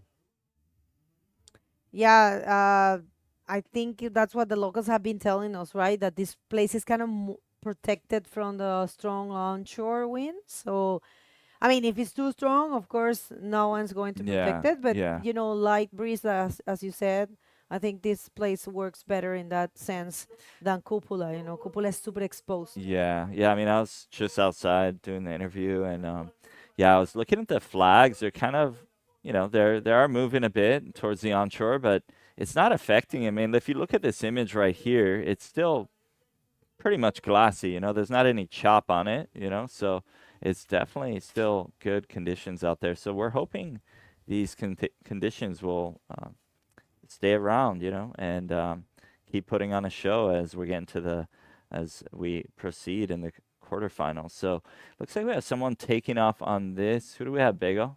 Ethan Capdeville, let's see if he can find something. Is he gonna find yeah, roll there? Yeah, I don't see more than a 575 there for Ethan. Still has to come back to the outside and try to find that 6.01, but you know, trying to stay active, right? You never know. That's what you got to do, right? Stay active, keep putting the scores on the board. Yeah, probably not going to give him that 6.01 that he needs to take Aramide's spot, but yeah, still good. 15 minutes, just hitting that halfway point in the heat today, and action coming in, some clean conditions, good swells, everything's aligned quite well, and it's just awesome that this day ended up on the weekend too. You know? So as we're getting to the end of the comp, we're getting to the finals. The area is full, the park is full. People are out here enjoying. They're coming down with their families, just having a great time and enjoying this beautiful new park. And look at that bomb coming in, kind of breaking on that outer reef, and haven't really seen too much of these really providing, but with a higher tide, they could definitely create some good ones. But yeah, no takers on that. I think it kind of didn't really hit the reef too well, but maybe the second one, as the guys are kind of further towards the end bowl. But yeah, I think it's a good call to pass those and wait for the more medium ones, I'd say. And you were talking about the calendar earlier. That's our calendar for 2026, of course, in men and women. for both Prime and Rising series. There's still some time for some events to be added. As the rulebook says, promoters have 90, events have to be confirmed 90 days before the actual date. So for now, we only have the Antofagasta Bodyboard Festival, which is reaching that point and is going to be communicated if it's going to be confirmed or not. That's only for women. But yeah, we have start with the men division. And the novelty is that we're going to go to Pascuales and we're going back to Miss Quebramar Cup. I think it's in Aveiro, an event that is dedicated for the women. And yeah, we're going to come back with this calendar because we have the interview ready. Okay. You can go now. Thank you. It's Jan Salon. He's super stoked on the heat. Jan, let us know how did it feel to face Cristobal with good waves right now? But you said it was kind of tough out there. How did it feel? Wave were really better than yesterday. Little still big, but more clean. So I try to take like every time 2 good one in the first 10 minutes, you know. And I didn't manage. I just got a roll after a little backflip. Cristobal got a 7, but I know the level of Cristobal is a top 5 rider in Chile, and I know he can do like a big wave. But I know tools that I can do big score in big wave, like last year in Itaquachara, and I saw Pierre-Louis and Moises just before the hit scoring bomb after bomb, and I was like, wow, the wave are really good right now, and I hope for the karma in my hit, and I managed to take my hit, my 2 first wave, and after to get a bigger score. And after I did a mistake at the end of the hit, I let Cristobal on the average but good one. But for me, I was like, he need a 8. It was like an average way, so I say, okay, I let because maybe after there is a bomb. But I was I did a mistake, but hopefully he didn't get the score. But I'm so stuck, and let's go for the next round. And now talking about the season, you finished 9th in Morocco in the first stop. Now you're getting to the first quarters ever for you. So you're getting this far right now, right in the beginning of the year, like 2 good results already. How are you feeling for the rest of the season? It's looking pretty promising, right? But when I knew I was first in the last 5 minutes, I was like, fuck, my dream is just at that. So I was like, okay, stay calm. I did a mistake, but after this mistake, I was like, okay, I'm going to take another 8 points maybe.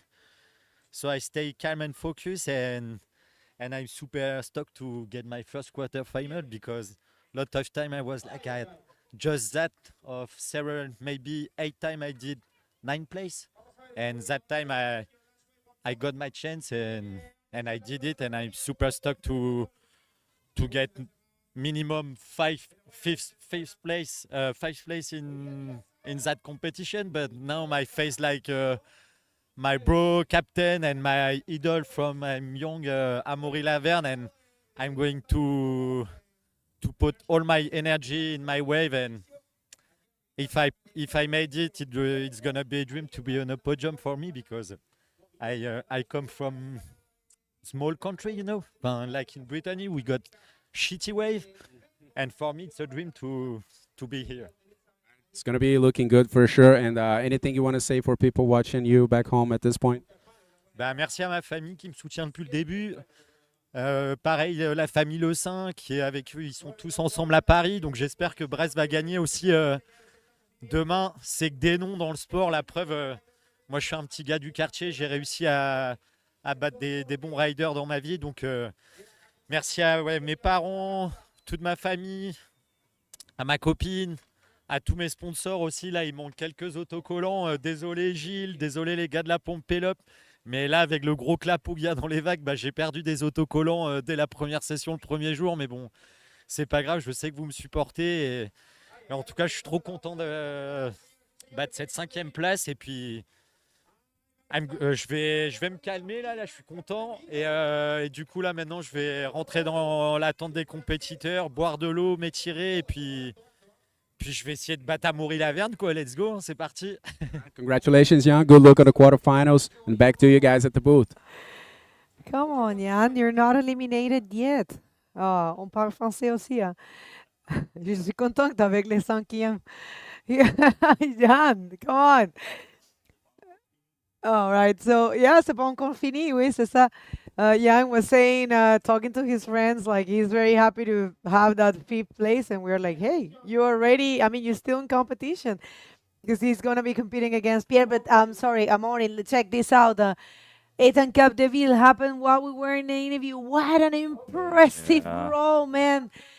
I'm just loving his technique. That's just a beautiful roll for him. And he changed the situation right now, 7.4. Now, Armias Oliveres is looking for a 7.91. So, you know, it's just so refreshing, inspirational when we see a roll and a maneuver so basic, but so perfectly executed, huh? Yeah, I'm a big fan of like sometimes taking it back to the basics, to like the old school moves, but just doing them with style and doing them slowly like that. That was a very nice roll for Eton. So yeah, rightfully given a good score on that one. Very clean, very stylish. So yeah, good to see that. And so yeah, as of now, Eton is sitting in first with 14.65, with Armide sitting in second position with 13.25, needing a 7.91 to advance into, to get advance and get into the first position that Eton Capdeville is holding on to. So yeah, still some lines coming in, still fairly clean enough to keep the comp going as of now. But yeah, let's see. You know, you never know. They are kind of evaluating things. But I think we just saw the Mexican team with their flag as Khalani is about to head out into the next heat up against. Yeah, that will be very amazing to watch. All the quarterfinals are super stacked, and right now it's all about Ethan Capdeville changing the situation. People, right now, Armias Oliveres, former world champion, is looking for a 7.91 to advance to the semifinal. Such an important moment right now. You know, we don't know what can happen. But I will tell you, you know, for Ethan Capdeville, he is definitely in rhythm of things here.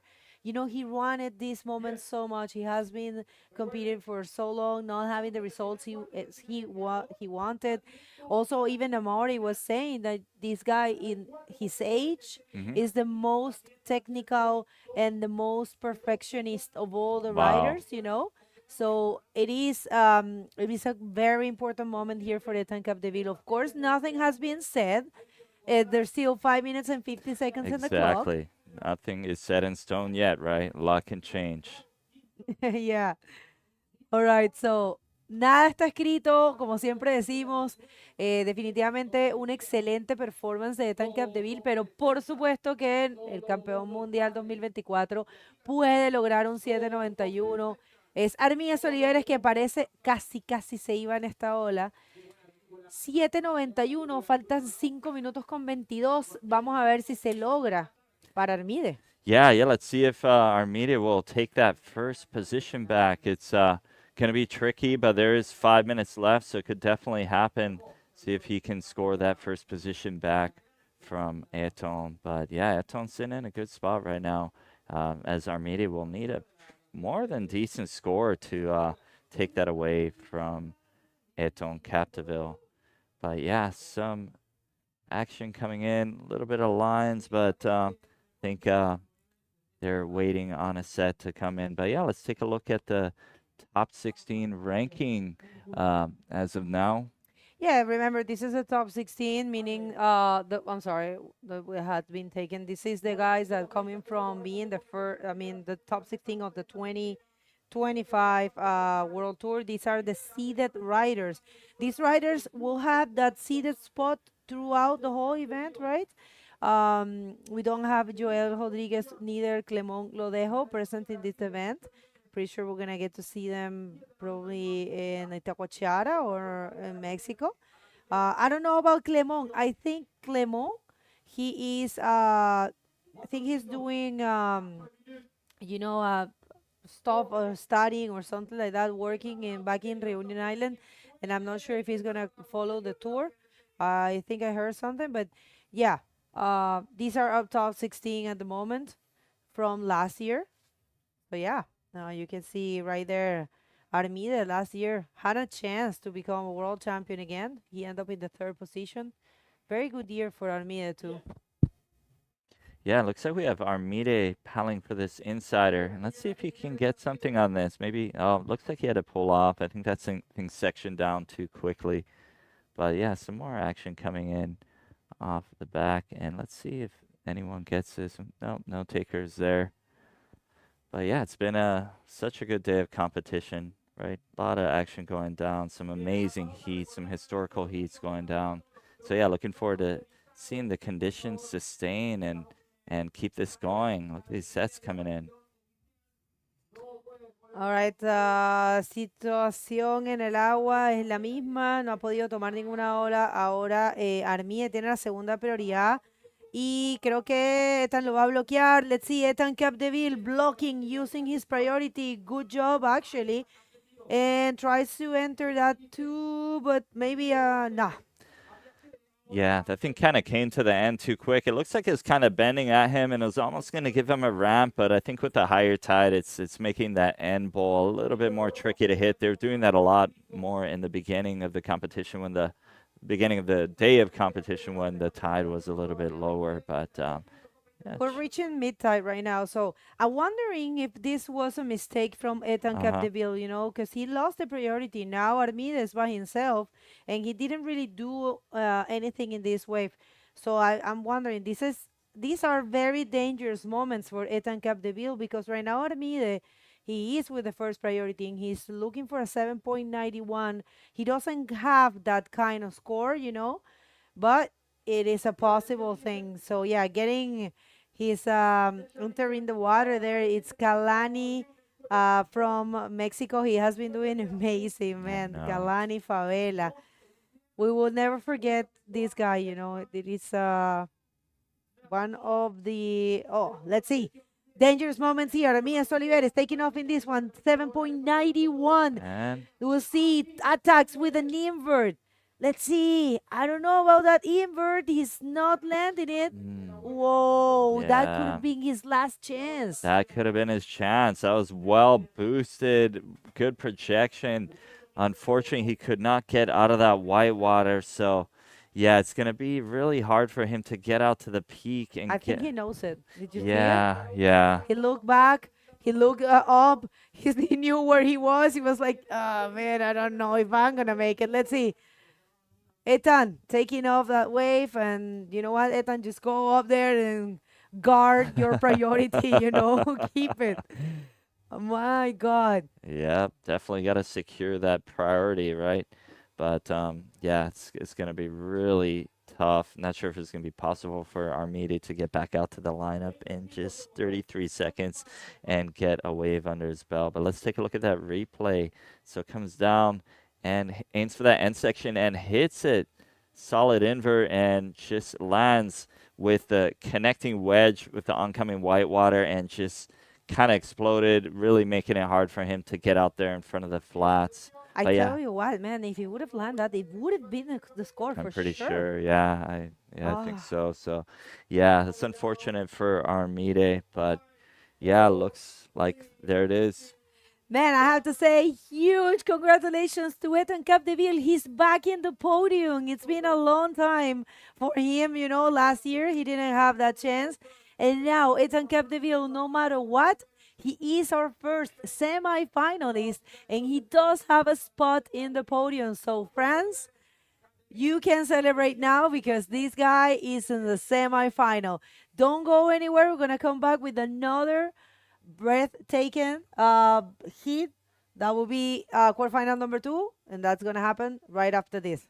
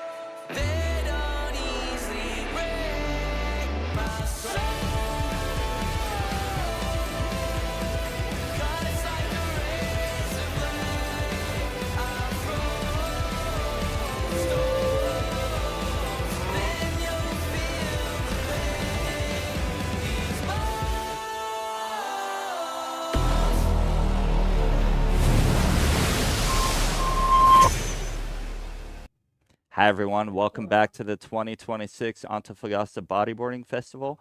We're going to get into quarterfinal number 2. So let's hit the water.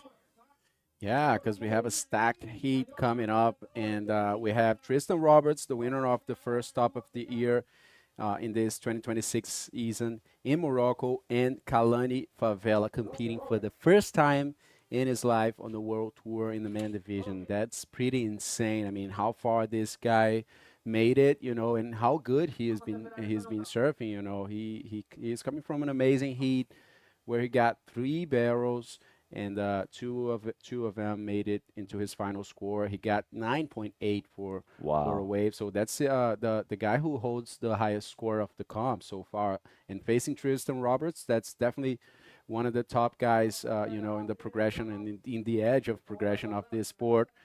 It'll be an interesting heat for sure. I think so, definitely. And it's really impressive to see a young gun like Khalani Favela coming out of Mexico, never having competed on a world tour before and coming so far, and especially given that he's come from sandbars. So it looks like we have a replay here.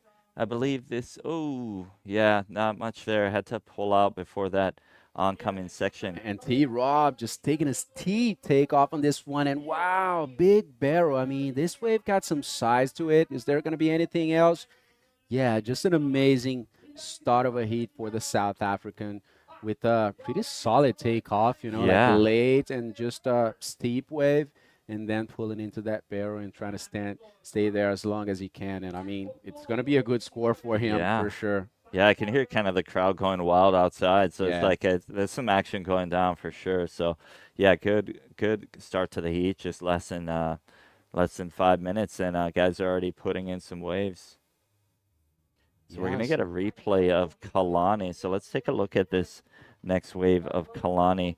So he's taking off and kind of going for that end section and hoping for something, but yeah, ARS out of that heavy section. That's pretty technical. That's hard to pull off. I mean, it's hard enough to pull a roll off a section like that, but yeah, he pulled it off, got out into the flat, just letting the crowd, letting the judges know that he did complete that. So yeah, super amped to see this young gun out there competing against the big dogs, right? So yeah, coming out of Mexico, surfing warm water, sandbars, and then here just adapting so well to this cold water environment, which has consequences. If you hit bottom, it's not going to be sand, right? So I believe Sheen was telling me the other day he had hit bottom once. He's okay, you know, but it's just he's not used to this, but he's doing so good, adapting so well, right? Yeah, and you know that wave really shows how determined he is, you know, at the comp at this moment, facing such strong guys. And yeah, as you said, you know, it's hard to pull out a roll out of that section, you know, under the lip, and he managed to go for the ARS. So definitely not holding back, just risking it, and he was able to pull it off. So we're still waiting on those scores. We have some solid waves coming up, and yeah, you guys can see it popping up on the leaderboard. 8 points for T-Rob on that first barrel. I mean, that wave was one of the biggest I've seen in quite a while in the comp, right? It has some size to it. Yeah, I mean, the bigger ones, people haven't really been going for because they haven't really been hitting the reef very well. But, you know, I think with this upcoming tide, it's making it a lot more feasible. So Tristan Roberts took good advantage of that and got a good 8 on the scoreboard, with Khalani also getting a solid score of a 7. So it's quite tied up right now, right? Not too far off. Yeah, definitely not. They say they have the same one as their second best wave so far, and 8 and a 7, pretty close stuff over here. And we have 30-minute heats for the quarterfinals, guys. As you're just seeing right now, we crossed that 25-minute mark, and conditions still maintaining over here, guys. That's so impressive and so good. Looks like T-Rob getting in position. There he comes, looking at that left. It's not a set wave, but he goes up, hits the backflip, and wow, how quickly and cleanly he turned around that thing and just completing it. I mean, so consistent on those backflips. Tristan Roberts, definitely one of his strongest moves, you know, but he's that guy that always impresses us, right? He does. He's always bringing something new into the heat. He's always, you know, raising the stakes. And, yeah, very strong, solid heat for Tristan Roberts already at this point. So I believe that from here, after getting this score, he'll start to, you know, bring some crazy stuff as we wanted to see. Yeah, and it goes to show that he adapts very well to this wave. A lot of people might have been wondering, but let's take a look at that replay of Tristan just scooping into that barrel, kind of frothy, but there's some power in that thing. Comes out clean, and yeah, good score on the board for Tristan. But yeah, just yeah, that was the 8-point ride, and that's the last one for Tristan Roberts. It was, I believe, a 7. He goes up. Check this out. Plenty in the flats. And as we saw from the drone view, just turning around pretty quickly, completing it cleanly. So, yeah, 7.9 it's what he got, actually. Wow. So, Khalani now looks for an excellent score at 8.91. He holds the priority number 1, and he's just sitting out there, probably planning to do something insane as we have been seeing. I mean, it's so good to have a competition in these types of conditions, right? No, everything aligns, the potential is there, and we have the best guys out there. Yes. Can't get much better than that. Yeah, everything's aligning. Like you were saying earlier, the stars have aligned, right? Everything's come together. The conditions are right. The best riders are out there putting on a show. It's falling on the weekend. I mean, just everything's aligning perfectly. So really, really stoked to see these guys out here pushing it and getting some good scores on the board, getting some 10s in, some 9s, some 9.8s, like it's such an entertaining competition. And is Khalani going to come on this one? He's paddling, taking a look, turns around. Looks like it's going to be a beautiful one. He takes off inside that barrel, hits that shockwave. Is he going to make it? And he does. Wow, what a beautiful barrel for the Mexican. 8.91 is what he's looking for. Is he going to make it? I mean, the drone view is always deceiving, right? So, yeah, we'll have to check that replay and, of course, wait on the judges to see what happens. Yeah, I'm thinking that guy has really good shockwave control because he is super deep in there and he, disappeared in the foam ball. And, a lot of guys might not have come out of that. But, yeah, he handled it and then he popped out of the foam ball. So, yeah, good performance by Khalani. I'm curious to see that replay. Let's take a look at it. So yeah, he's taking off on this one. So I think this was one from earlier that ARS that he pulled off. But yeah, curious to see the replay of his last barrel. But yeah, let's take a look at it. Yeah, that was the last one, I believe. So yeah, just stalling into that takeoff part, and he comes out. It was a fast barrel. It wasn't too long, but definitely was a solid wave for him. I mean, it's got to be a decent score. It's got to be a good score for Khalani Favela. And now with 21 minutes remaining, we have, I think, Tristan Roberts out there in the outside zone, if I'm not wrong. And, yeah, just nonstop action. Oh, my God. Nonstop. So good. Yeah, nonstop action, still fairly clean, But, yeah, let's take a replay of Tristan getting a little barrel and then coming to that end section. I think we missed this one as we were watching the replay of the other one. But, yeah, back towards that end section and... Oh. Does he pull it off? Does he pop out? And yes, he does. Wow. He made it. I mean, it wasn't a super clean exit on the end, but he managed to have the skills to pull that off and get out in front of the whitewater. So, yeah, great job there by Tristan. I'm curious to see what kind of score he'll get on that. Wow, He's got some travel time. Yeah, because I was he pulled it into that first section, and as he came, as the second section, set up, I was like, is he going to come out and hit it? Yeah. And then he just was pretty late, right? So he just realigned and draw that nice line inside that second section as well to come out through the doggy door. So, yeah, just trying to spend as much time as he can inside that barrel. I mean, these barrels to the left today, guys, are providing the good scores. Definitely the barrel is something that everyone wants to look for in a competition. Of course, the maneuvers are very special, but getting a barrel before and combining with a maneuver makes it even better, right? Yeah, definitely. Yeah, so looks like we have the interview, and as it's a pretty slow moment right now, looks like there's no waves incoming. We can get to hear from the winner of last heat with Bago down at the beach. So on to you, Bago.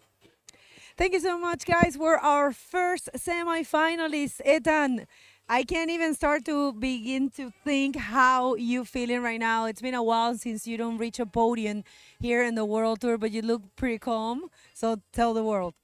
Yeah, really happy to make the hit against Armide. He is one of my biggest rivals because we have the same age. He's already world champ. He's super, super good in competition. And yeah, really happy to make that one. He won a lot of hits, and I took that one. So yeah, super happy, and now really focus on the semi. Who do you would like to have, Khalani or Tristan? I don't know. I don't want to say someone. Let's see who perform better, and I will do my best on the semi-final. You want to say some words for someone back home? Yes, merci à tous mes sponsors. Gros big up à la Sud avec Cume. Gros bisous à Lola. Allez, on lâche pas. Youh! Well, congratulations. Best of luck for the semifinals. Back to you guys. Thank you, Bago. What a crazy heat, right? What a tough heat between Armide and Etan Capdeville. Definitely one of the most technical guys, and definitely these guys will be. They're just starting to write their stories into the World Tour. There's so much more to come from these two legends, and yeah, very promising athletes. Yeah, looks like the scores have been updated, and Khalani scored a 7.4 on that barrel. So yeah, brought him up a little bit higher, a little bit closer to Tristan, just now needing an 8.51. Had he not got that, he might have been in combo land. So a little bit closer. Tristan sitting in first place with 15.9 total score of an 8 and a 7.9. So yeah, still a good amount of time left in the heat. Good 17 and a half minutes to go. It's crazy how high the level gets, right, when we're at this point in the competition. I mean, having a 7.4 and a 7 can be an amazing and exceptional score, in many other heats, but at this point, with these points, Khalani still needs an excellent score, an 8.51, so yeah, I mean, the level is so high, you can't really commit many mistakes over here on this heats, guys, and you really have to go big. You have to get closer, as close as you can to perfection, right? Because yeah, the stakes are too high.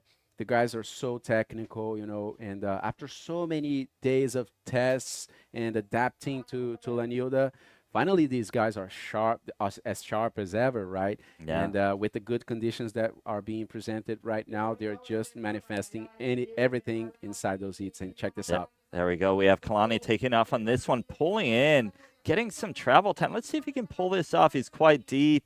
Yeah, unfortunately, that would have been a really hard barrel to come out of it. This, you can notice there's a little bit of bumps in it too, so really tricky to navigate through that. But good effort regardless by Khalani. Good scoop into that barrel.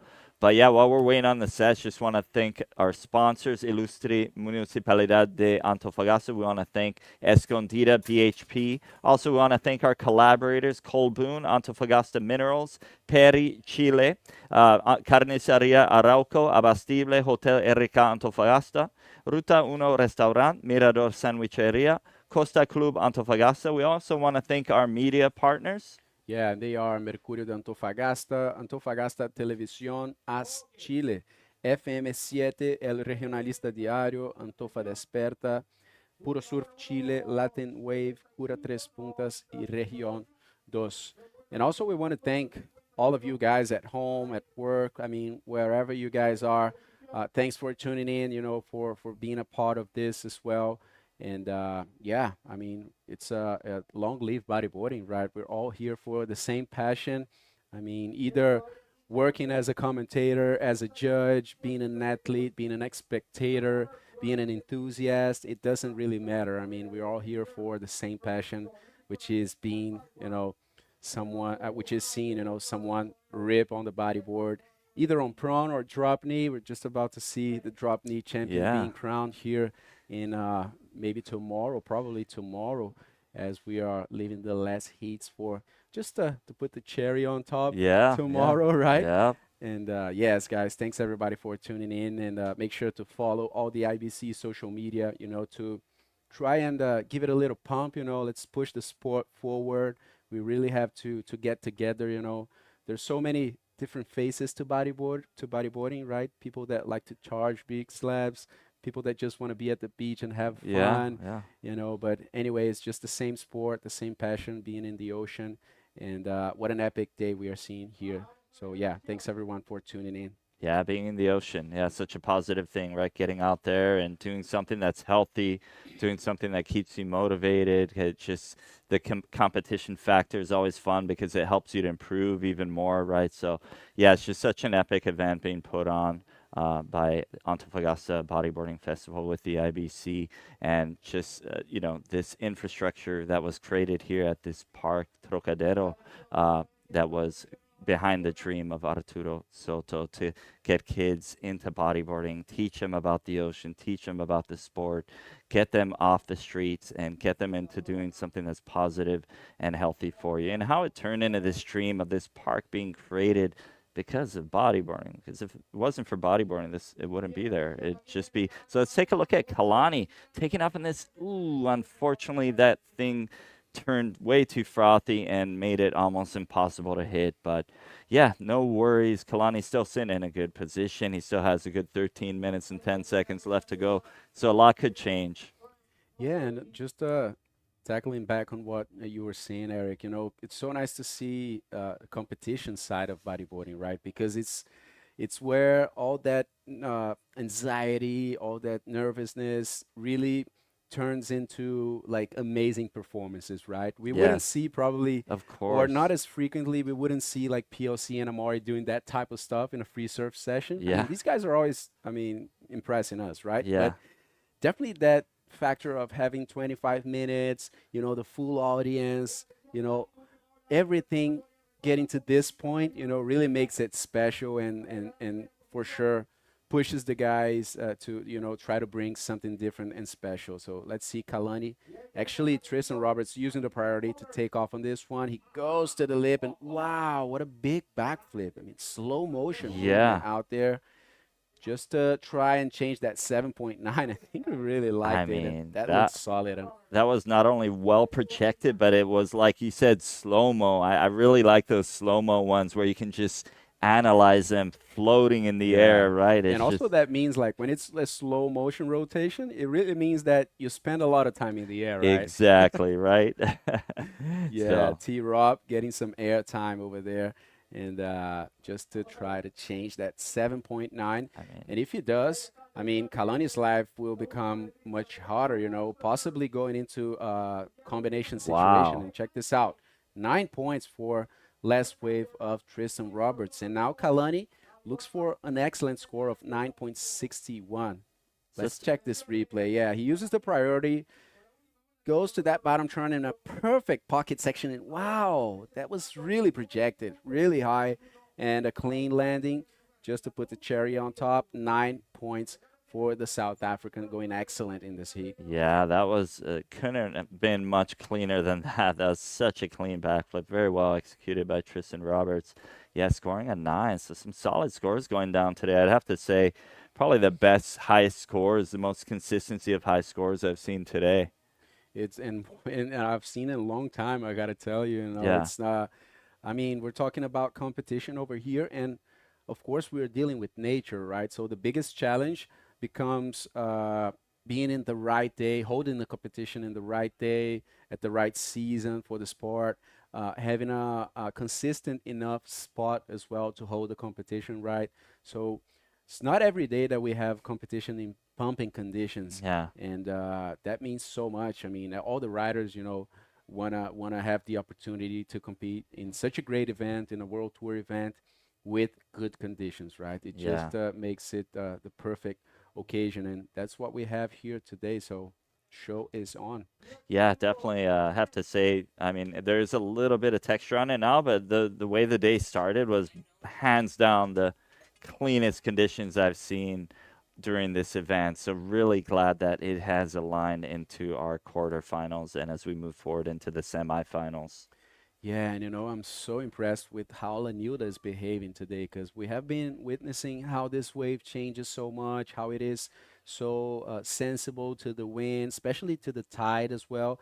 And we have been seeing that the stars have aligned, and we can take it literally, actually, right? Because when we got here to Antofagasta, we had a full moon. Yes, we did. And then the tide was varying just too much. And we had a high tide in the middle of the morning. So that didn't really help at all. But now with the moon, adjusting and the tides adjusting, we have this opportunity of having such a long day of competition. We didn't even need to have a break as we did in the previous days. Yes. So definitely the stars aligned, right? Yeah, they did. They did.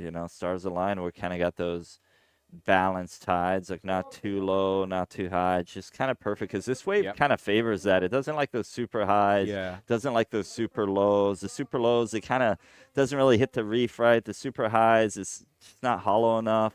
So yeah, couldn't really ask for much better conditions. You know, obviously as we go further into the day, the land heats up, the onshore breeze will increase little by little. But, you know, as of now, it's not really bothering it too much. I mean, we still see a lot of stuff going down, barrels, ramps. You know, Tristan just pulled that perfect backflip. So, yeah, it's still rippable. Yeah, definitely still pretty good. I mean, doesn't mean that it's easy out there, but yeah. Let's check this one more time. Yeah, let's take a look at this replay of Tristan. Bottom turning coming up. Perfect executed backflip. Comes out into the flats. Good job there by Tristan Roberts. Yeah, that was definitely impressive. I mean, just T-Rob type of stuff, right? Getting that bit more projection than probably most of the people would do. And check this out. He's going right now, trying to get something bigger than an 8. And wow, oh my God, just bringing up another backflip on that wave. We could see it from that drone view, but it looks pretty solid as well. Is he going to be able to increase that 8-point ride? I'm thinking, I mean, from the view of that drone view, it tends to be a little deceiving, but I'm thinking that was a pretty big backflip. Like we're up looking down on it, and he floated for a while before hitting the flat. So I'm thinking, yeah, it'll be close at least, you know. But let's take a look at that replay. Yeah, so I haven't seen a right-hander in a while, but T-Rob managing to pull it off, and check this out, a big backflip as well. Definitely bringing that gold to this heat. And will it be enough for him to change that 8-point ride that is his current second best score with 7 minutes remaining? I mean, pressure starting to kick in for Khalani Favela. I mean, we were wondering here if we could have the opportunity of seeing the first Mexican on a podium at the IBC events since 2022. And for now, it's not looking too probable for Khalani anymore, you know, because Tristan Roberts just got 8.5 on that backflip. And that made a whole lot of difference for Khalani because he was looking for a very big score, 9 point something. But now he entered a very tough situation. That's called combo land, right? Yes, combo territory, right? That's going to be really tricky. But let's see. It looks like he was almost going for that insider, but I think he's trying to be very wise and be very selective and choose the right wave because he needs 2 solid scores. Yeah, they can't wait too much and freeze out there because that can be psychologically tough, you know, to deal with that type of stuff. So definitely Khalani needs to put himself in movement. You know, he has the priority. Tristan just showed on his last wave, that even under the priority, there are waves with potential on the inside, right? Even rides that we are not seeing very commonly. So Khalani can't wait too much, and especially now that he needs a combination, has to take into account that he will be having to go back to the outside. I think Tristan is looking for a priority right there. But yeah, the judges will be analyzing that situation if he had a priority and change it. But for now, it looks like it's Khalani Favela with the priority number 1 with 5 minutes and 20 seconds to go on the heat. Yeah, just coming down to the last 5 minutes of the heat, right? So, yeah, it's getting a little bit tense for Khalani. Is he going to get those 2 waves that he needs to take out Tristan? It's going to be tough. But, you know, we've seen it before, right? It's not, nothing's concrete at the moment. So, but yeah, it's going to be tough. Y bueno, para toda la gente que nos ve desde México, tenemos a Khalani Favela en esta manga. Khalani que por la primera vez en su vida está compitiendo en un evento del Tour Mundial de Bodyboard y viene haciendo increíble. Vamos a ver esa ola de Tristan Roberts. Se viene para la derecha una vez más a mejorar de un 8.5. Hace un invert muy bueno. A ver si logra completar. Y viene Khalani. Mira la ola, pero no viene. Khalani, que ahora necesita 17.51. Estaba en una situación difícil, necesitaba más que 9 puntos para lograr avanzar a las semifinales, pero la última ola de Tristan Roberts logró un 8.5 y ahora Khalani está en una situación mucho más difícil. Necesita de una combinación de 17.51, así que la probabilidad reduce mucho para Khalani para que avance a la ronda siguiente, a las semifinales. So let's take a look at that replay of Tristan kind of getting another right, sneaking it to that end section, and nice invert, kind of out of the lip, so not super projected, but good effort there, but wasn't able to get out in front of the white water. Yeah, couldn't really bring the board back under his chest, right, to try to land that move. A tough one, but yeah, nice to see. You know, I always say Tristan Roberts always brings something new, right? He always try to innovate, and I don't know about you, but I haven't seen rides being served for quite a while today, you know, and the guys are just sticking to the left-handers, and he found a lot of potential in the ride, actually, 8.5. I mean. So, yeah, I mean, the guys coming on the next heat are probably watching it. Yeah. And, I mean, it's just more possibilities for the show that we are seeing here, and you guys can see how crowded Parque Trocadero is getting today. I mean, sun came out for this amazing Saturday here. And guys, make sure to stay tuned, stick to us, follow all the IBC social media, because we will have a lot more action taking place tomorrow as well. I mean, we'll probably have all the decisions taking place tomorrow, and it's the last day of the waiting period, last day of event, and we have an expectation that the swell will drop a little bit more, as it did from yesterday. Yes. But thankfully, we'll still have good conditions over here, hopefully for a very good close off of this event, Yeah, right? good end to the event. And, you know, I think while it is going to drop, it's not going to drop much, I don't think. I mean, okay, so here we have Tristan taking off on this left, coming around that, and was kind of hoping to hit a section. Is he going to get something on that? No, it just kind of faded into nothing. Yeah, 2 minutes remaining right now. Possibilities just vanishing from Khalani's view. That light at the end of the tunnel is just becoming, I mean, further and further, getting further and further away from him. But anyway, we have to congratulate this guy. You know, he holds the biggest score of the event, 9.8. He came all the way from the first round, you know, and getting through so many heats already, you know, like 6 heats, if I'm not wrong. I mean, I'm so stoked for him, for Khalani to get so high up and get to the semifinals. It took a lot of work to get up there, you know. And his first event ever. I know, that's such an achievement for him, right? Definitely going to pump this guy's confidence, you know, and, you know, just so he can notice, you know, how far he can really go. And hopefully he gets the backup he needs, you know, to keep going to the events, to go to Itacoatiara, to go to Pascuales will be his home, right? And check this out. Khalani with 1 minute remaining goes to the pocket, does that ARS with the tough landing, and he pulls it off. This guy's a legend. Wow, that was great. That took a lot of skill to pull that off. Great performance there by Khalani, you know. It was kind of like out of the lip, super heavy landing, and you almost thought for a second he wasn't going to come out of it, and he did. Yeah, So- and you know, I think that comes from those big beach breaks that he used too. I You know, just pulling off these big moves with a lot of water moving. Let's see this replay.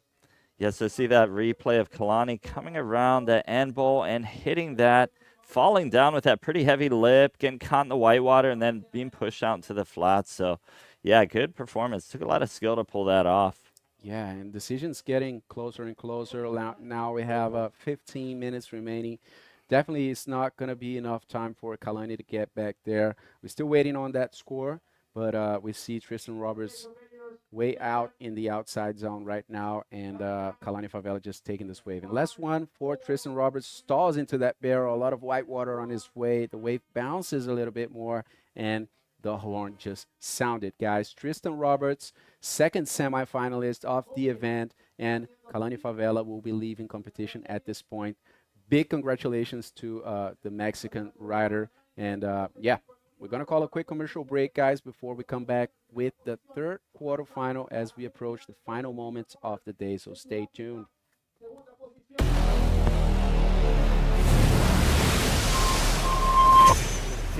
Este sector junto al campeonato mundial es el Ruta 1.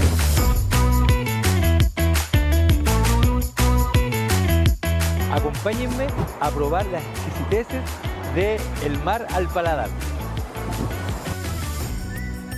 Un emprendimiento familiar que comienza con la historia de Juan Carlos, el pescador, que luego pone una empresa de marisco y posteriormente este exquisito restaurante.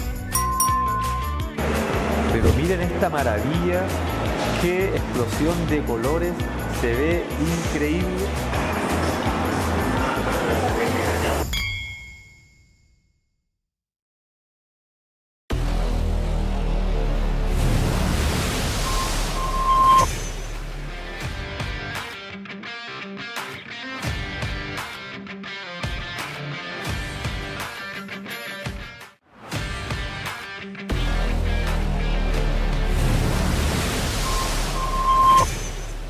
Disfrutan del deporte, donde nuestro compromiso promueve el desarrollo de nuevos talentos y los espacios públicos se transforman en lugares de encuentro. Nuestro futuro es con más deportistas. Es con todos. Es con todos. Es con todos. Es con todos. Conoce más sobre cómo imaginamos nuestro futuro con todos en bhp.com. Nuestro futuro es con la región de Antofagasta.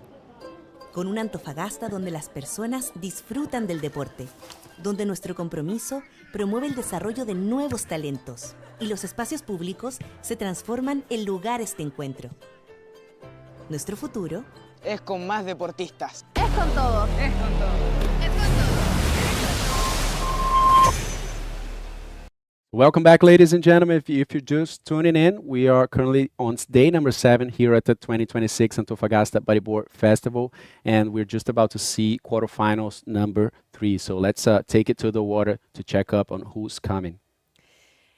And quarterfinal number 3, Moises Silva in yellow and Eder Luciano in red. Let's see, you know, this is the same final for the Pan Americans, and Moises Silva starting really fast in this one. Here goes, big backflip for the Chilean.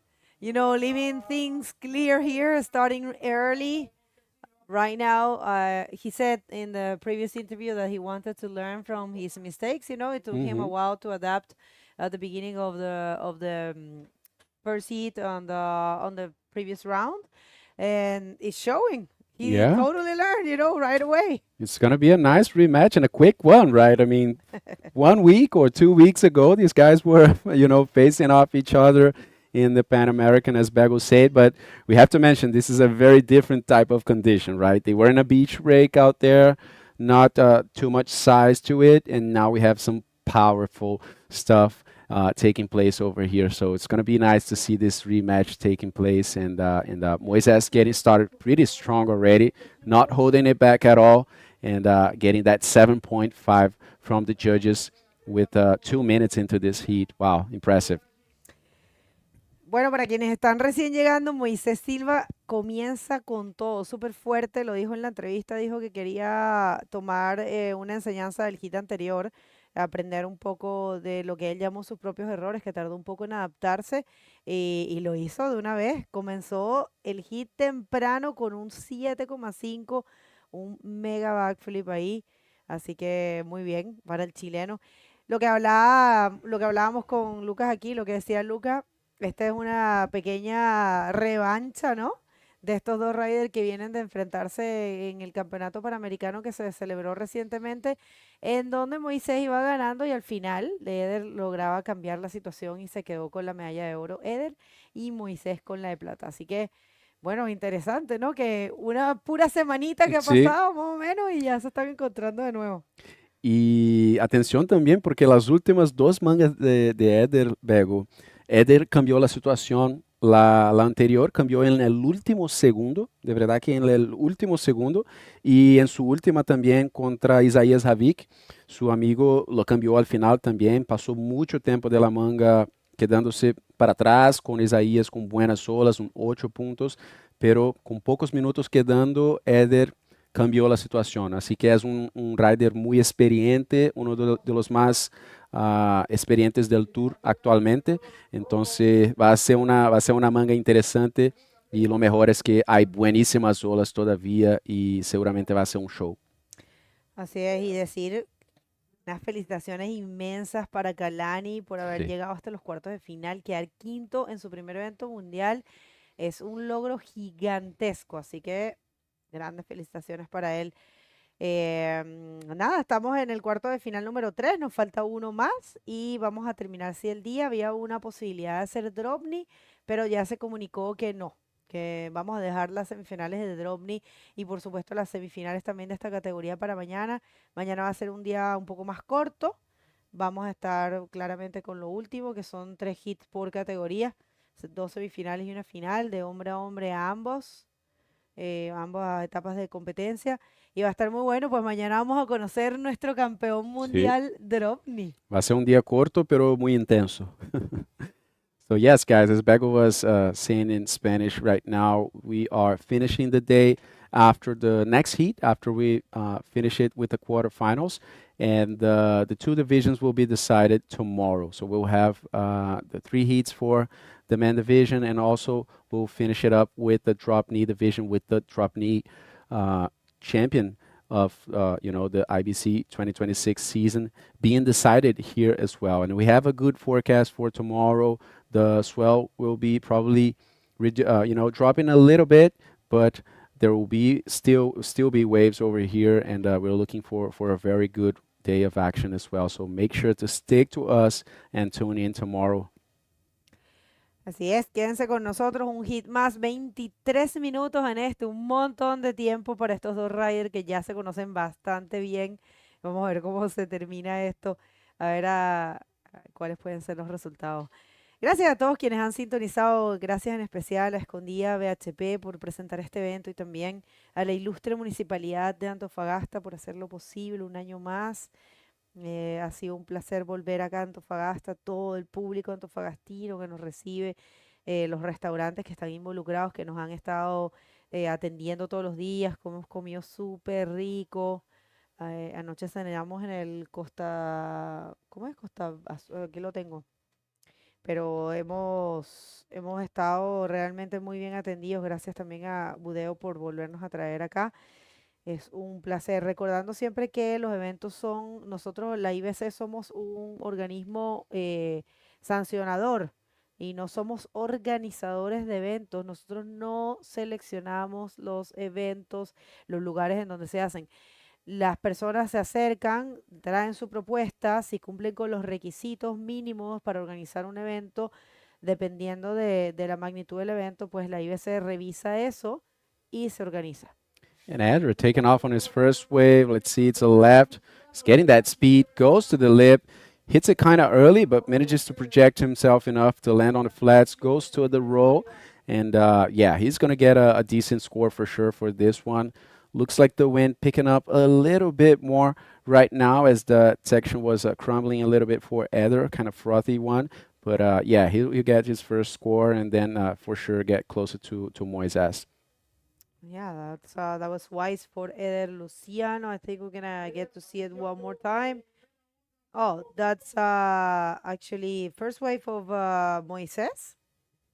That's the one that puts him in the first position. And first wave of Eder Luciano. Very nice looking one, and he went for the roll there.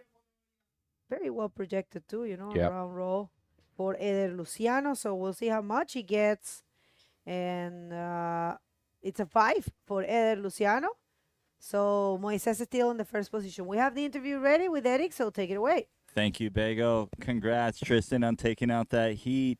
So, from my understanding, you've won 2018 and 2023 of the Antofagasta Bodyboarding Festival. How are you feeling about this one? Yeah, it's pretty wild. Like, this is a whole new wave, and I'd come here without even surfing here before.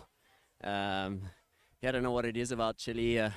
Somehow seem to connect real good here with maybe all the power in the ocean. And yeah, just really happy with that one. That was like the high pressure heat for me for the world title this year. To make 2 consecutive podiums is kind of what my goal was to coming in here. And now it's kind of just, kind of relax and go for it and see if I can make 2 finals in a row. But just super happy, man. So stoked. Great achievement there, Tristan. And I noticed you were kind of aiming for those rights on the inside. We haven't seen much rights go down. Were you like feeling comfortable, being quite ahead there? Was that the reason you were taking off on those rights? You seem to get quite innovative. Yeah, I kind of feel like the last few days that I've been surfing here, when the tide gets higher, the left goes a bit fat and the right starts to stand up more. And I saw 1 or 2 before my heat, and I was definitely going to test them. So yeah, stoked I got that one, that somehow managed to time it well and get me that score. And I think there should be more rights coming through now in the next few heats when the tide falls up. Well done, Tristan. Any shout outs for the friends and family? Just everyone back home. Sorry for the lack of communication today. I've just been in the zone and so fired up watching this comp, watching that heat with Pierre and Amari was so special. You know, it's insane when two guys like that can meet up in such good waves and just put on a show. And I really feel like bodyboarding won today with all the guys just performing and, you know, showing what Nilda's capable of doing. And yeah, it was just so sick, man. So stoked to be a part of it. Just really happy to be here. And thanks to my sponsors, my friends, my family, everyone at home. Really appreciate you. Awesome, Tristan. Back to you guys. Well, amazing words there for Tristan Roberts. Bodyboarding won today. Love it. Yeah, that's true. That's true. I think that's a good statement. And as he said, you know, like Nilda just presented itself in the best way possible, you know, with the perfect conditions, lasting as well throughout the whole day. So we could have 2 rounds. I mean, it's going to be 12 heats. And I could easily say that every single one of those heats were, I mean, a spectacle. And yeah, such great level, you know, such great conditions as well. And no better way to close this event. You know, it's almost there. It's not closing it. But I mean, after 6 days, you know, get this type of setup here. And it's just what everyone was looking for. So we're very thankful. And definitely Bodyboard won today. All right, everyone. So 18 minutes and 17 seconds to go. And yeah, a lot of time still for these riders. Yeah, a bit of a slow heat right now, right, Bego? And finally seeing the, you know, the pace slow down a little bit more. But yeah, I'm pretty sure that whenever these guys take off in anything, they'll come up with big scores as well. Moises started the heat pretty strong, actually, but we're seeing a bit of a slow moment right now. Eder has priority number 2, so let's see if he'll try to get something under the priority. It looks like both of them are paddling, but looks like Moises is pretty determined to go on this wave. Yeah, they didn't go. He couldn't go, but I believe the priority will be changed right now, and there's also a line coming up. Looks like Moises getting in position right now under the priority, and he takes off on this left, gets a lot of speed, and then section just fades out and don't really present to himself. So yeah, not a relevant wave for the young Chilean coming from Arica.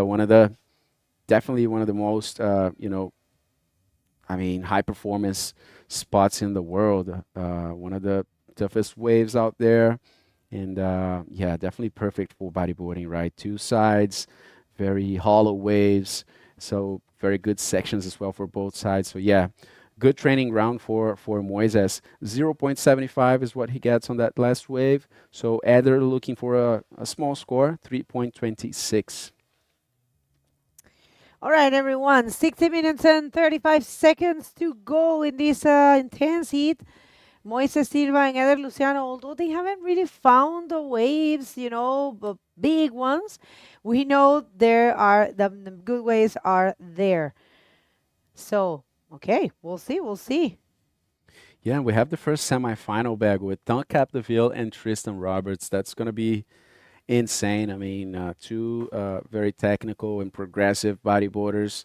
And we'll find out the second semifinal after the next heat. We have Moises and Eder on this one, and the next heat will be a French battle. We have Amaury Laverne and Jan Salon facing each other on the next one. And nice to see Jan Salon, you know, getting the furthest that he ever got in a competition. You know, he said that he was never able to get to a quarterfinal. And finally getting this far over here, especially taking into account that he finished 9th in Morocco. So a very good looking year for Jan Salon as well, starting with 2 good scores for him on the World Tour. And hey, people, I gotta stand corrected. I actually thought myself that we were going to be stopping on the quarterfinal number 4, but they are still assessing if we will continue with the semifinals, okay? Mi error, disculpen, gente, yo entendí mal. Un segundo, vamos a ver esta ola de Moises Silva, una ola que se ve muy buena. Va por un buen rolo Moises Silva en una súper buena sección. Así que va a deshacerse de ese 0.75 y va a conseguir un mucho mejor score que va a ponerle la vida un poco más complicada a Eder. Y repitiendo en español, disculpen, yo había dado un poco por sentado que íbamos a hacer hasta cuartos de finales, pero todavía se está analizando la situación, todavía hay probabilidad de que avancemos con las semifinales de MEM, ¿vale? Porque tenemos buenas condiciones en realidad y claro, el staff técnico está todavía analizando, ¿no? Entonces yo creo que está muy bien, ¿no? Yeah, so just giving the updates. After this wave of Eder takes off, the wave sets up a ramp. He goes for a rose. There's going to be anything else for the Brazilian. And he goes up again. Yeah, 2 rolls on this wave for Eder. Second one wasn't too strong, not a very thick lip section, but Eder manages to combine 2 relevant maneuvers on this wave. And I believe that can be easily his best score so far. But he'll fall behind a bit more because Moises is coming up with his second best wave, and that was it. So nice takeoff. The wave became very hollow over there. And check this pocket section. Nice El Rolo, very well executed. A lot of power in that movement, and he just completed it very cleanly as well. So good score for the Chilean. And a replay here, I think this happened while we were watching the replay. And yeah, roll there for Eder. Also very good roll. One more right there, double rolling for Eder Luciano. We don't see a lot of double maneuvers in a wave, right? Here, it's more of a, we have seen some barrels coming out with a maneuver, not too many, you know, especially today we have a couple. Yeah, I mean, today was perfect, right? But it's more of a one-punch wave, right?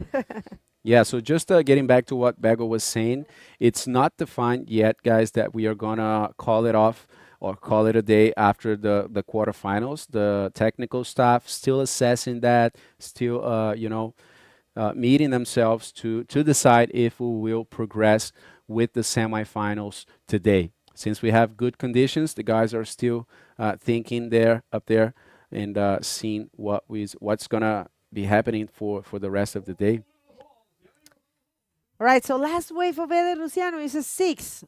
Last wave of Moises Silva is a 7.5. So, yeah, situation in the water. Eder Luciano still looking for an 8.51 to be first, to continue in competition, to have a spot in the podium. You know, it has to be so hard. You know, you have your hand almost reaching the podium, but it's so far away, you know. So close and so far. Yeah, it's got to be so hard. Ahí ya Moises Silva con un piecito en el podio una vez más en este evento que significa tanto para él. Y mira, Jan Salón concentrándose porque se le viene el hit de su vida. Probablemente se va a enfrentar contra Mauri Laverne en ese cuarto de final, el último cuarto de final en el que vamos a tener una invitada especial desde Colbún, ¿vale? Va a estar Salomé aquí con nosotros. Va a estar acompañándonos y la verdad que felices de recibirla para poder conversar un poquito de una empresa que ya tiene un par de años apoyando este evento y que es clave, ¿no? Para poder desarrollar este evento. Así que este hit cuarto de final número 4, que repito, no sabemos si va a ser el último, se están todavía analizando las condiciones, probablemente avancemos un poco más porque de verdad está bonita el día, está bonita la condición.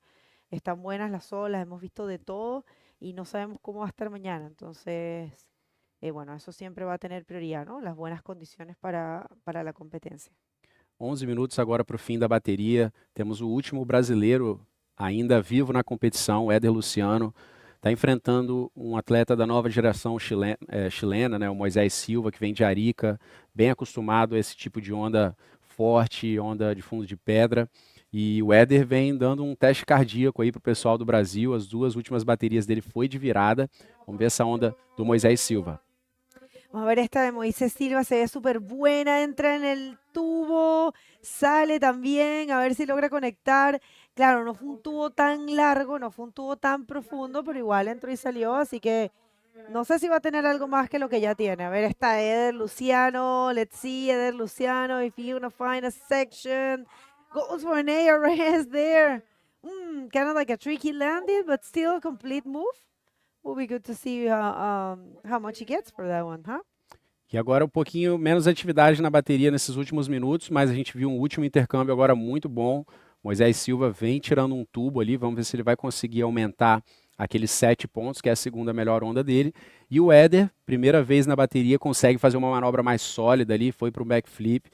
Acredito que vai trocar esses 5 pontos. Acabou entrando um pouquinho de borda ali na hora de completar a manobra, mas vamos dar uma olhada. Let's see this one for Moises Silva. The wave just sets up pretty heavy for him. He scoops into that section, not too deep on it, but manages to come out with that white water as well. Vamos a ver, viene seguro otra repetición. Yeah, and that's Eder Luciano. Takes off his first solid wave of the heat, hitting that pocket section, chooses that backflip, and then, yeah, just getting the rail not in place over there, but manages to complete the maneuver. So let's see how the situation will be in the heat after this exchange. Eder changes that 5 for a 5.5, and I'm not sure if Moises' wave already came out. So yeah, still 8 minutes and 50 on the heat, and Moises now with the priority number 1 back in the outside. All right, everyone, great moments here for Chile. Moises Silva with the step. More, very close to get himself into the podium once again. He won here in the last edition back in 24. Really wants to have that win again. How cool that could be. He winning the next edition after coming from being the defending champion of the event. That is definitely going to be amazing to watch. But yeah, first, Eder Luciano, super dangerous. How dangerous have been Eder in this competition, changing. And also, in the last encounter that they had, that matchup in the final for the Pan Americans, actually Moises was winning and Eder changed the situation in the dying seconds. So that's, I say, it's lethal. Yeah. So the last wave for Moises was a 4.5 that left barrel. It didn't make it into his final score. He's still with the 7 as his second best score. And Eder was able to increase a little bit that 5, increased it by half a point. So now he's looking for 8.51. And Eder is like a guy that's been competing in the World Tour forever right now. So mature, so experienced. And he's a natural competitor, right? This guy is always focusing on the competition, and has actually improved. I mean, it's impressive to see after so many years, how this guy is still improving. And I would say that, surfing bigger waves, it wasn't his really biggest strength in the past, but Eder really polished himself a lot, and started to work out this type of waves as well on the competition, on the free surf. And now you can see the guy getting good results at front on, at big conditions here in Chile as well. So yeah, gotta give, and give the props to Eder for still being there, and showing how longevity, how long can be a career of a bodyboarder and still progressing so much. Definitely longevity is a point for Eder. For sure. All right, so a lot of people here. We are gonna have a special guest coming up, Salome Cordova from one of the sponsors. She's gonna be here commentating that next heat, which is quarterfinal number 4. And we're going to get the communication if we will be doing semifinal number 1 and 2 of the men division. DropKnee has been dismissed for the day. They are not going to be competing today, but we don't know about this division. Let's see. Right here, dropping Eder. Not able to do much on that one. Yeah, situation starts to become very tough for Eder. Looking for 8.51. Losing this opportunity right now with 5 minutes and 40, taking, if you calculate the time that he'll take to get back to the outside, he won't have much time at all to respond to Moises. And also taking into account the priority things, a priority side of things, I mean, situation will definitely become much, much tougher for the Brazilian rider. And what a heat we have upcoming, huh? Amaury Laverne coming from what we can definitely call as one of the best heats in the history of bodyboarding for sure. Definitely with a good rhythm, a good momentum, and Jan Salon as well, a very strong rider. Wow, esos momentos son tan importantes, tan especiales, ¿no? Para concentrarse antes de entrar, tantas cosas que deben estar pasando por la cabeza de, Sí. sobre todo de Jan, ¿no? Sí. Pensar que sabe tan letal que es a Mauri con sus maniobras gigantes, su tubazo, su capacidad de competir tan bien, y él también lo está haciendo súper bien, pero tanto enfoque, ¿no? Y concentración que se necesita. A Mauri es definitivamente un rider que pone miedo a los otros, ¿no? Claro. Porque se sabe que es un rider muy estratégico, que está siempre muy bien físicamente, en todos los tipos de condiciones, que realmente trabaja mucho para mejorarse, ¿no? Y entonces ir en una manga contra Mauri certamente pone miedo, pone miedo. Está la entrada del canal de... Sí, completamente de acuerdo con lo que estás diciendo. Pero mira, la entrada al canal acá, que la verdad entrar es muchísimo más fácil que salir por ese canal. Entrar en realidad, si esperas la calma, entras rapidito. Ahí después te tienes que abrir para que no te caiga la serie en la derecha. Pero sí. Bueno, situación en el agua continúa de la misma forma. Moises Silva está primero ganando con 14,5. Y Eder Luciano necesita un 8.51, cuartos de finales. Estamos, gente. Tenemos la primera semifinal establecida. Va a ser Ethan Capdeville contra Tristan Roberts. Probablemente pase hoy. Vamos a esperar a que nos confirmen. Y tenemos el primer... bueno, el que salga de aquí va a ser el semifinalista número 2. Y quien gane en el próximo hit va a ser el semifinalista 3 será el de acá, y el semifinalista 4 el que gane en el próximo hit. Y bueno, ahí ya tendríamos el podium listo. Sí. En DropKnee se viene de locos. Está mismo a Mauri, está Jericó. Sí. Todavía el sueño sigue vivo para Mauri, ¿no? Puede ser campeón en DropKnee y en Men's también. Así que el sueño sigue vivo para Mauri Laverne, que está persiguiendo este achievement. Este logro. Este logro, sí, en este evento, que es una cosa que venimos hablando, ¿no? Desde el principio, que Sami, que Jericó lo estaban buscando. Sami ya no está más en la competencia en el men, pero a Mauri todavía sigue con la chance de lograr las 2 victorias, ¿no? Así es, 2 minutos con 20 segundos, 2 minutes and 20 seconds to go in this quarterfinal number 3. We'll see. Right now, Moises is being super smart. I have to say, it is really remarkable when a rider takes a failure into and turn it into a positive thing, Yep. Into something into his favor, right? Because he said himself he was going to learn from the performance he had in the previous round. So definitely doing so, he put some good scores very early in the heat and kept that first position throughout the whole heat, Yeah, Bago, definitely, and especially facing a guy like Eder, you really need to have a strategy out there and be very smart with priority, with wave selection, with all the factors that play a role in the decision of the heat. You can't really miss too much, especially at this point. So far into the competition in the quarterfinals, there's no space for mistakes. Any mistake can compromise the whole thing, the whole campaign, right? We see the guys just missing a few things, missing a few waves, or not having a good wave selection, and that compromises everything. So 1 minute right now to go. Is Eder going to be able to get that 8.51? Moises just uses the priority to block him, goes on this insider, tries a backflip, completes the maneuver. He won't be the most expressive of the heat, I would say, but now Eder has a few more seconds to react.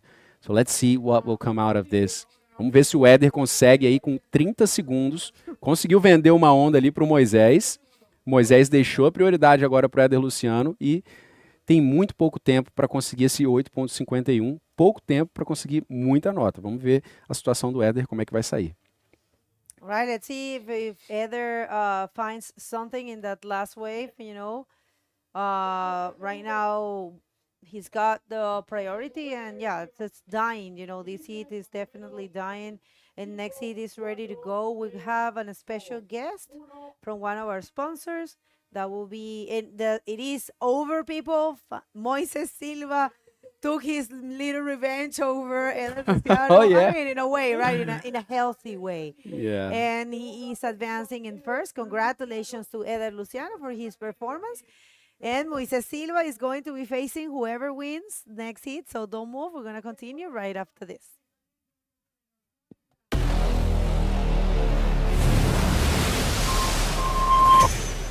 Falló más de 1000 veces antes de inventar la ampolleta. A Marie Curie le dijeron que la ciencia no era para mujeres. A Nikola Tesla nadie le reconocía sus logros. A Albert Einstein le dijeron que nunca llegaría lejos. Pero la historia nos demostró que cuando hay pasión y pones toda tu energía, los sueños se transforman en realidad.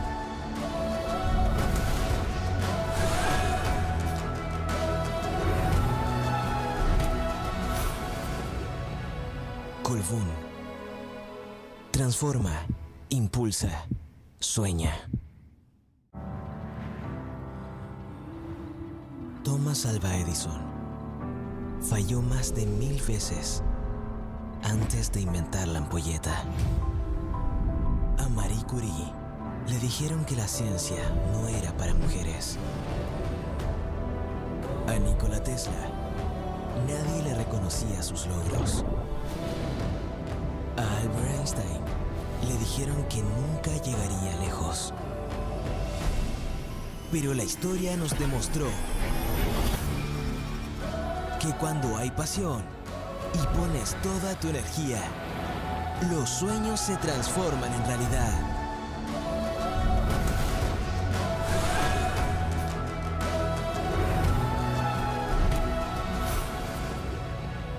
Colbún. Transforma, impulsa, sueña. Thomas Alva Edison falló más de 1000 veces antes de inventar la ampolleta. A Marie Curie le dijeron que la ciencia no era para mujeres. A Nikola Tesla nadie le reconocía sus logros.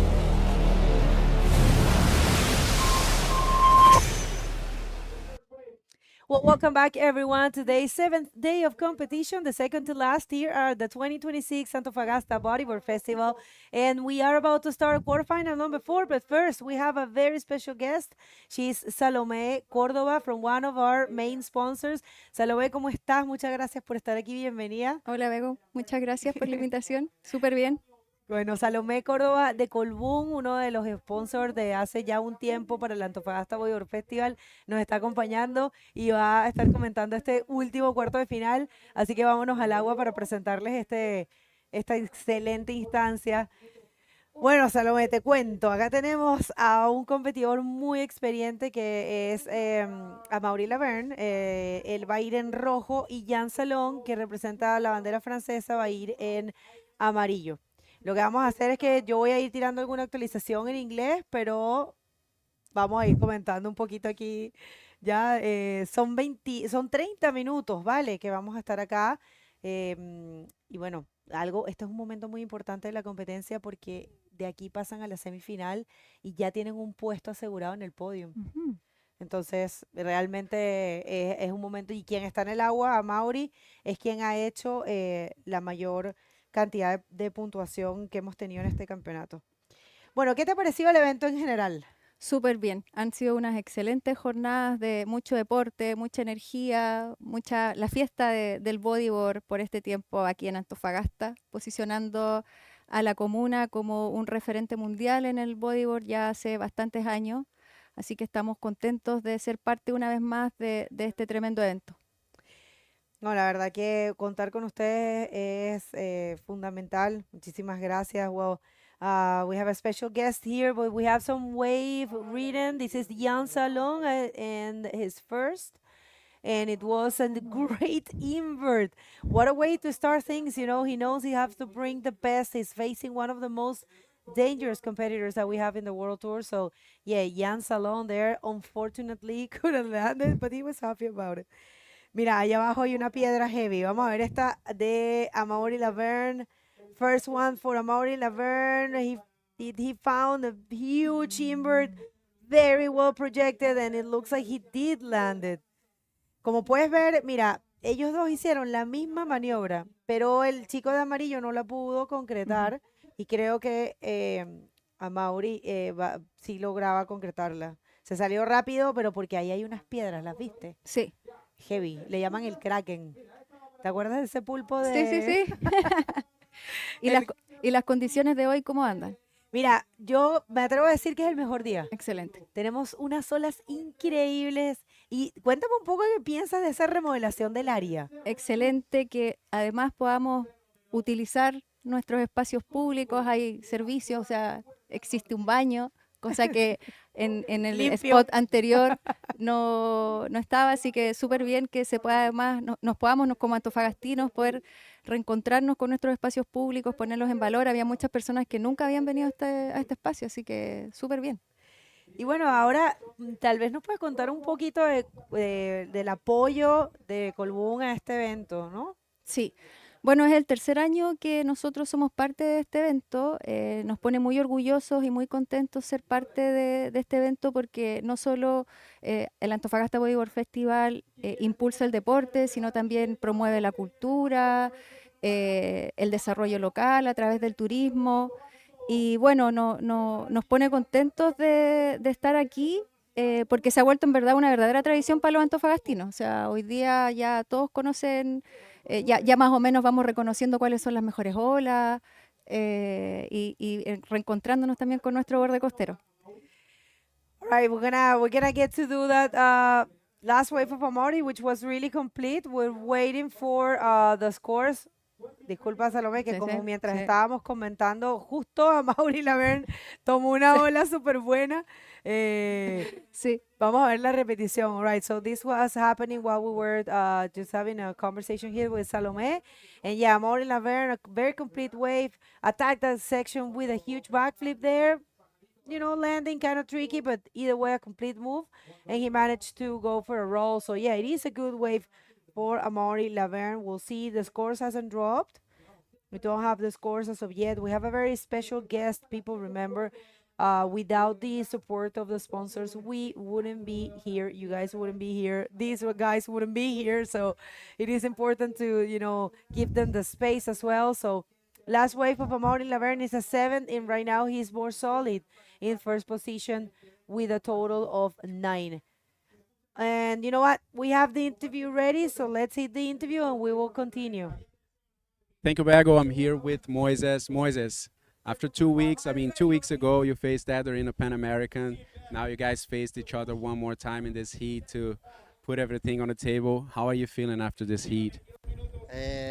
Sí, súper bien. Estuve concentrándome todos estos días, bastante antes del hit.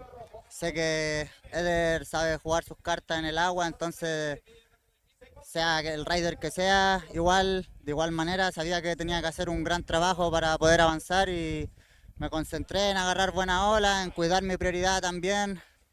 Y nada, feliz de haberlo conseguido, de haber avanzado otro hit más, ya estamos más cerca de la final, súper motivados. Igual felicitar a Eder que ha venido haciendo un gran trabajo también, así que súper feliz por seguir avanzando. So he's first of all congratulating Eder for his performance as well. And he knew that he would have to go big at this point of competition, whoever he was facing. But taking into account that it was Eder, you know, he knew that he's a guy that know how to play his cards, so he would have to go and do a very good job. So he's very thankful. And now I want to ask you, how do you feel being the only Chilean living in the competition and also with one foot on the podium? How do you feel with all the support from everyone here? Sí, trato de transformar toda esa energía positivamente, de que me impulse. Es todo un honor para mí poder representar a mi país. Estamos aquí en Chile, en Antofagasta, en uno de los eventos más importantes que tiene el Tour y yo siempre estoy muy feliz de estar aquí compitiendo y disfrutando de lo que es este deporte, de lo que es este evento del ABF. Así que motivado a darle con todo y agradecer siempre a toda la gente que me manda la energía positiva, ya sea aquí en la playa, por un mensaje. A veces no les puedo contestar a todos, trato de no estar tan pegado en el teléfono, pero trato de recibir de la mejor forma toda esa energía, a mi familia, a mis patrocinadores también. Les agradezco todo el apoyo y la buena energía que me dan y agradecido con Dios por la oportunidad y vamos a seguir dándole lo que nos queda del evento mañana día final. Yeah, so he's making sure to get all this energy from everyone and channel it in the best way, in a way that pushes him. You know, he's super happy to be part of this event. It's one of the most important events of the tour. That's what he said. So he's super grateful to everyone. He says he's not all the time on the phone answering to all the messages, but just wanting to let everyone know that he receives that energy and he's super grateful for that too. Un saludo todavía que quiere mandar a alguien. Sí, a mi familia que está en casa, a mi familia que está acá, a todos los amigos también, a mi novia igual que me acompaña, que es una mujer increíble y la amo, la extraño mucho, todos mis patrocinadores, Pride, el Núcleo, Inten, Rancho Bodyboard Tour, Colegio Miramar, la Federación, a Pedro Zagardia y toda la gente que siempre ha estado ahí detrás de mi carrera y apoyándome. Un gran abrazo y vamos con todo. Felicitaciones, Moises. Increíble trabajo. Mucha suerte en las semifinales. Back to you guys at the booth. Girls at the booth. Thank you. All right, everyone. Situation in the water remains the same, and we're still here with a very important guest. She is Salome Cordova from Colbún, and a company that has been supporting this event for 3 consecutive years. And so we are having a little bit of a chat here. It is so important to, to count with their support. Cuéntanos un poco, Salo, la manera como Colbún vincula el apoyo al festival, ¿no? Con el compromiso que ustedes tienen de cuidado del medio ambiente y la sostenibilidad. Bueno, un poco de contexto, Colbún es una empresa de generación de electricidad y cerca de 2/3 de nuestra generación proviene de fuentes renovables, de energías limpias. Por tanto, el medio ambiente y la sostenibilidad forma parte de nuestro propósito corporativo en general y por tanto vincularnos en esta iniciativa en donde nos permite acercarnos al medio ambiente, al borde costero, hace que la gente también quiera cuidar más su borde costero, acercarse más y conocerlo. Importantísimo, la verdad, porque además es que el borde costero antofagastino es hermosísimo. Así es. El color del agua, todo. Vamos a ver, una ola aquí para Mauri Laverne. Let's see, a wave here. Unfortunately, Jan Salong in the previous one, nothing. None of them. Mira, algo que ha pasado justo en esta hora es que se mete un poquito el viento y el viento arruina un poquito la ola. Pero hemos tenido un día espectacular, la verdad, Salo. Somos afortunados de tener este clima tan en otoño, con sol, con polera estamos. No, y en el resto, o sea, de aquí hacia abajo del país, hacia el sur, están ya con un montón de frío. Lluvia. Así es. Aquí ya todavía podemos andar en polera, podemos andar muy cómodos. Bueno, pues la verdad que para nosotros es un placer. ¿Qué los ha motivado a ustedes a apoyar este evento? O sea, que encuentran que hay como un buen engranaje, ¿cierto? Por supuesto, compartimos valores con Antofagasta Bodyboard Festival. Bueno, el Antofagasta Bodyboard Festival impulsa sueños, transforma vidas a través del deporte. Por tanto, a nosotros nos parece muy interesante seguir contribuyendo desde esa línea, desde esa vereda al territorio. Claro, y apostando un poco por promover la identidad local, ¿no? Para traer también más gente a la región y que conozcan como otra cara, ¿no? Exactamente, promover el turismo y con ello el desarrollo local de nuestra región, poner Antofagasta, posicionar Antofagasta en el mapa mundial, es súper positivo y cómo no ser parte de este evento por esa razón. O sea, hoy día Antofagasta tiene un montón de atributos, además de ser la capital energética del país, la capital minera del país, la capital astronómica. Hoy día se posiciona como la capital también del bodyboard y del deporte, con todas las olas que hoy día existen en nuestro borde costero. ¿Tú eres antofagastina? Sí. Ah, Nortina, digamos nortina, entre Calama y Antofagasta, así que Ah, mira qué entre, bien. entre el altiplano y también del borde costero, así que sí. Qué bueno, debe ser hermoso para ustedes poder vivir esto.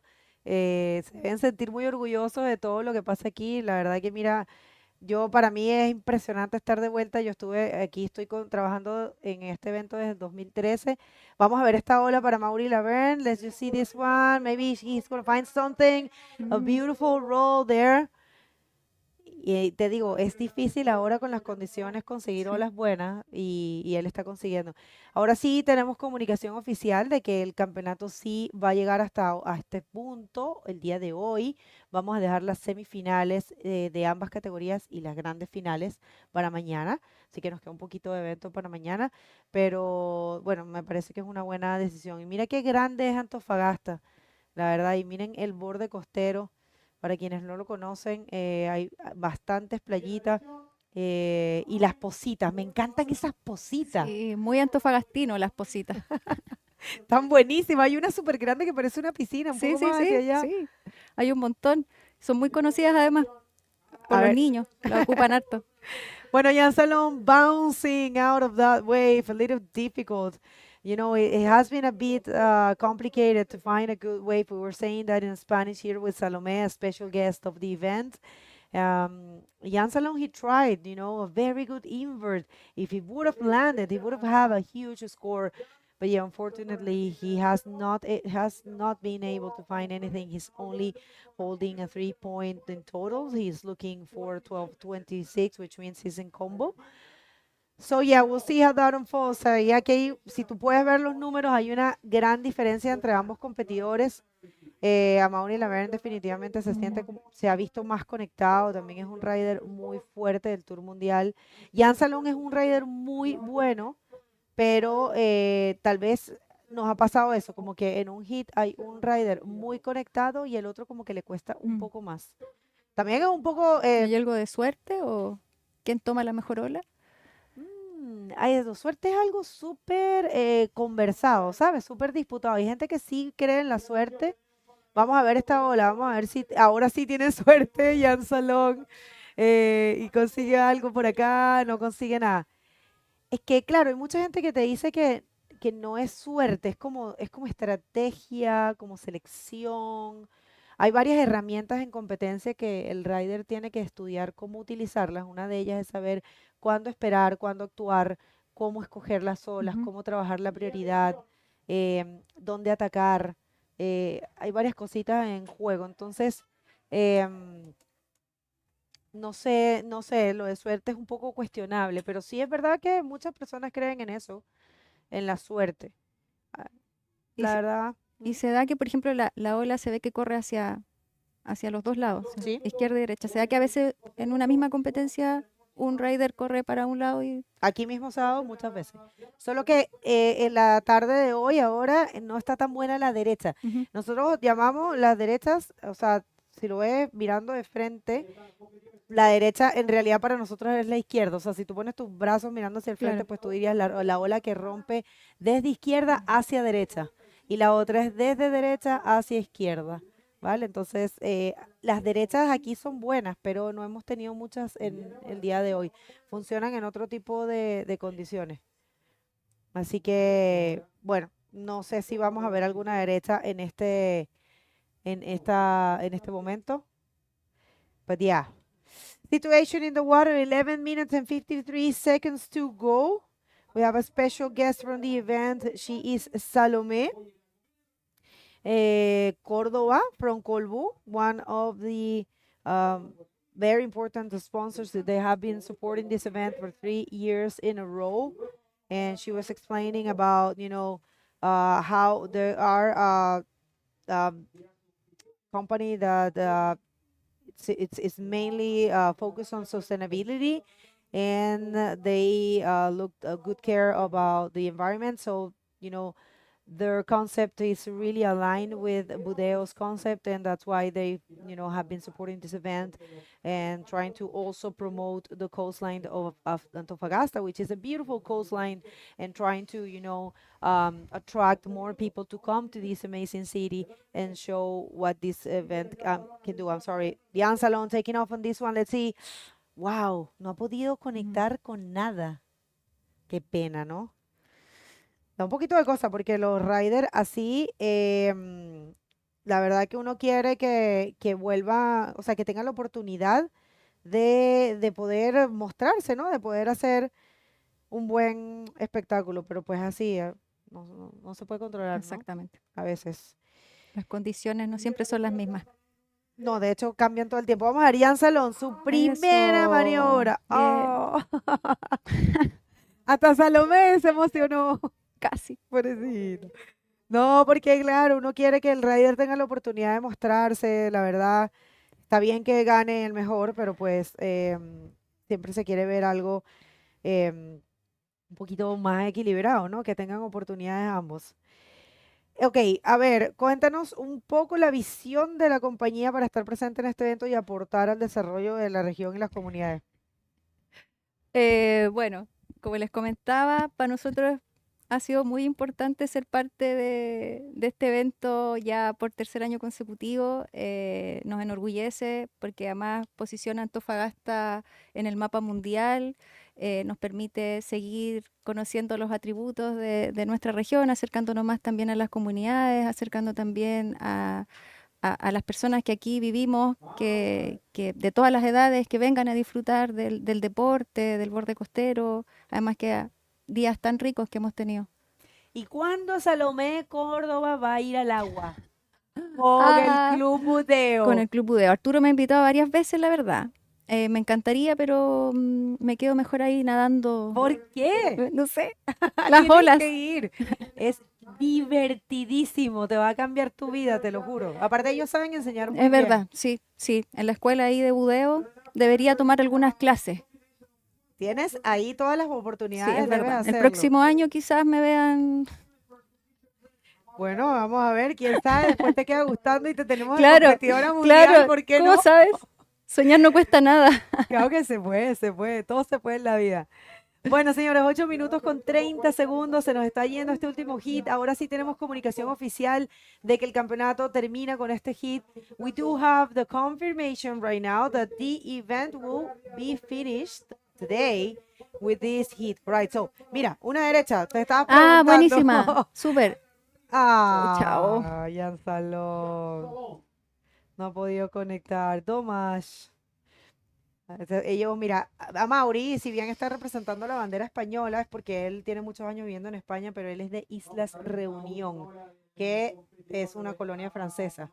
Entonces, como que ambos son franceses, básicamente, y se conocen hace mucho tiempo, pero hay una gran diferencia de edad. A Mauri el rojo tiene 40 años y Jan Salón debe estar como por los 28, 29 años más o menos. Así que igual imagínate, a Mauri es como casi un ídolo para muchos de los competidores. Él es 2 veces campeón mundial y también está optando por ser campeón mundial en la otra categoría que es DropKnee. DropKnee. Está entre los semifinalistas. Wow. Y mañana entonces se cierra todo. Mañana sí, mañana es el último día del periodo. Estos eventos tienen un periodo de espera para asegurar las mejores condiciones. Tuvimos 13 días acá para tratar de conseguir los mejores momentos y pues mañana ya se acaba ese tiempo, ya todo el mundo tiene comprado sus pasajes Sus para vuelos para devolverse. volver. Pero ha sido muy lindo porque ha habido oportunidades de disfrutar Antofagasta también. Hemos dado una pequeña ruta culinaria. Eso, de comer también. rico. Los mariscos y los pescados Sí. espectaculares. Chile tiene tan buena comida también. Así ¿Cuál es tu que- plato favorito? ¿De Chile? Sí. O de acá de Ay, madre Antofagasta. mía, está difícil. Vamos a ver. Me encantan los pescados. Encuentro que la forma que ustedes tienen de preparar el batido del pescado es súper rico. Lo que Súper pasa es que estoy siempre a dieta, así que siempre los pido a la plancha. Pero la plancha queda bien con mantequilla y ajo. Muy rico. Sí. Muy rico. Una albacora. Sí, ¿verdad? Una que hay corvina. bastante. Un pescadito de roca también. Claro, que aquí hay buenos exactamente. pescaditos. Me encantan. Y Pero así la cocina chilena me gusta mucho. Me encantan las cazuelas, me encantan los porotos, no, hay una gran variedad. Right, situation in the water remains the same. It looks like Amaury Laverne has completely dominated this heat towards Jan Salon, and we are just a little sad, you know, in a good way that Jan Salon cannot be able to find a way of at least, you know, put a couple of scores there, you know, but it's okay. Either way, no matter what, he's improving his result in general because he was ninth in Morocco, and right now he's getting an equal fifth place. If he doesn't find the scores he needs to keep advancing. So yeah, I have to say huge congratulations to Jan, regardless of what happened here, because, you know, he has put on a show throughout this competition and being very, you know, in tune with the place, with the Antofagasta Bodyboard Festival. Imagínate, un evento que se viene celebrando desde el 2012. Imagínate, tanto tiempo ya. Tanto tiempo acá, tanto trabajo, tanta dedicación, tantas cosas hermosas, tantos recuerdos. La verdad que es un placer volver a Antofagasta. Siempre descubriendo cosas nuevas. Cada vez que venimos hay algo diferente, algo nuevo. Una ciudad en constante desarrollo, ¿ah? Así es. Sí, hoy día en este tremendo espacio público, recién inaugurado prácticamente. No, y la zona norte que un poco no se tiene tan considerada, ¿no? Como que todo es hacia el sur, como que, o la zona centro. A ver, vamos a ver si Jan Salón con esta ola logra hacer alguna maniobra. Madre, no, tampoco pudo. Qué pena. Right, everyone, situation right now, it looks like it's going to remain the way it is. Jan Salón has just not been able to connect to perform anything. It's a pity because, you know, as you can see, we're watching the two best waves. Estas son las dos mejores del hit, ¿vale? Las dos mejores de Amaury Laverne. Eso se llama invert, porque invierte la tabla. Un poco la muestra al cielo así y después aterriza. Es súper difícil de hacer. Y esa fue la mejor de Amaury y esta es la segunda mejor de Amaury Laverne, quien está ganando hasta ahora este hit con un rolo. Y que buenísimo. te acuerdas que le pegó otro a... Ah, no, parece que faltaba la del backflip y el rolo, ¿no? Pero bueno, muy buenas olas aquí para Amaury Laverne y 3 minutos con 40. ¿Vamos a contar con ustedes el año que viene? Lo siento, tenía que hacerlo. Redoble de tambor. Yo creo que sí. Bueno, espero que podamos contar con ustedes. Por supuesto que sí. La verdad, porque realmente es algo muy bonito y aparte para ustedes diferente, ¿no? Tampoco es que hay tantos eventos de esta índole acá, ¿no? Ojalá hubieran más. Sé que los chicos hacen su trabajo con los regionales, con los nacionales, con los locales también, porque ellos hacen sus eventos locales, que también siempre necesitan su apoyo. Mira, una derecha, lo que justo preguntabas. Ay, no. Chao. Uy, pobrecillo, ¿ah? Pero bueno, yo creo que él está feliz. Tú Súper. sabes que hasta lo dijo en la entrevista, dijo, cuando ganó, cuando pasó, dijo, ay, yo estoy muy feliz con mi quinto lugar. Y me dijo, ¿cómo te vas a dar con el quinto lugar? Todavía te falta disputar, de repente puedes pasar a la semifinal. Pero bueno, hay cosas que no sé, que a veces se sienten, ¿no? No había, o sea... Y además que competir con él. Sí, Amaury. Amaury. Sí, Amaury es muy fuerte. Esta es la mayor nota en realidad de Amaury Laverne. Nosotros habíamos pensado que era el invert ahí, pero en realidad es esta. Ya, esta es la mayor nota, que fue una ola de 2 maniobras para Amaury. El Súper bien. invert fue la segunda mejor. Bueno, ya se está acabando este hit. No sé si quieres mandar algún mensaje o complementar alguna de las cositas que hemos estado conversando. Bueno, básicamente dejar invitadas a toda la comunidad que venga a disfrutar de lo que queda del campeonato, de deleitarse con este gran espectáculo deportivo, de aprovechar también estas instancias y de disfrutar. Eso es. Sí, porque la verdad que es entretenidísimo estar allá afuera, ahora está cómodo, tráiganse una sombrilla. Está más fresco también. Sí. El fin de semana anterior hacía más calor. Sí, Ahora está más fresco. Ya estamos entrando en el otoño. Pero igual estamos con polera. Y aquí con aire acondicionado. Eso es un lujo. Que quede claro, que quede claro. Sí, imagínate en Santiago ya ha llovido bastante, Sí, en el sur ha estado así es. heavy también. All right, so 1 minute and 18 seconds, and it looks like it's going to be a sealed deal for Amaury Laverne. He's going to be facing Moises Silva, the Chilean, in semifinal number 2. So that's going to be an amazing hit to watch for sure. We have Ethan Capdeville and Tristan Roberts in semifinal number 1. So we have our podium ready. Ya tendríamos nuestro podium listo. Tenemos un chileno. Eso. Moisés Silva, el ariqueño. Bien. El Sí. año pasado igual, ¿no? El año pasado ganó. Sí. Así que vamos a ver si este año, quién sabe, y gana. Se va a enfrentar contra él. Así que nada. Bueno, I think it is completely done for Jan Salong. There's definitely no time for him to change situation. And it's okay, you know, an equal fifth for Jan, it's an amazing result. It's going to be adding important points for his career. And we're going to see an amazing semifinal, which is not happening today. We're taking the semifinals for tomorrow. And tomorrow we're going to have semifinals for both divisions. And of course, we're going to be crowning the event champion and the DropKnee world champion tomorrow. Last day of the window. Salomé Córdoba, muchas gracias por A ti, acompañarnos. muchas gracias. Vamos a ahora salir un poquito en pantalla para que tú puedas mandar un saludito y un mensaje para toda la comunidad. Bueno, dejamos a toda la comunidad invitada que venga a disfrutar de las últimas jornadas del campeonato, a deleitarse con los campeones mundiales, a conocer y a disfrutar del borde costero. Gracias a ti por acompañarnos y gracias a Colbún por su apoyo. Ahora hay que hacer la C, mira, sí. La verdad, nosotros. Esta mano. La C. La de Colbún. Sí. Me gustó. Ya, gente, no se muevan, vamos a hacer la entrevista de Amaury Laverne y las semifinales y las finales son para mañana, ¿vale? Así que gracias, Salo. Gracias a ti, Esperamos Bego. seguir viéndote. Así es. No se muevan, ya volvemos.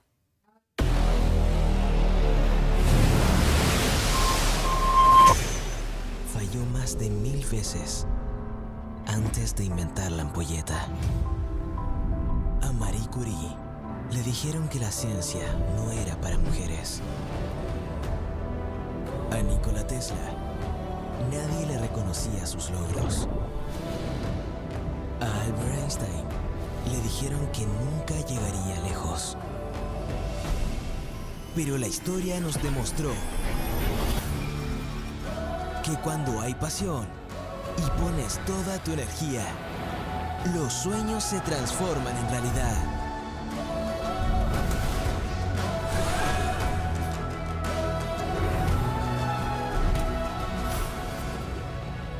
Colbún. Transforma, impulsa, sueña.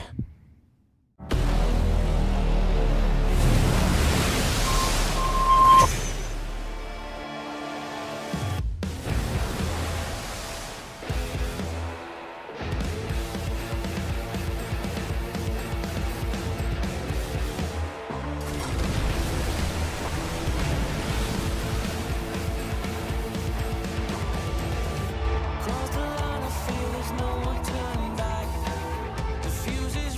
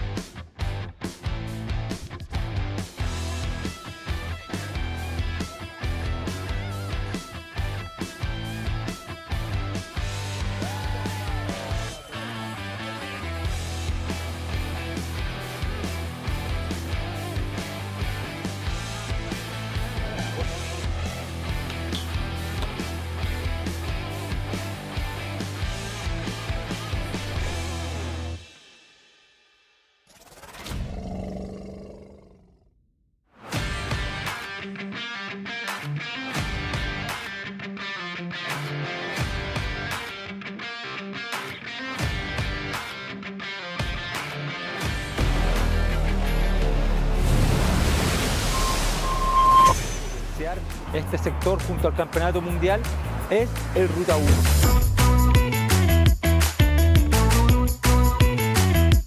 Acompáñenme a probar las exquisiteces del mar al paladar.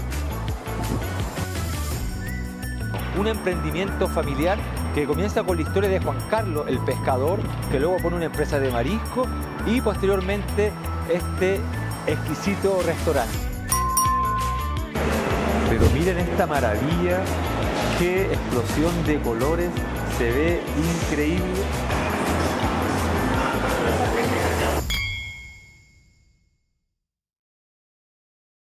Nuestro futuro es con la región de Antofagasta. Con una Antofagasta donde las personas disfrutan del deporte, donde nuestro compromiso promueve el desarrollo de nuevos talentos y los espacios públicos se transforman en lugares de encuentro. Nuestro futuro es con más deportistas. Es con todos. Es con todos. Es con todos. Es con todos. Conoce más sobre cómo imaginamos nuestro futuro con todos en bhp.com. Nuestro futuro es con la región de Antofagasta. Con una Antofagasta donde las personas disfrutan del deporte, donde nuestro compromiso promueve el desarrollo de nuevos talentos y los espacios públicos se transforman en lugares de encuentro. Nuestro futuro es con más deportistas. Es con todos. Es con todos. Es con todos. Es con todos. Conoce más sobre cómo imaginamos nuestro futuro con todos en bhp.com. Nuestro Thomas Alva Edison falló más de 1000 veces antes de inventar la ampolleta. A Marie Curie le dijeron que la ciencia no era para mujeres.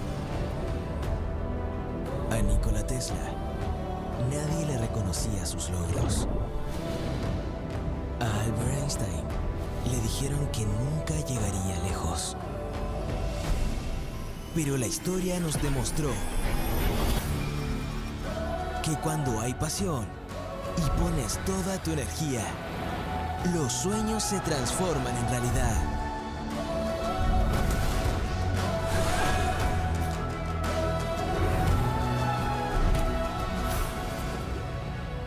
Colbún. Transforma, impulsa, sueña. Thomas Alva Edison falló más de 1000 veces antes de inventar la ampolleta. A Marie Curie le dijeron que la ciencia no era para mujeres. A Nikola Tesla nadie le reconocía sus logros. A Albert Einstein le dijeron que nunca llegaría lejos. Pero la historia nos demostró que cuando hay pasión y pones toda tu energía, los sueños se transforman en realidad.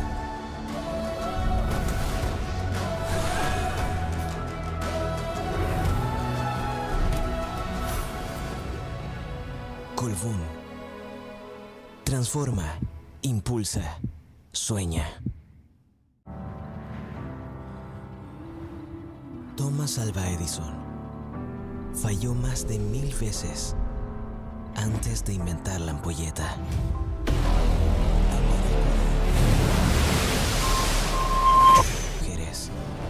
Welcome back, ladies and gentlemen. That's it for day 7 here at the 2026 Antofagasta Bodyboard Festival.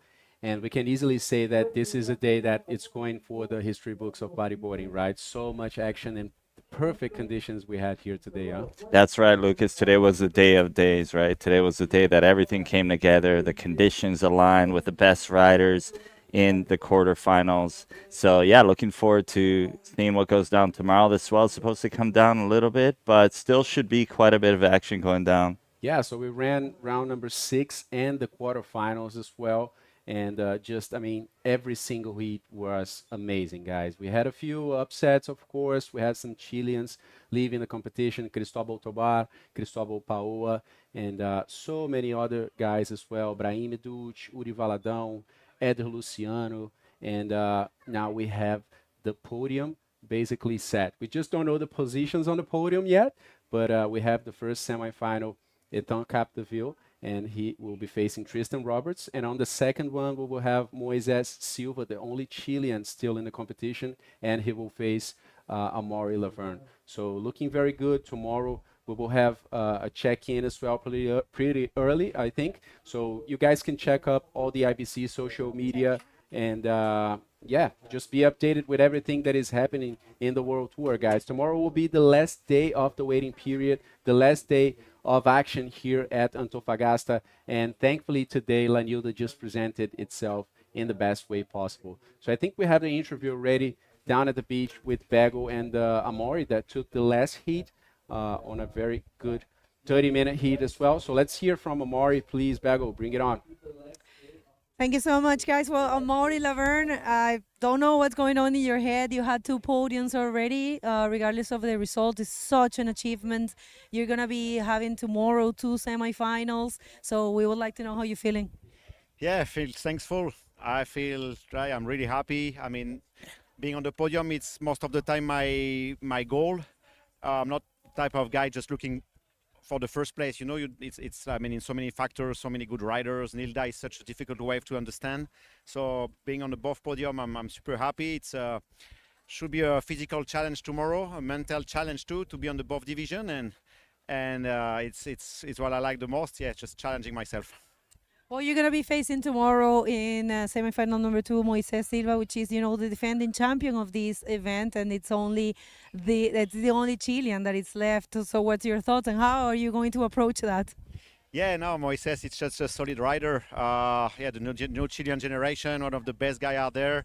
I've been surfing super solid these lefts today. Yeah, just gonna give it all. I mean, as I said, there is so much level. These guys are super hungry, and looks like I'm gonna be the man to beat tomorrow in that heat with him. So let's go, Moises. Well, you want to say some words for anyone at this point? Yes, thanks to all the guys tuning in. Gracias a toda la gente que me siguen, los quiero, y merci à tous les gars qui nous regardent. Demain on donne tout.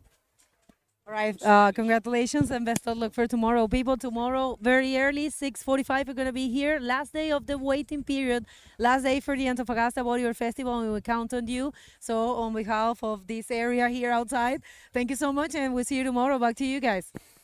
Thank you, Bego. Great to hear from Amaury, the man to be beat. I mean, that's going to be a tough task for him tomorrow, right? But also a big accomplishment he can have. I mean, being the one guy besides Sammy Morentino to win both the men division and the DropKnee division as well. And it's not just about this event, right? Tomorrow we'll be crowning the DropKnee World Champion on this 2026 edition.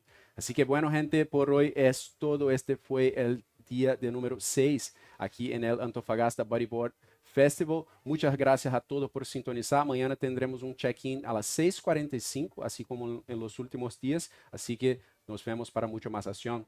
Yeah, everyone, be sure to check back with us at 6:45 a.m. tomorrow morning. It's going to be our last day of competition. We're going to be crowning a DK World Champion and also the men's division winner of this event. Look forward to seeing you guys tomorrow.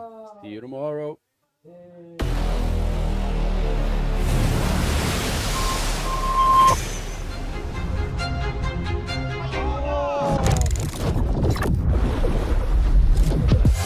Prepara artillería Díaz. ¡Ay! Estaba haciendo ahí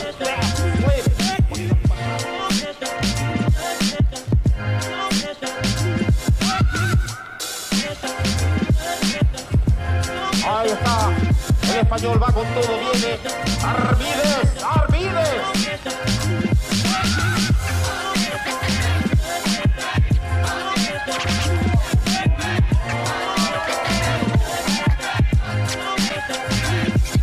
Bonita la ola, va con todo, va a tomar velocidad, le mete quinta, ahora está el overdrive y ahí estaba haciendo el bonito Rolando Ando, levanta.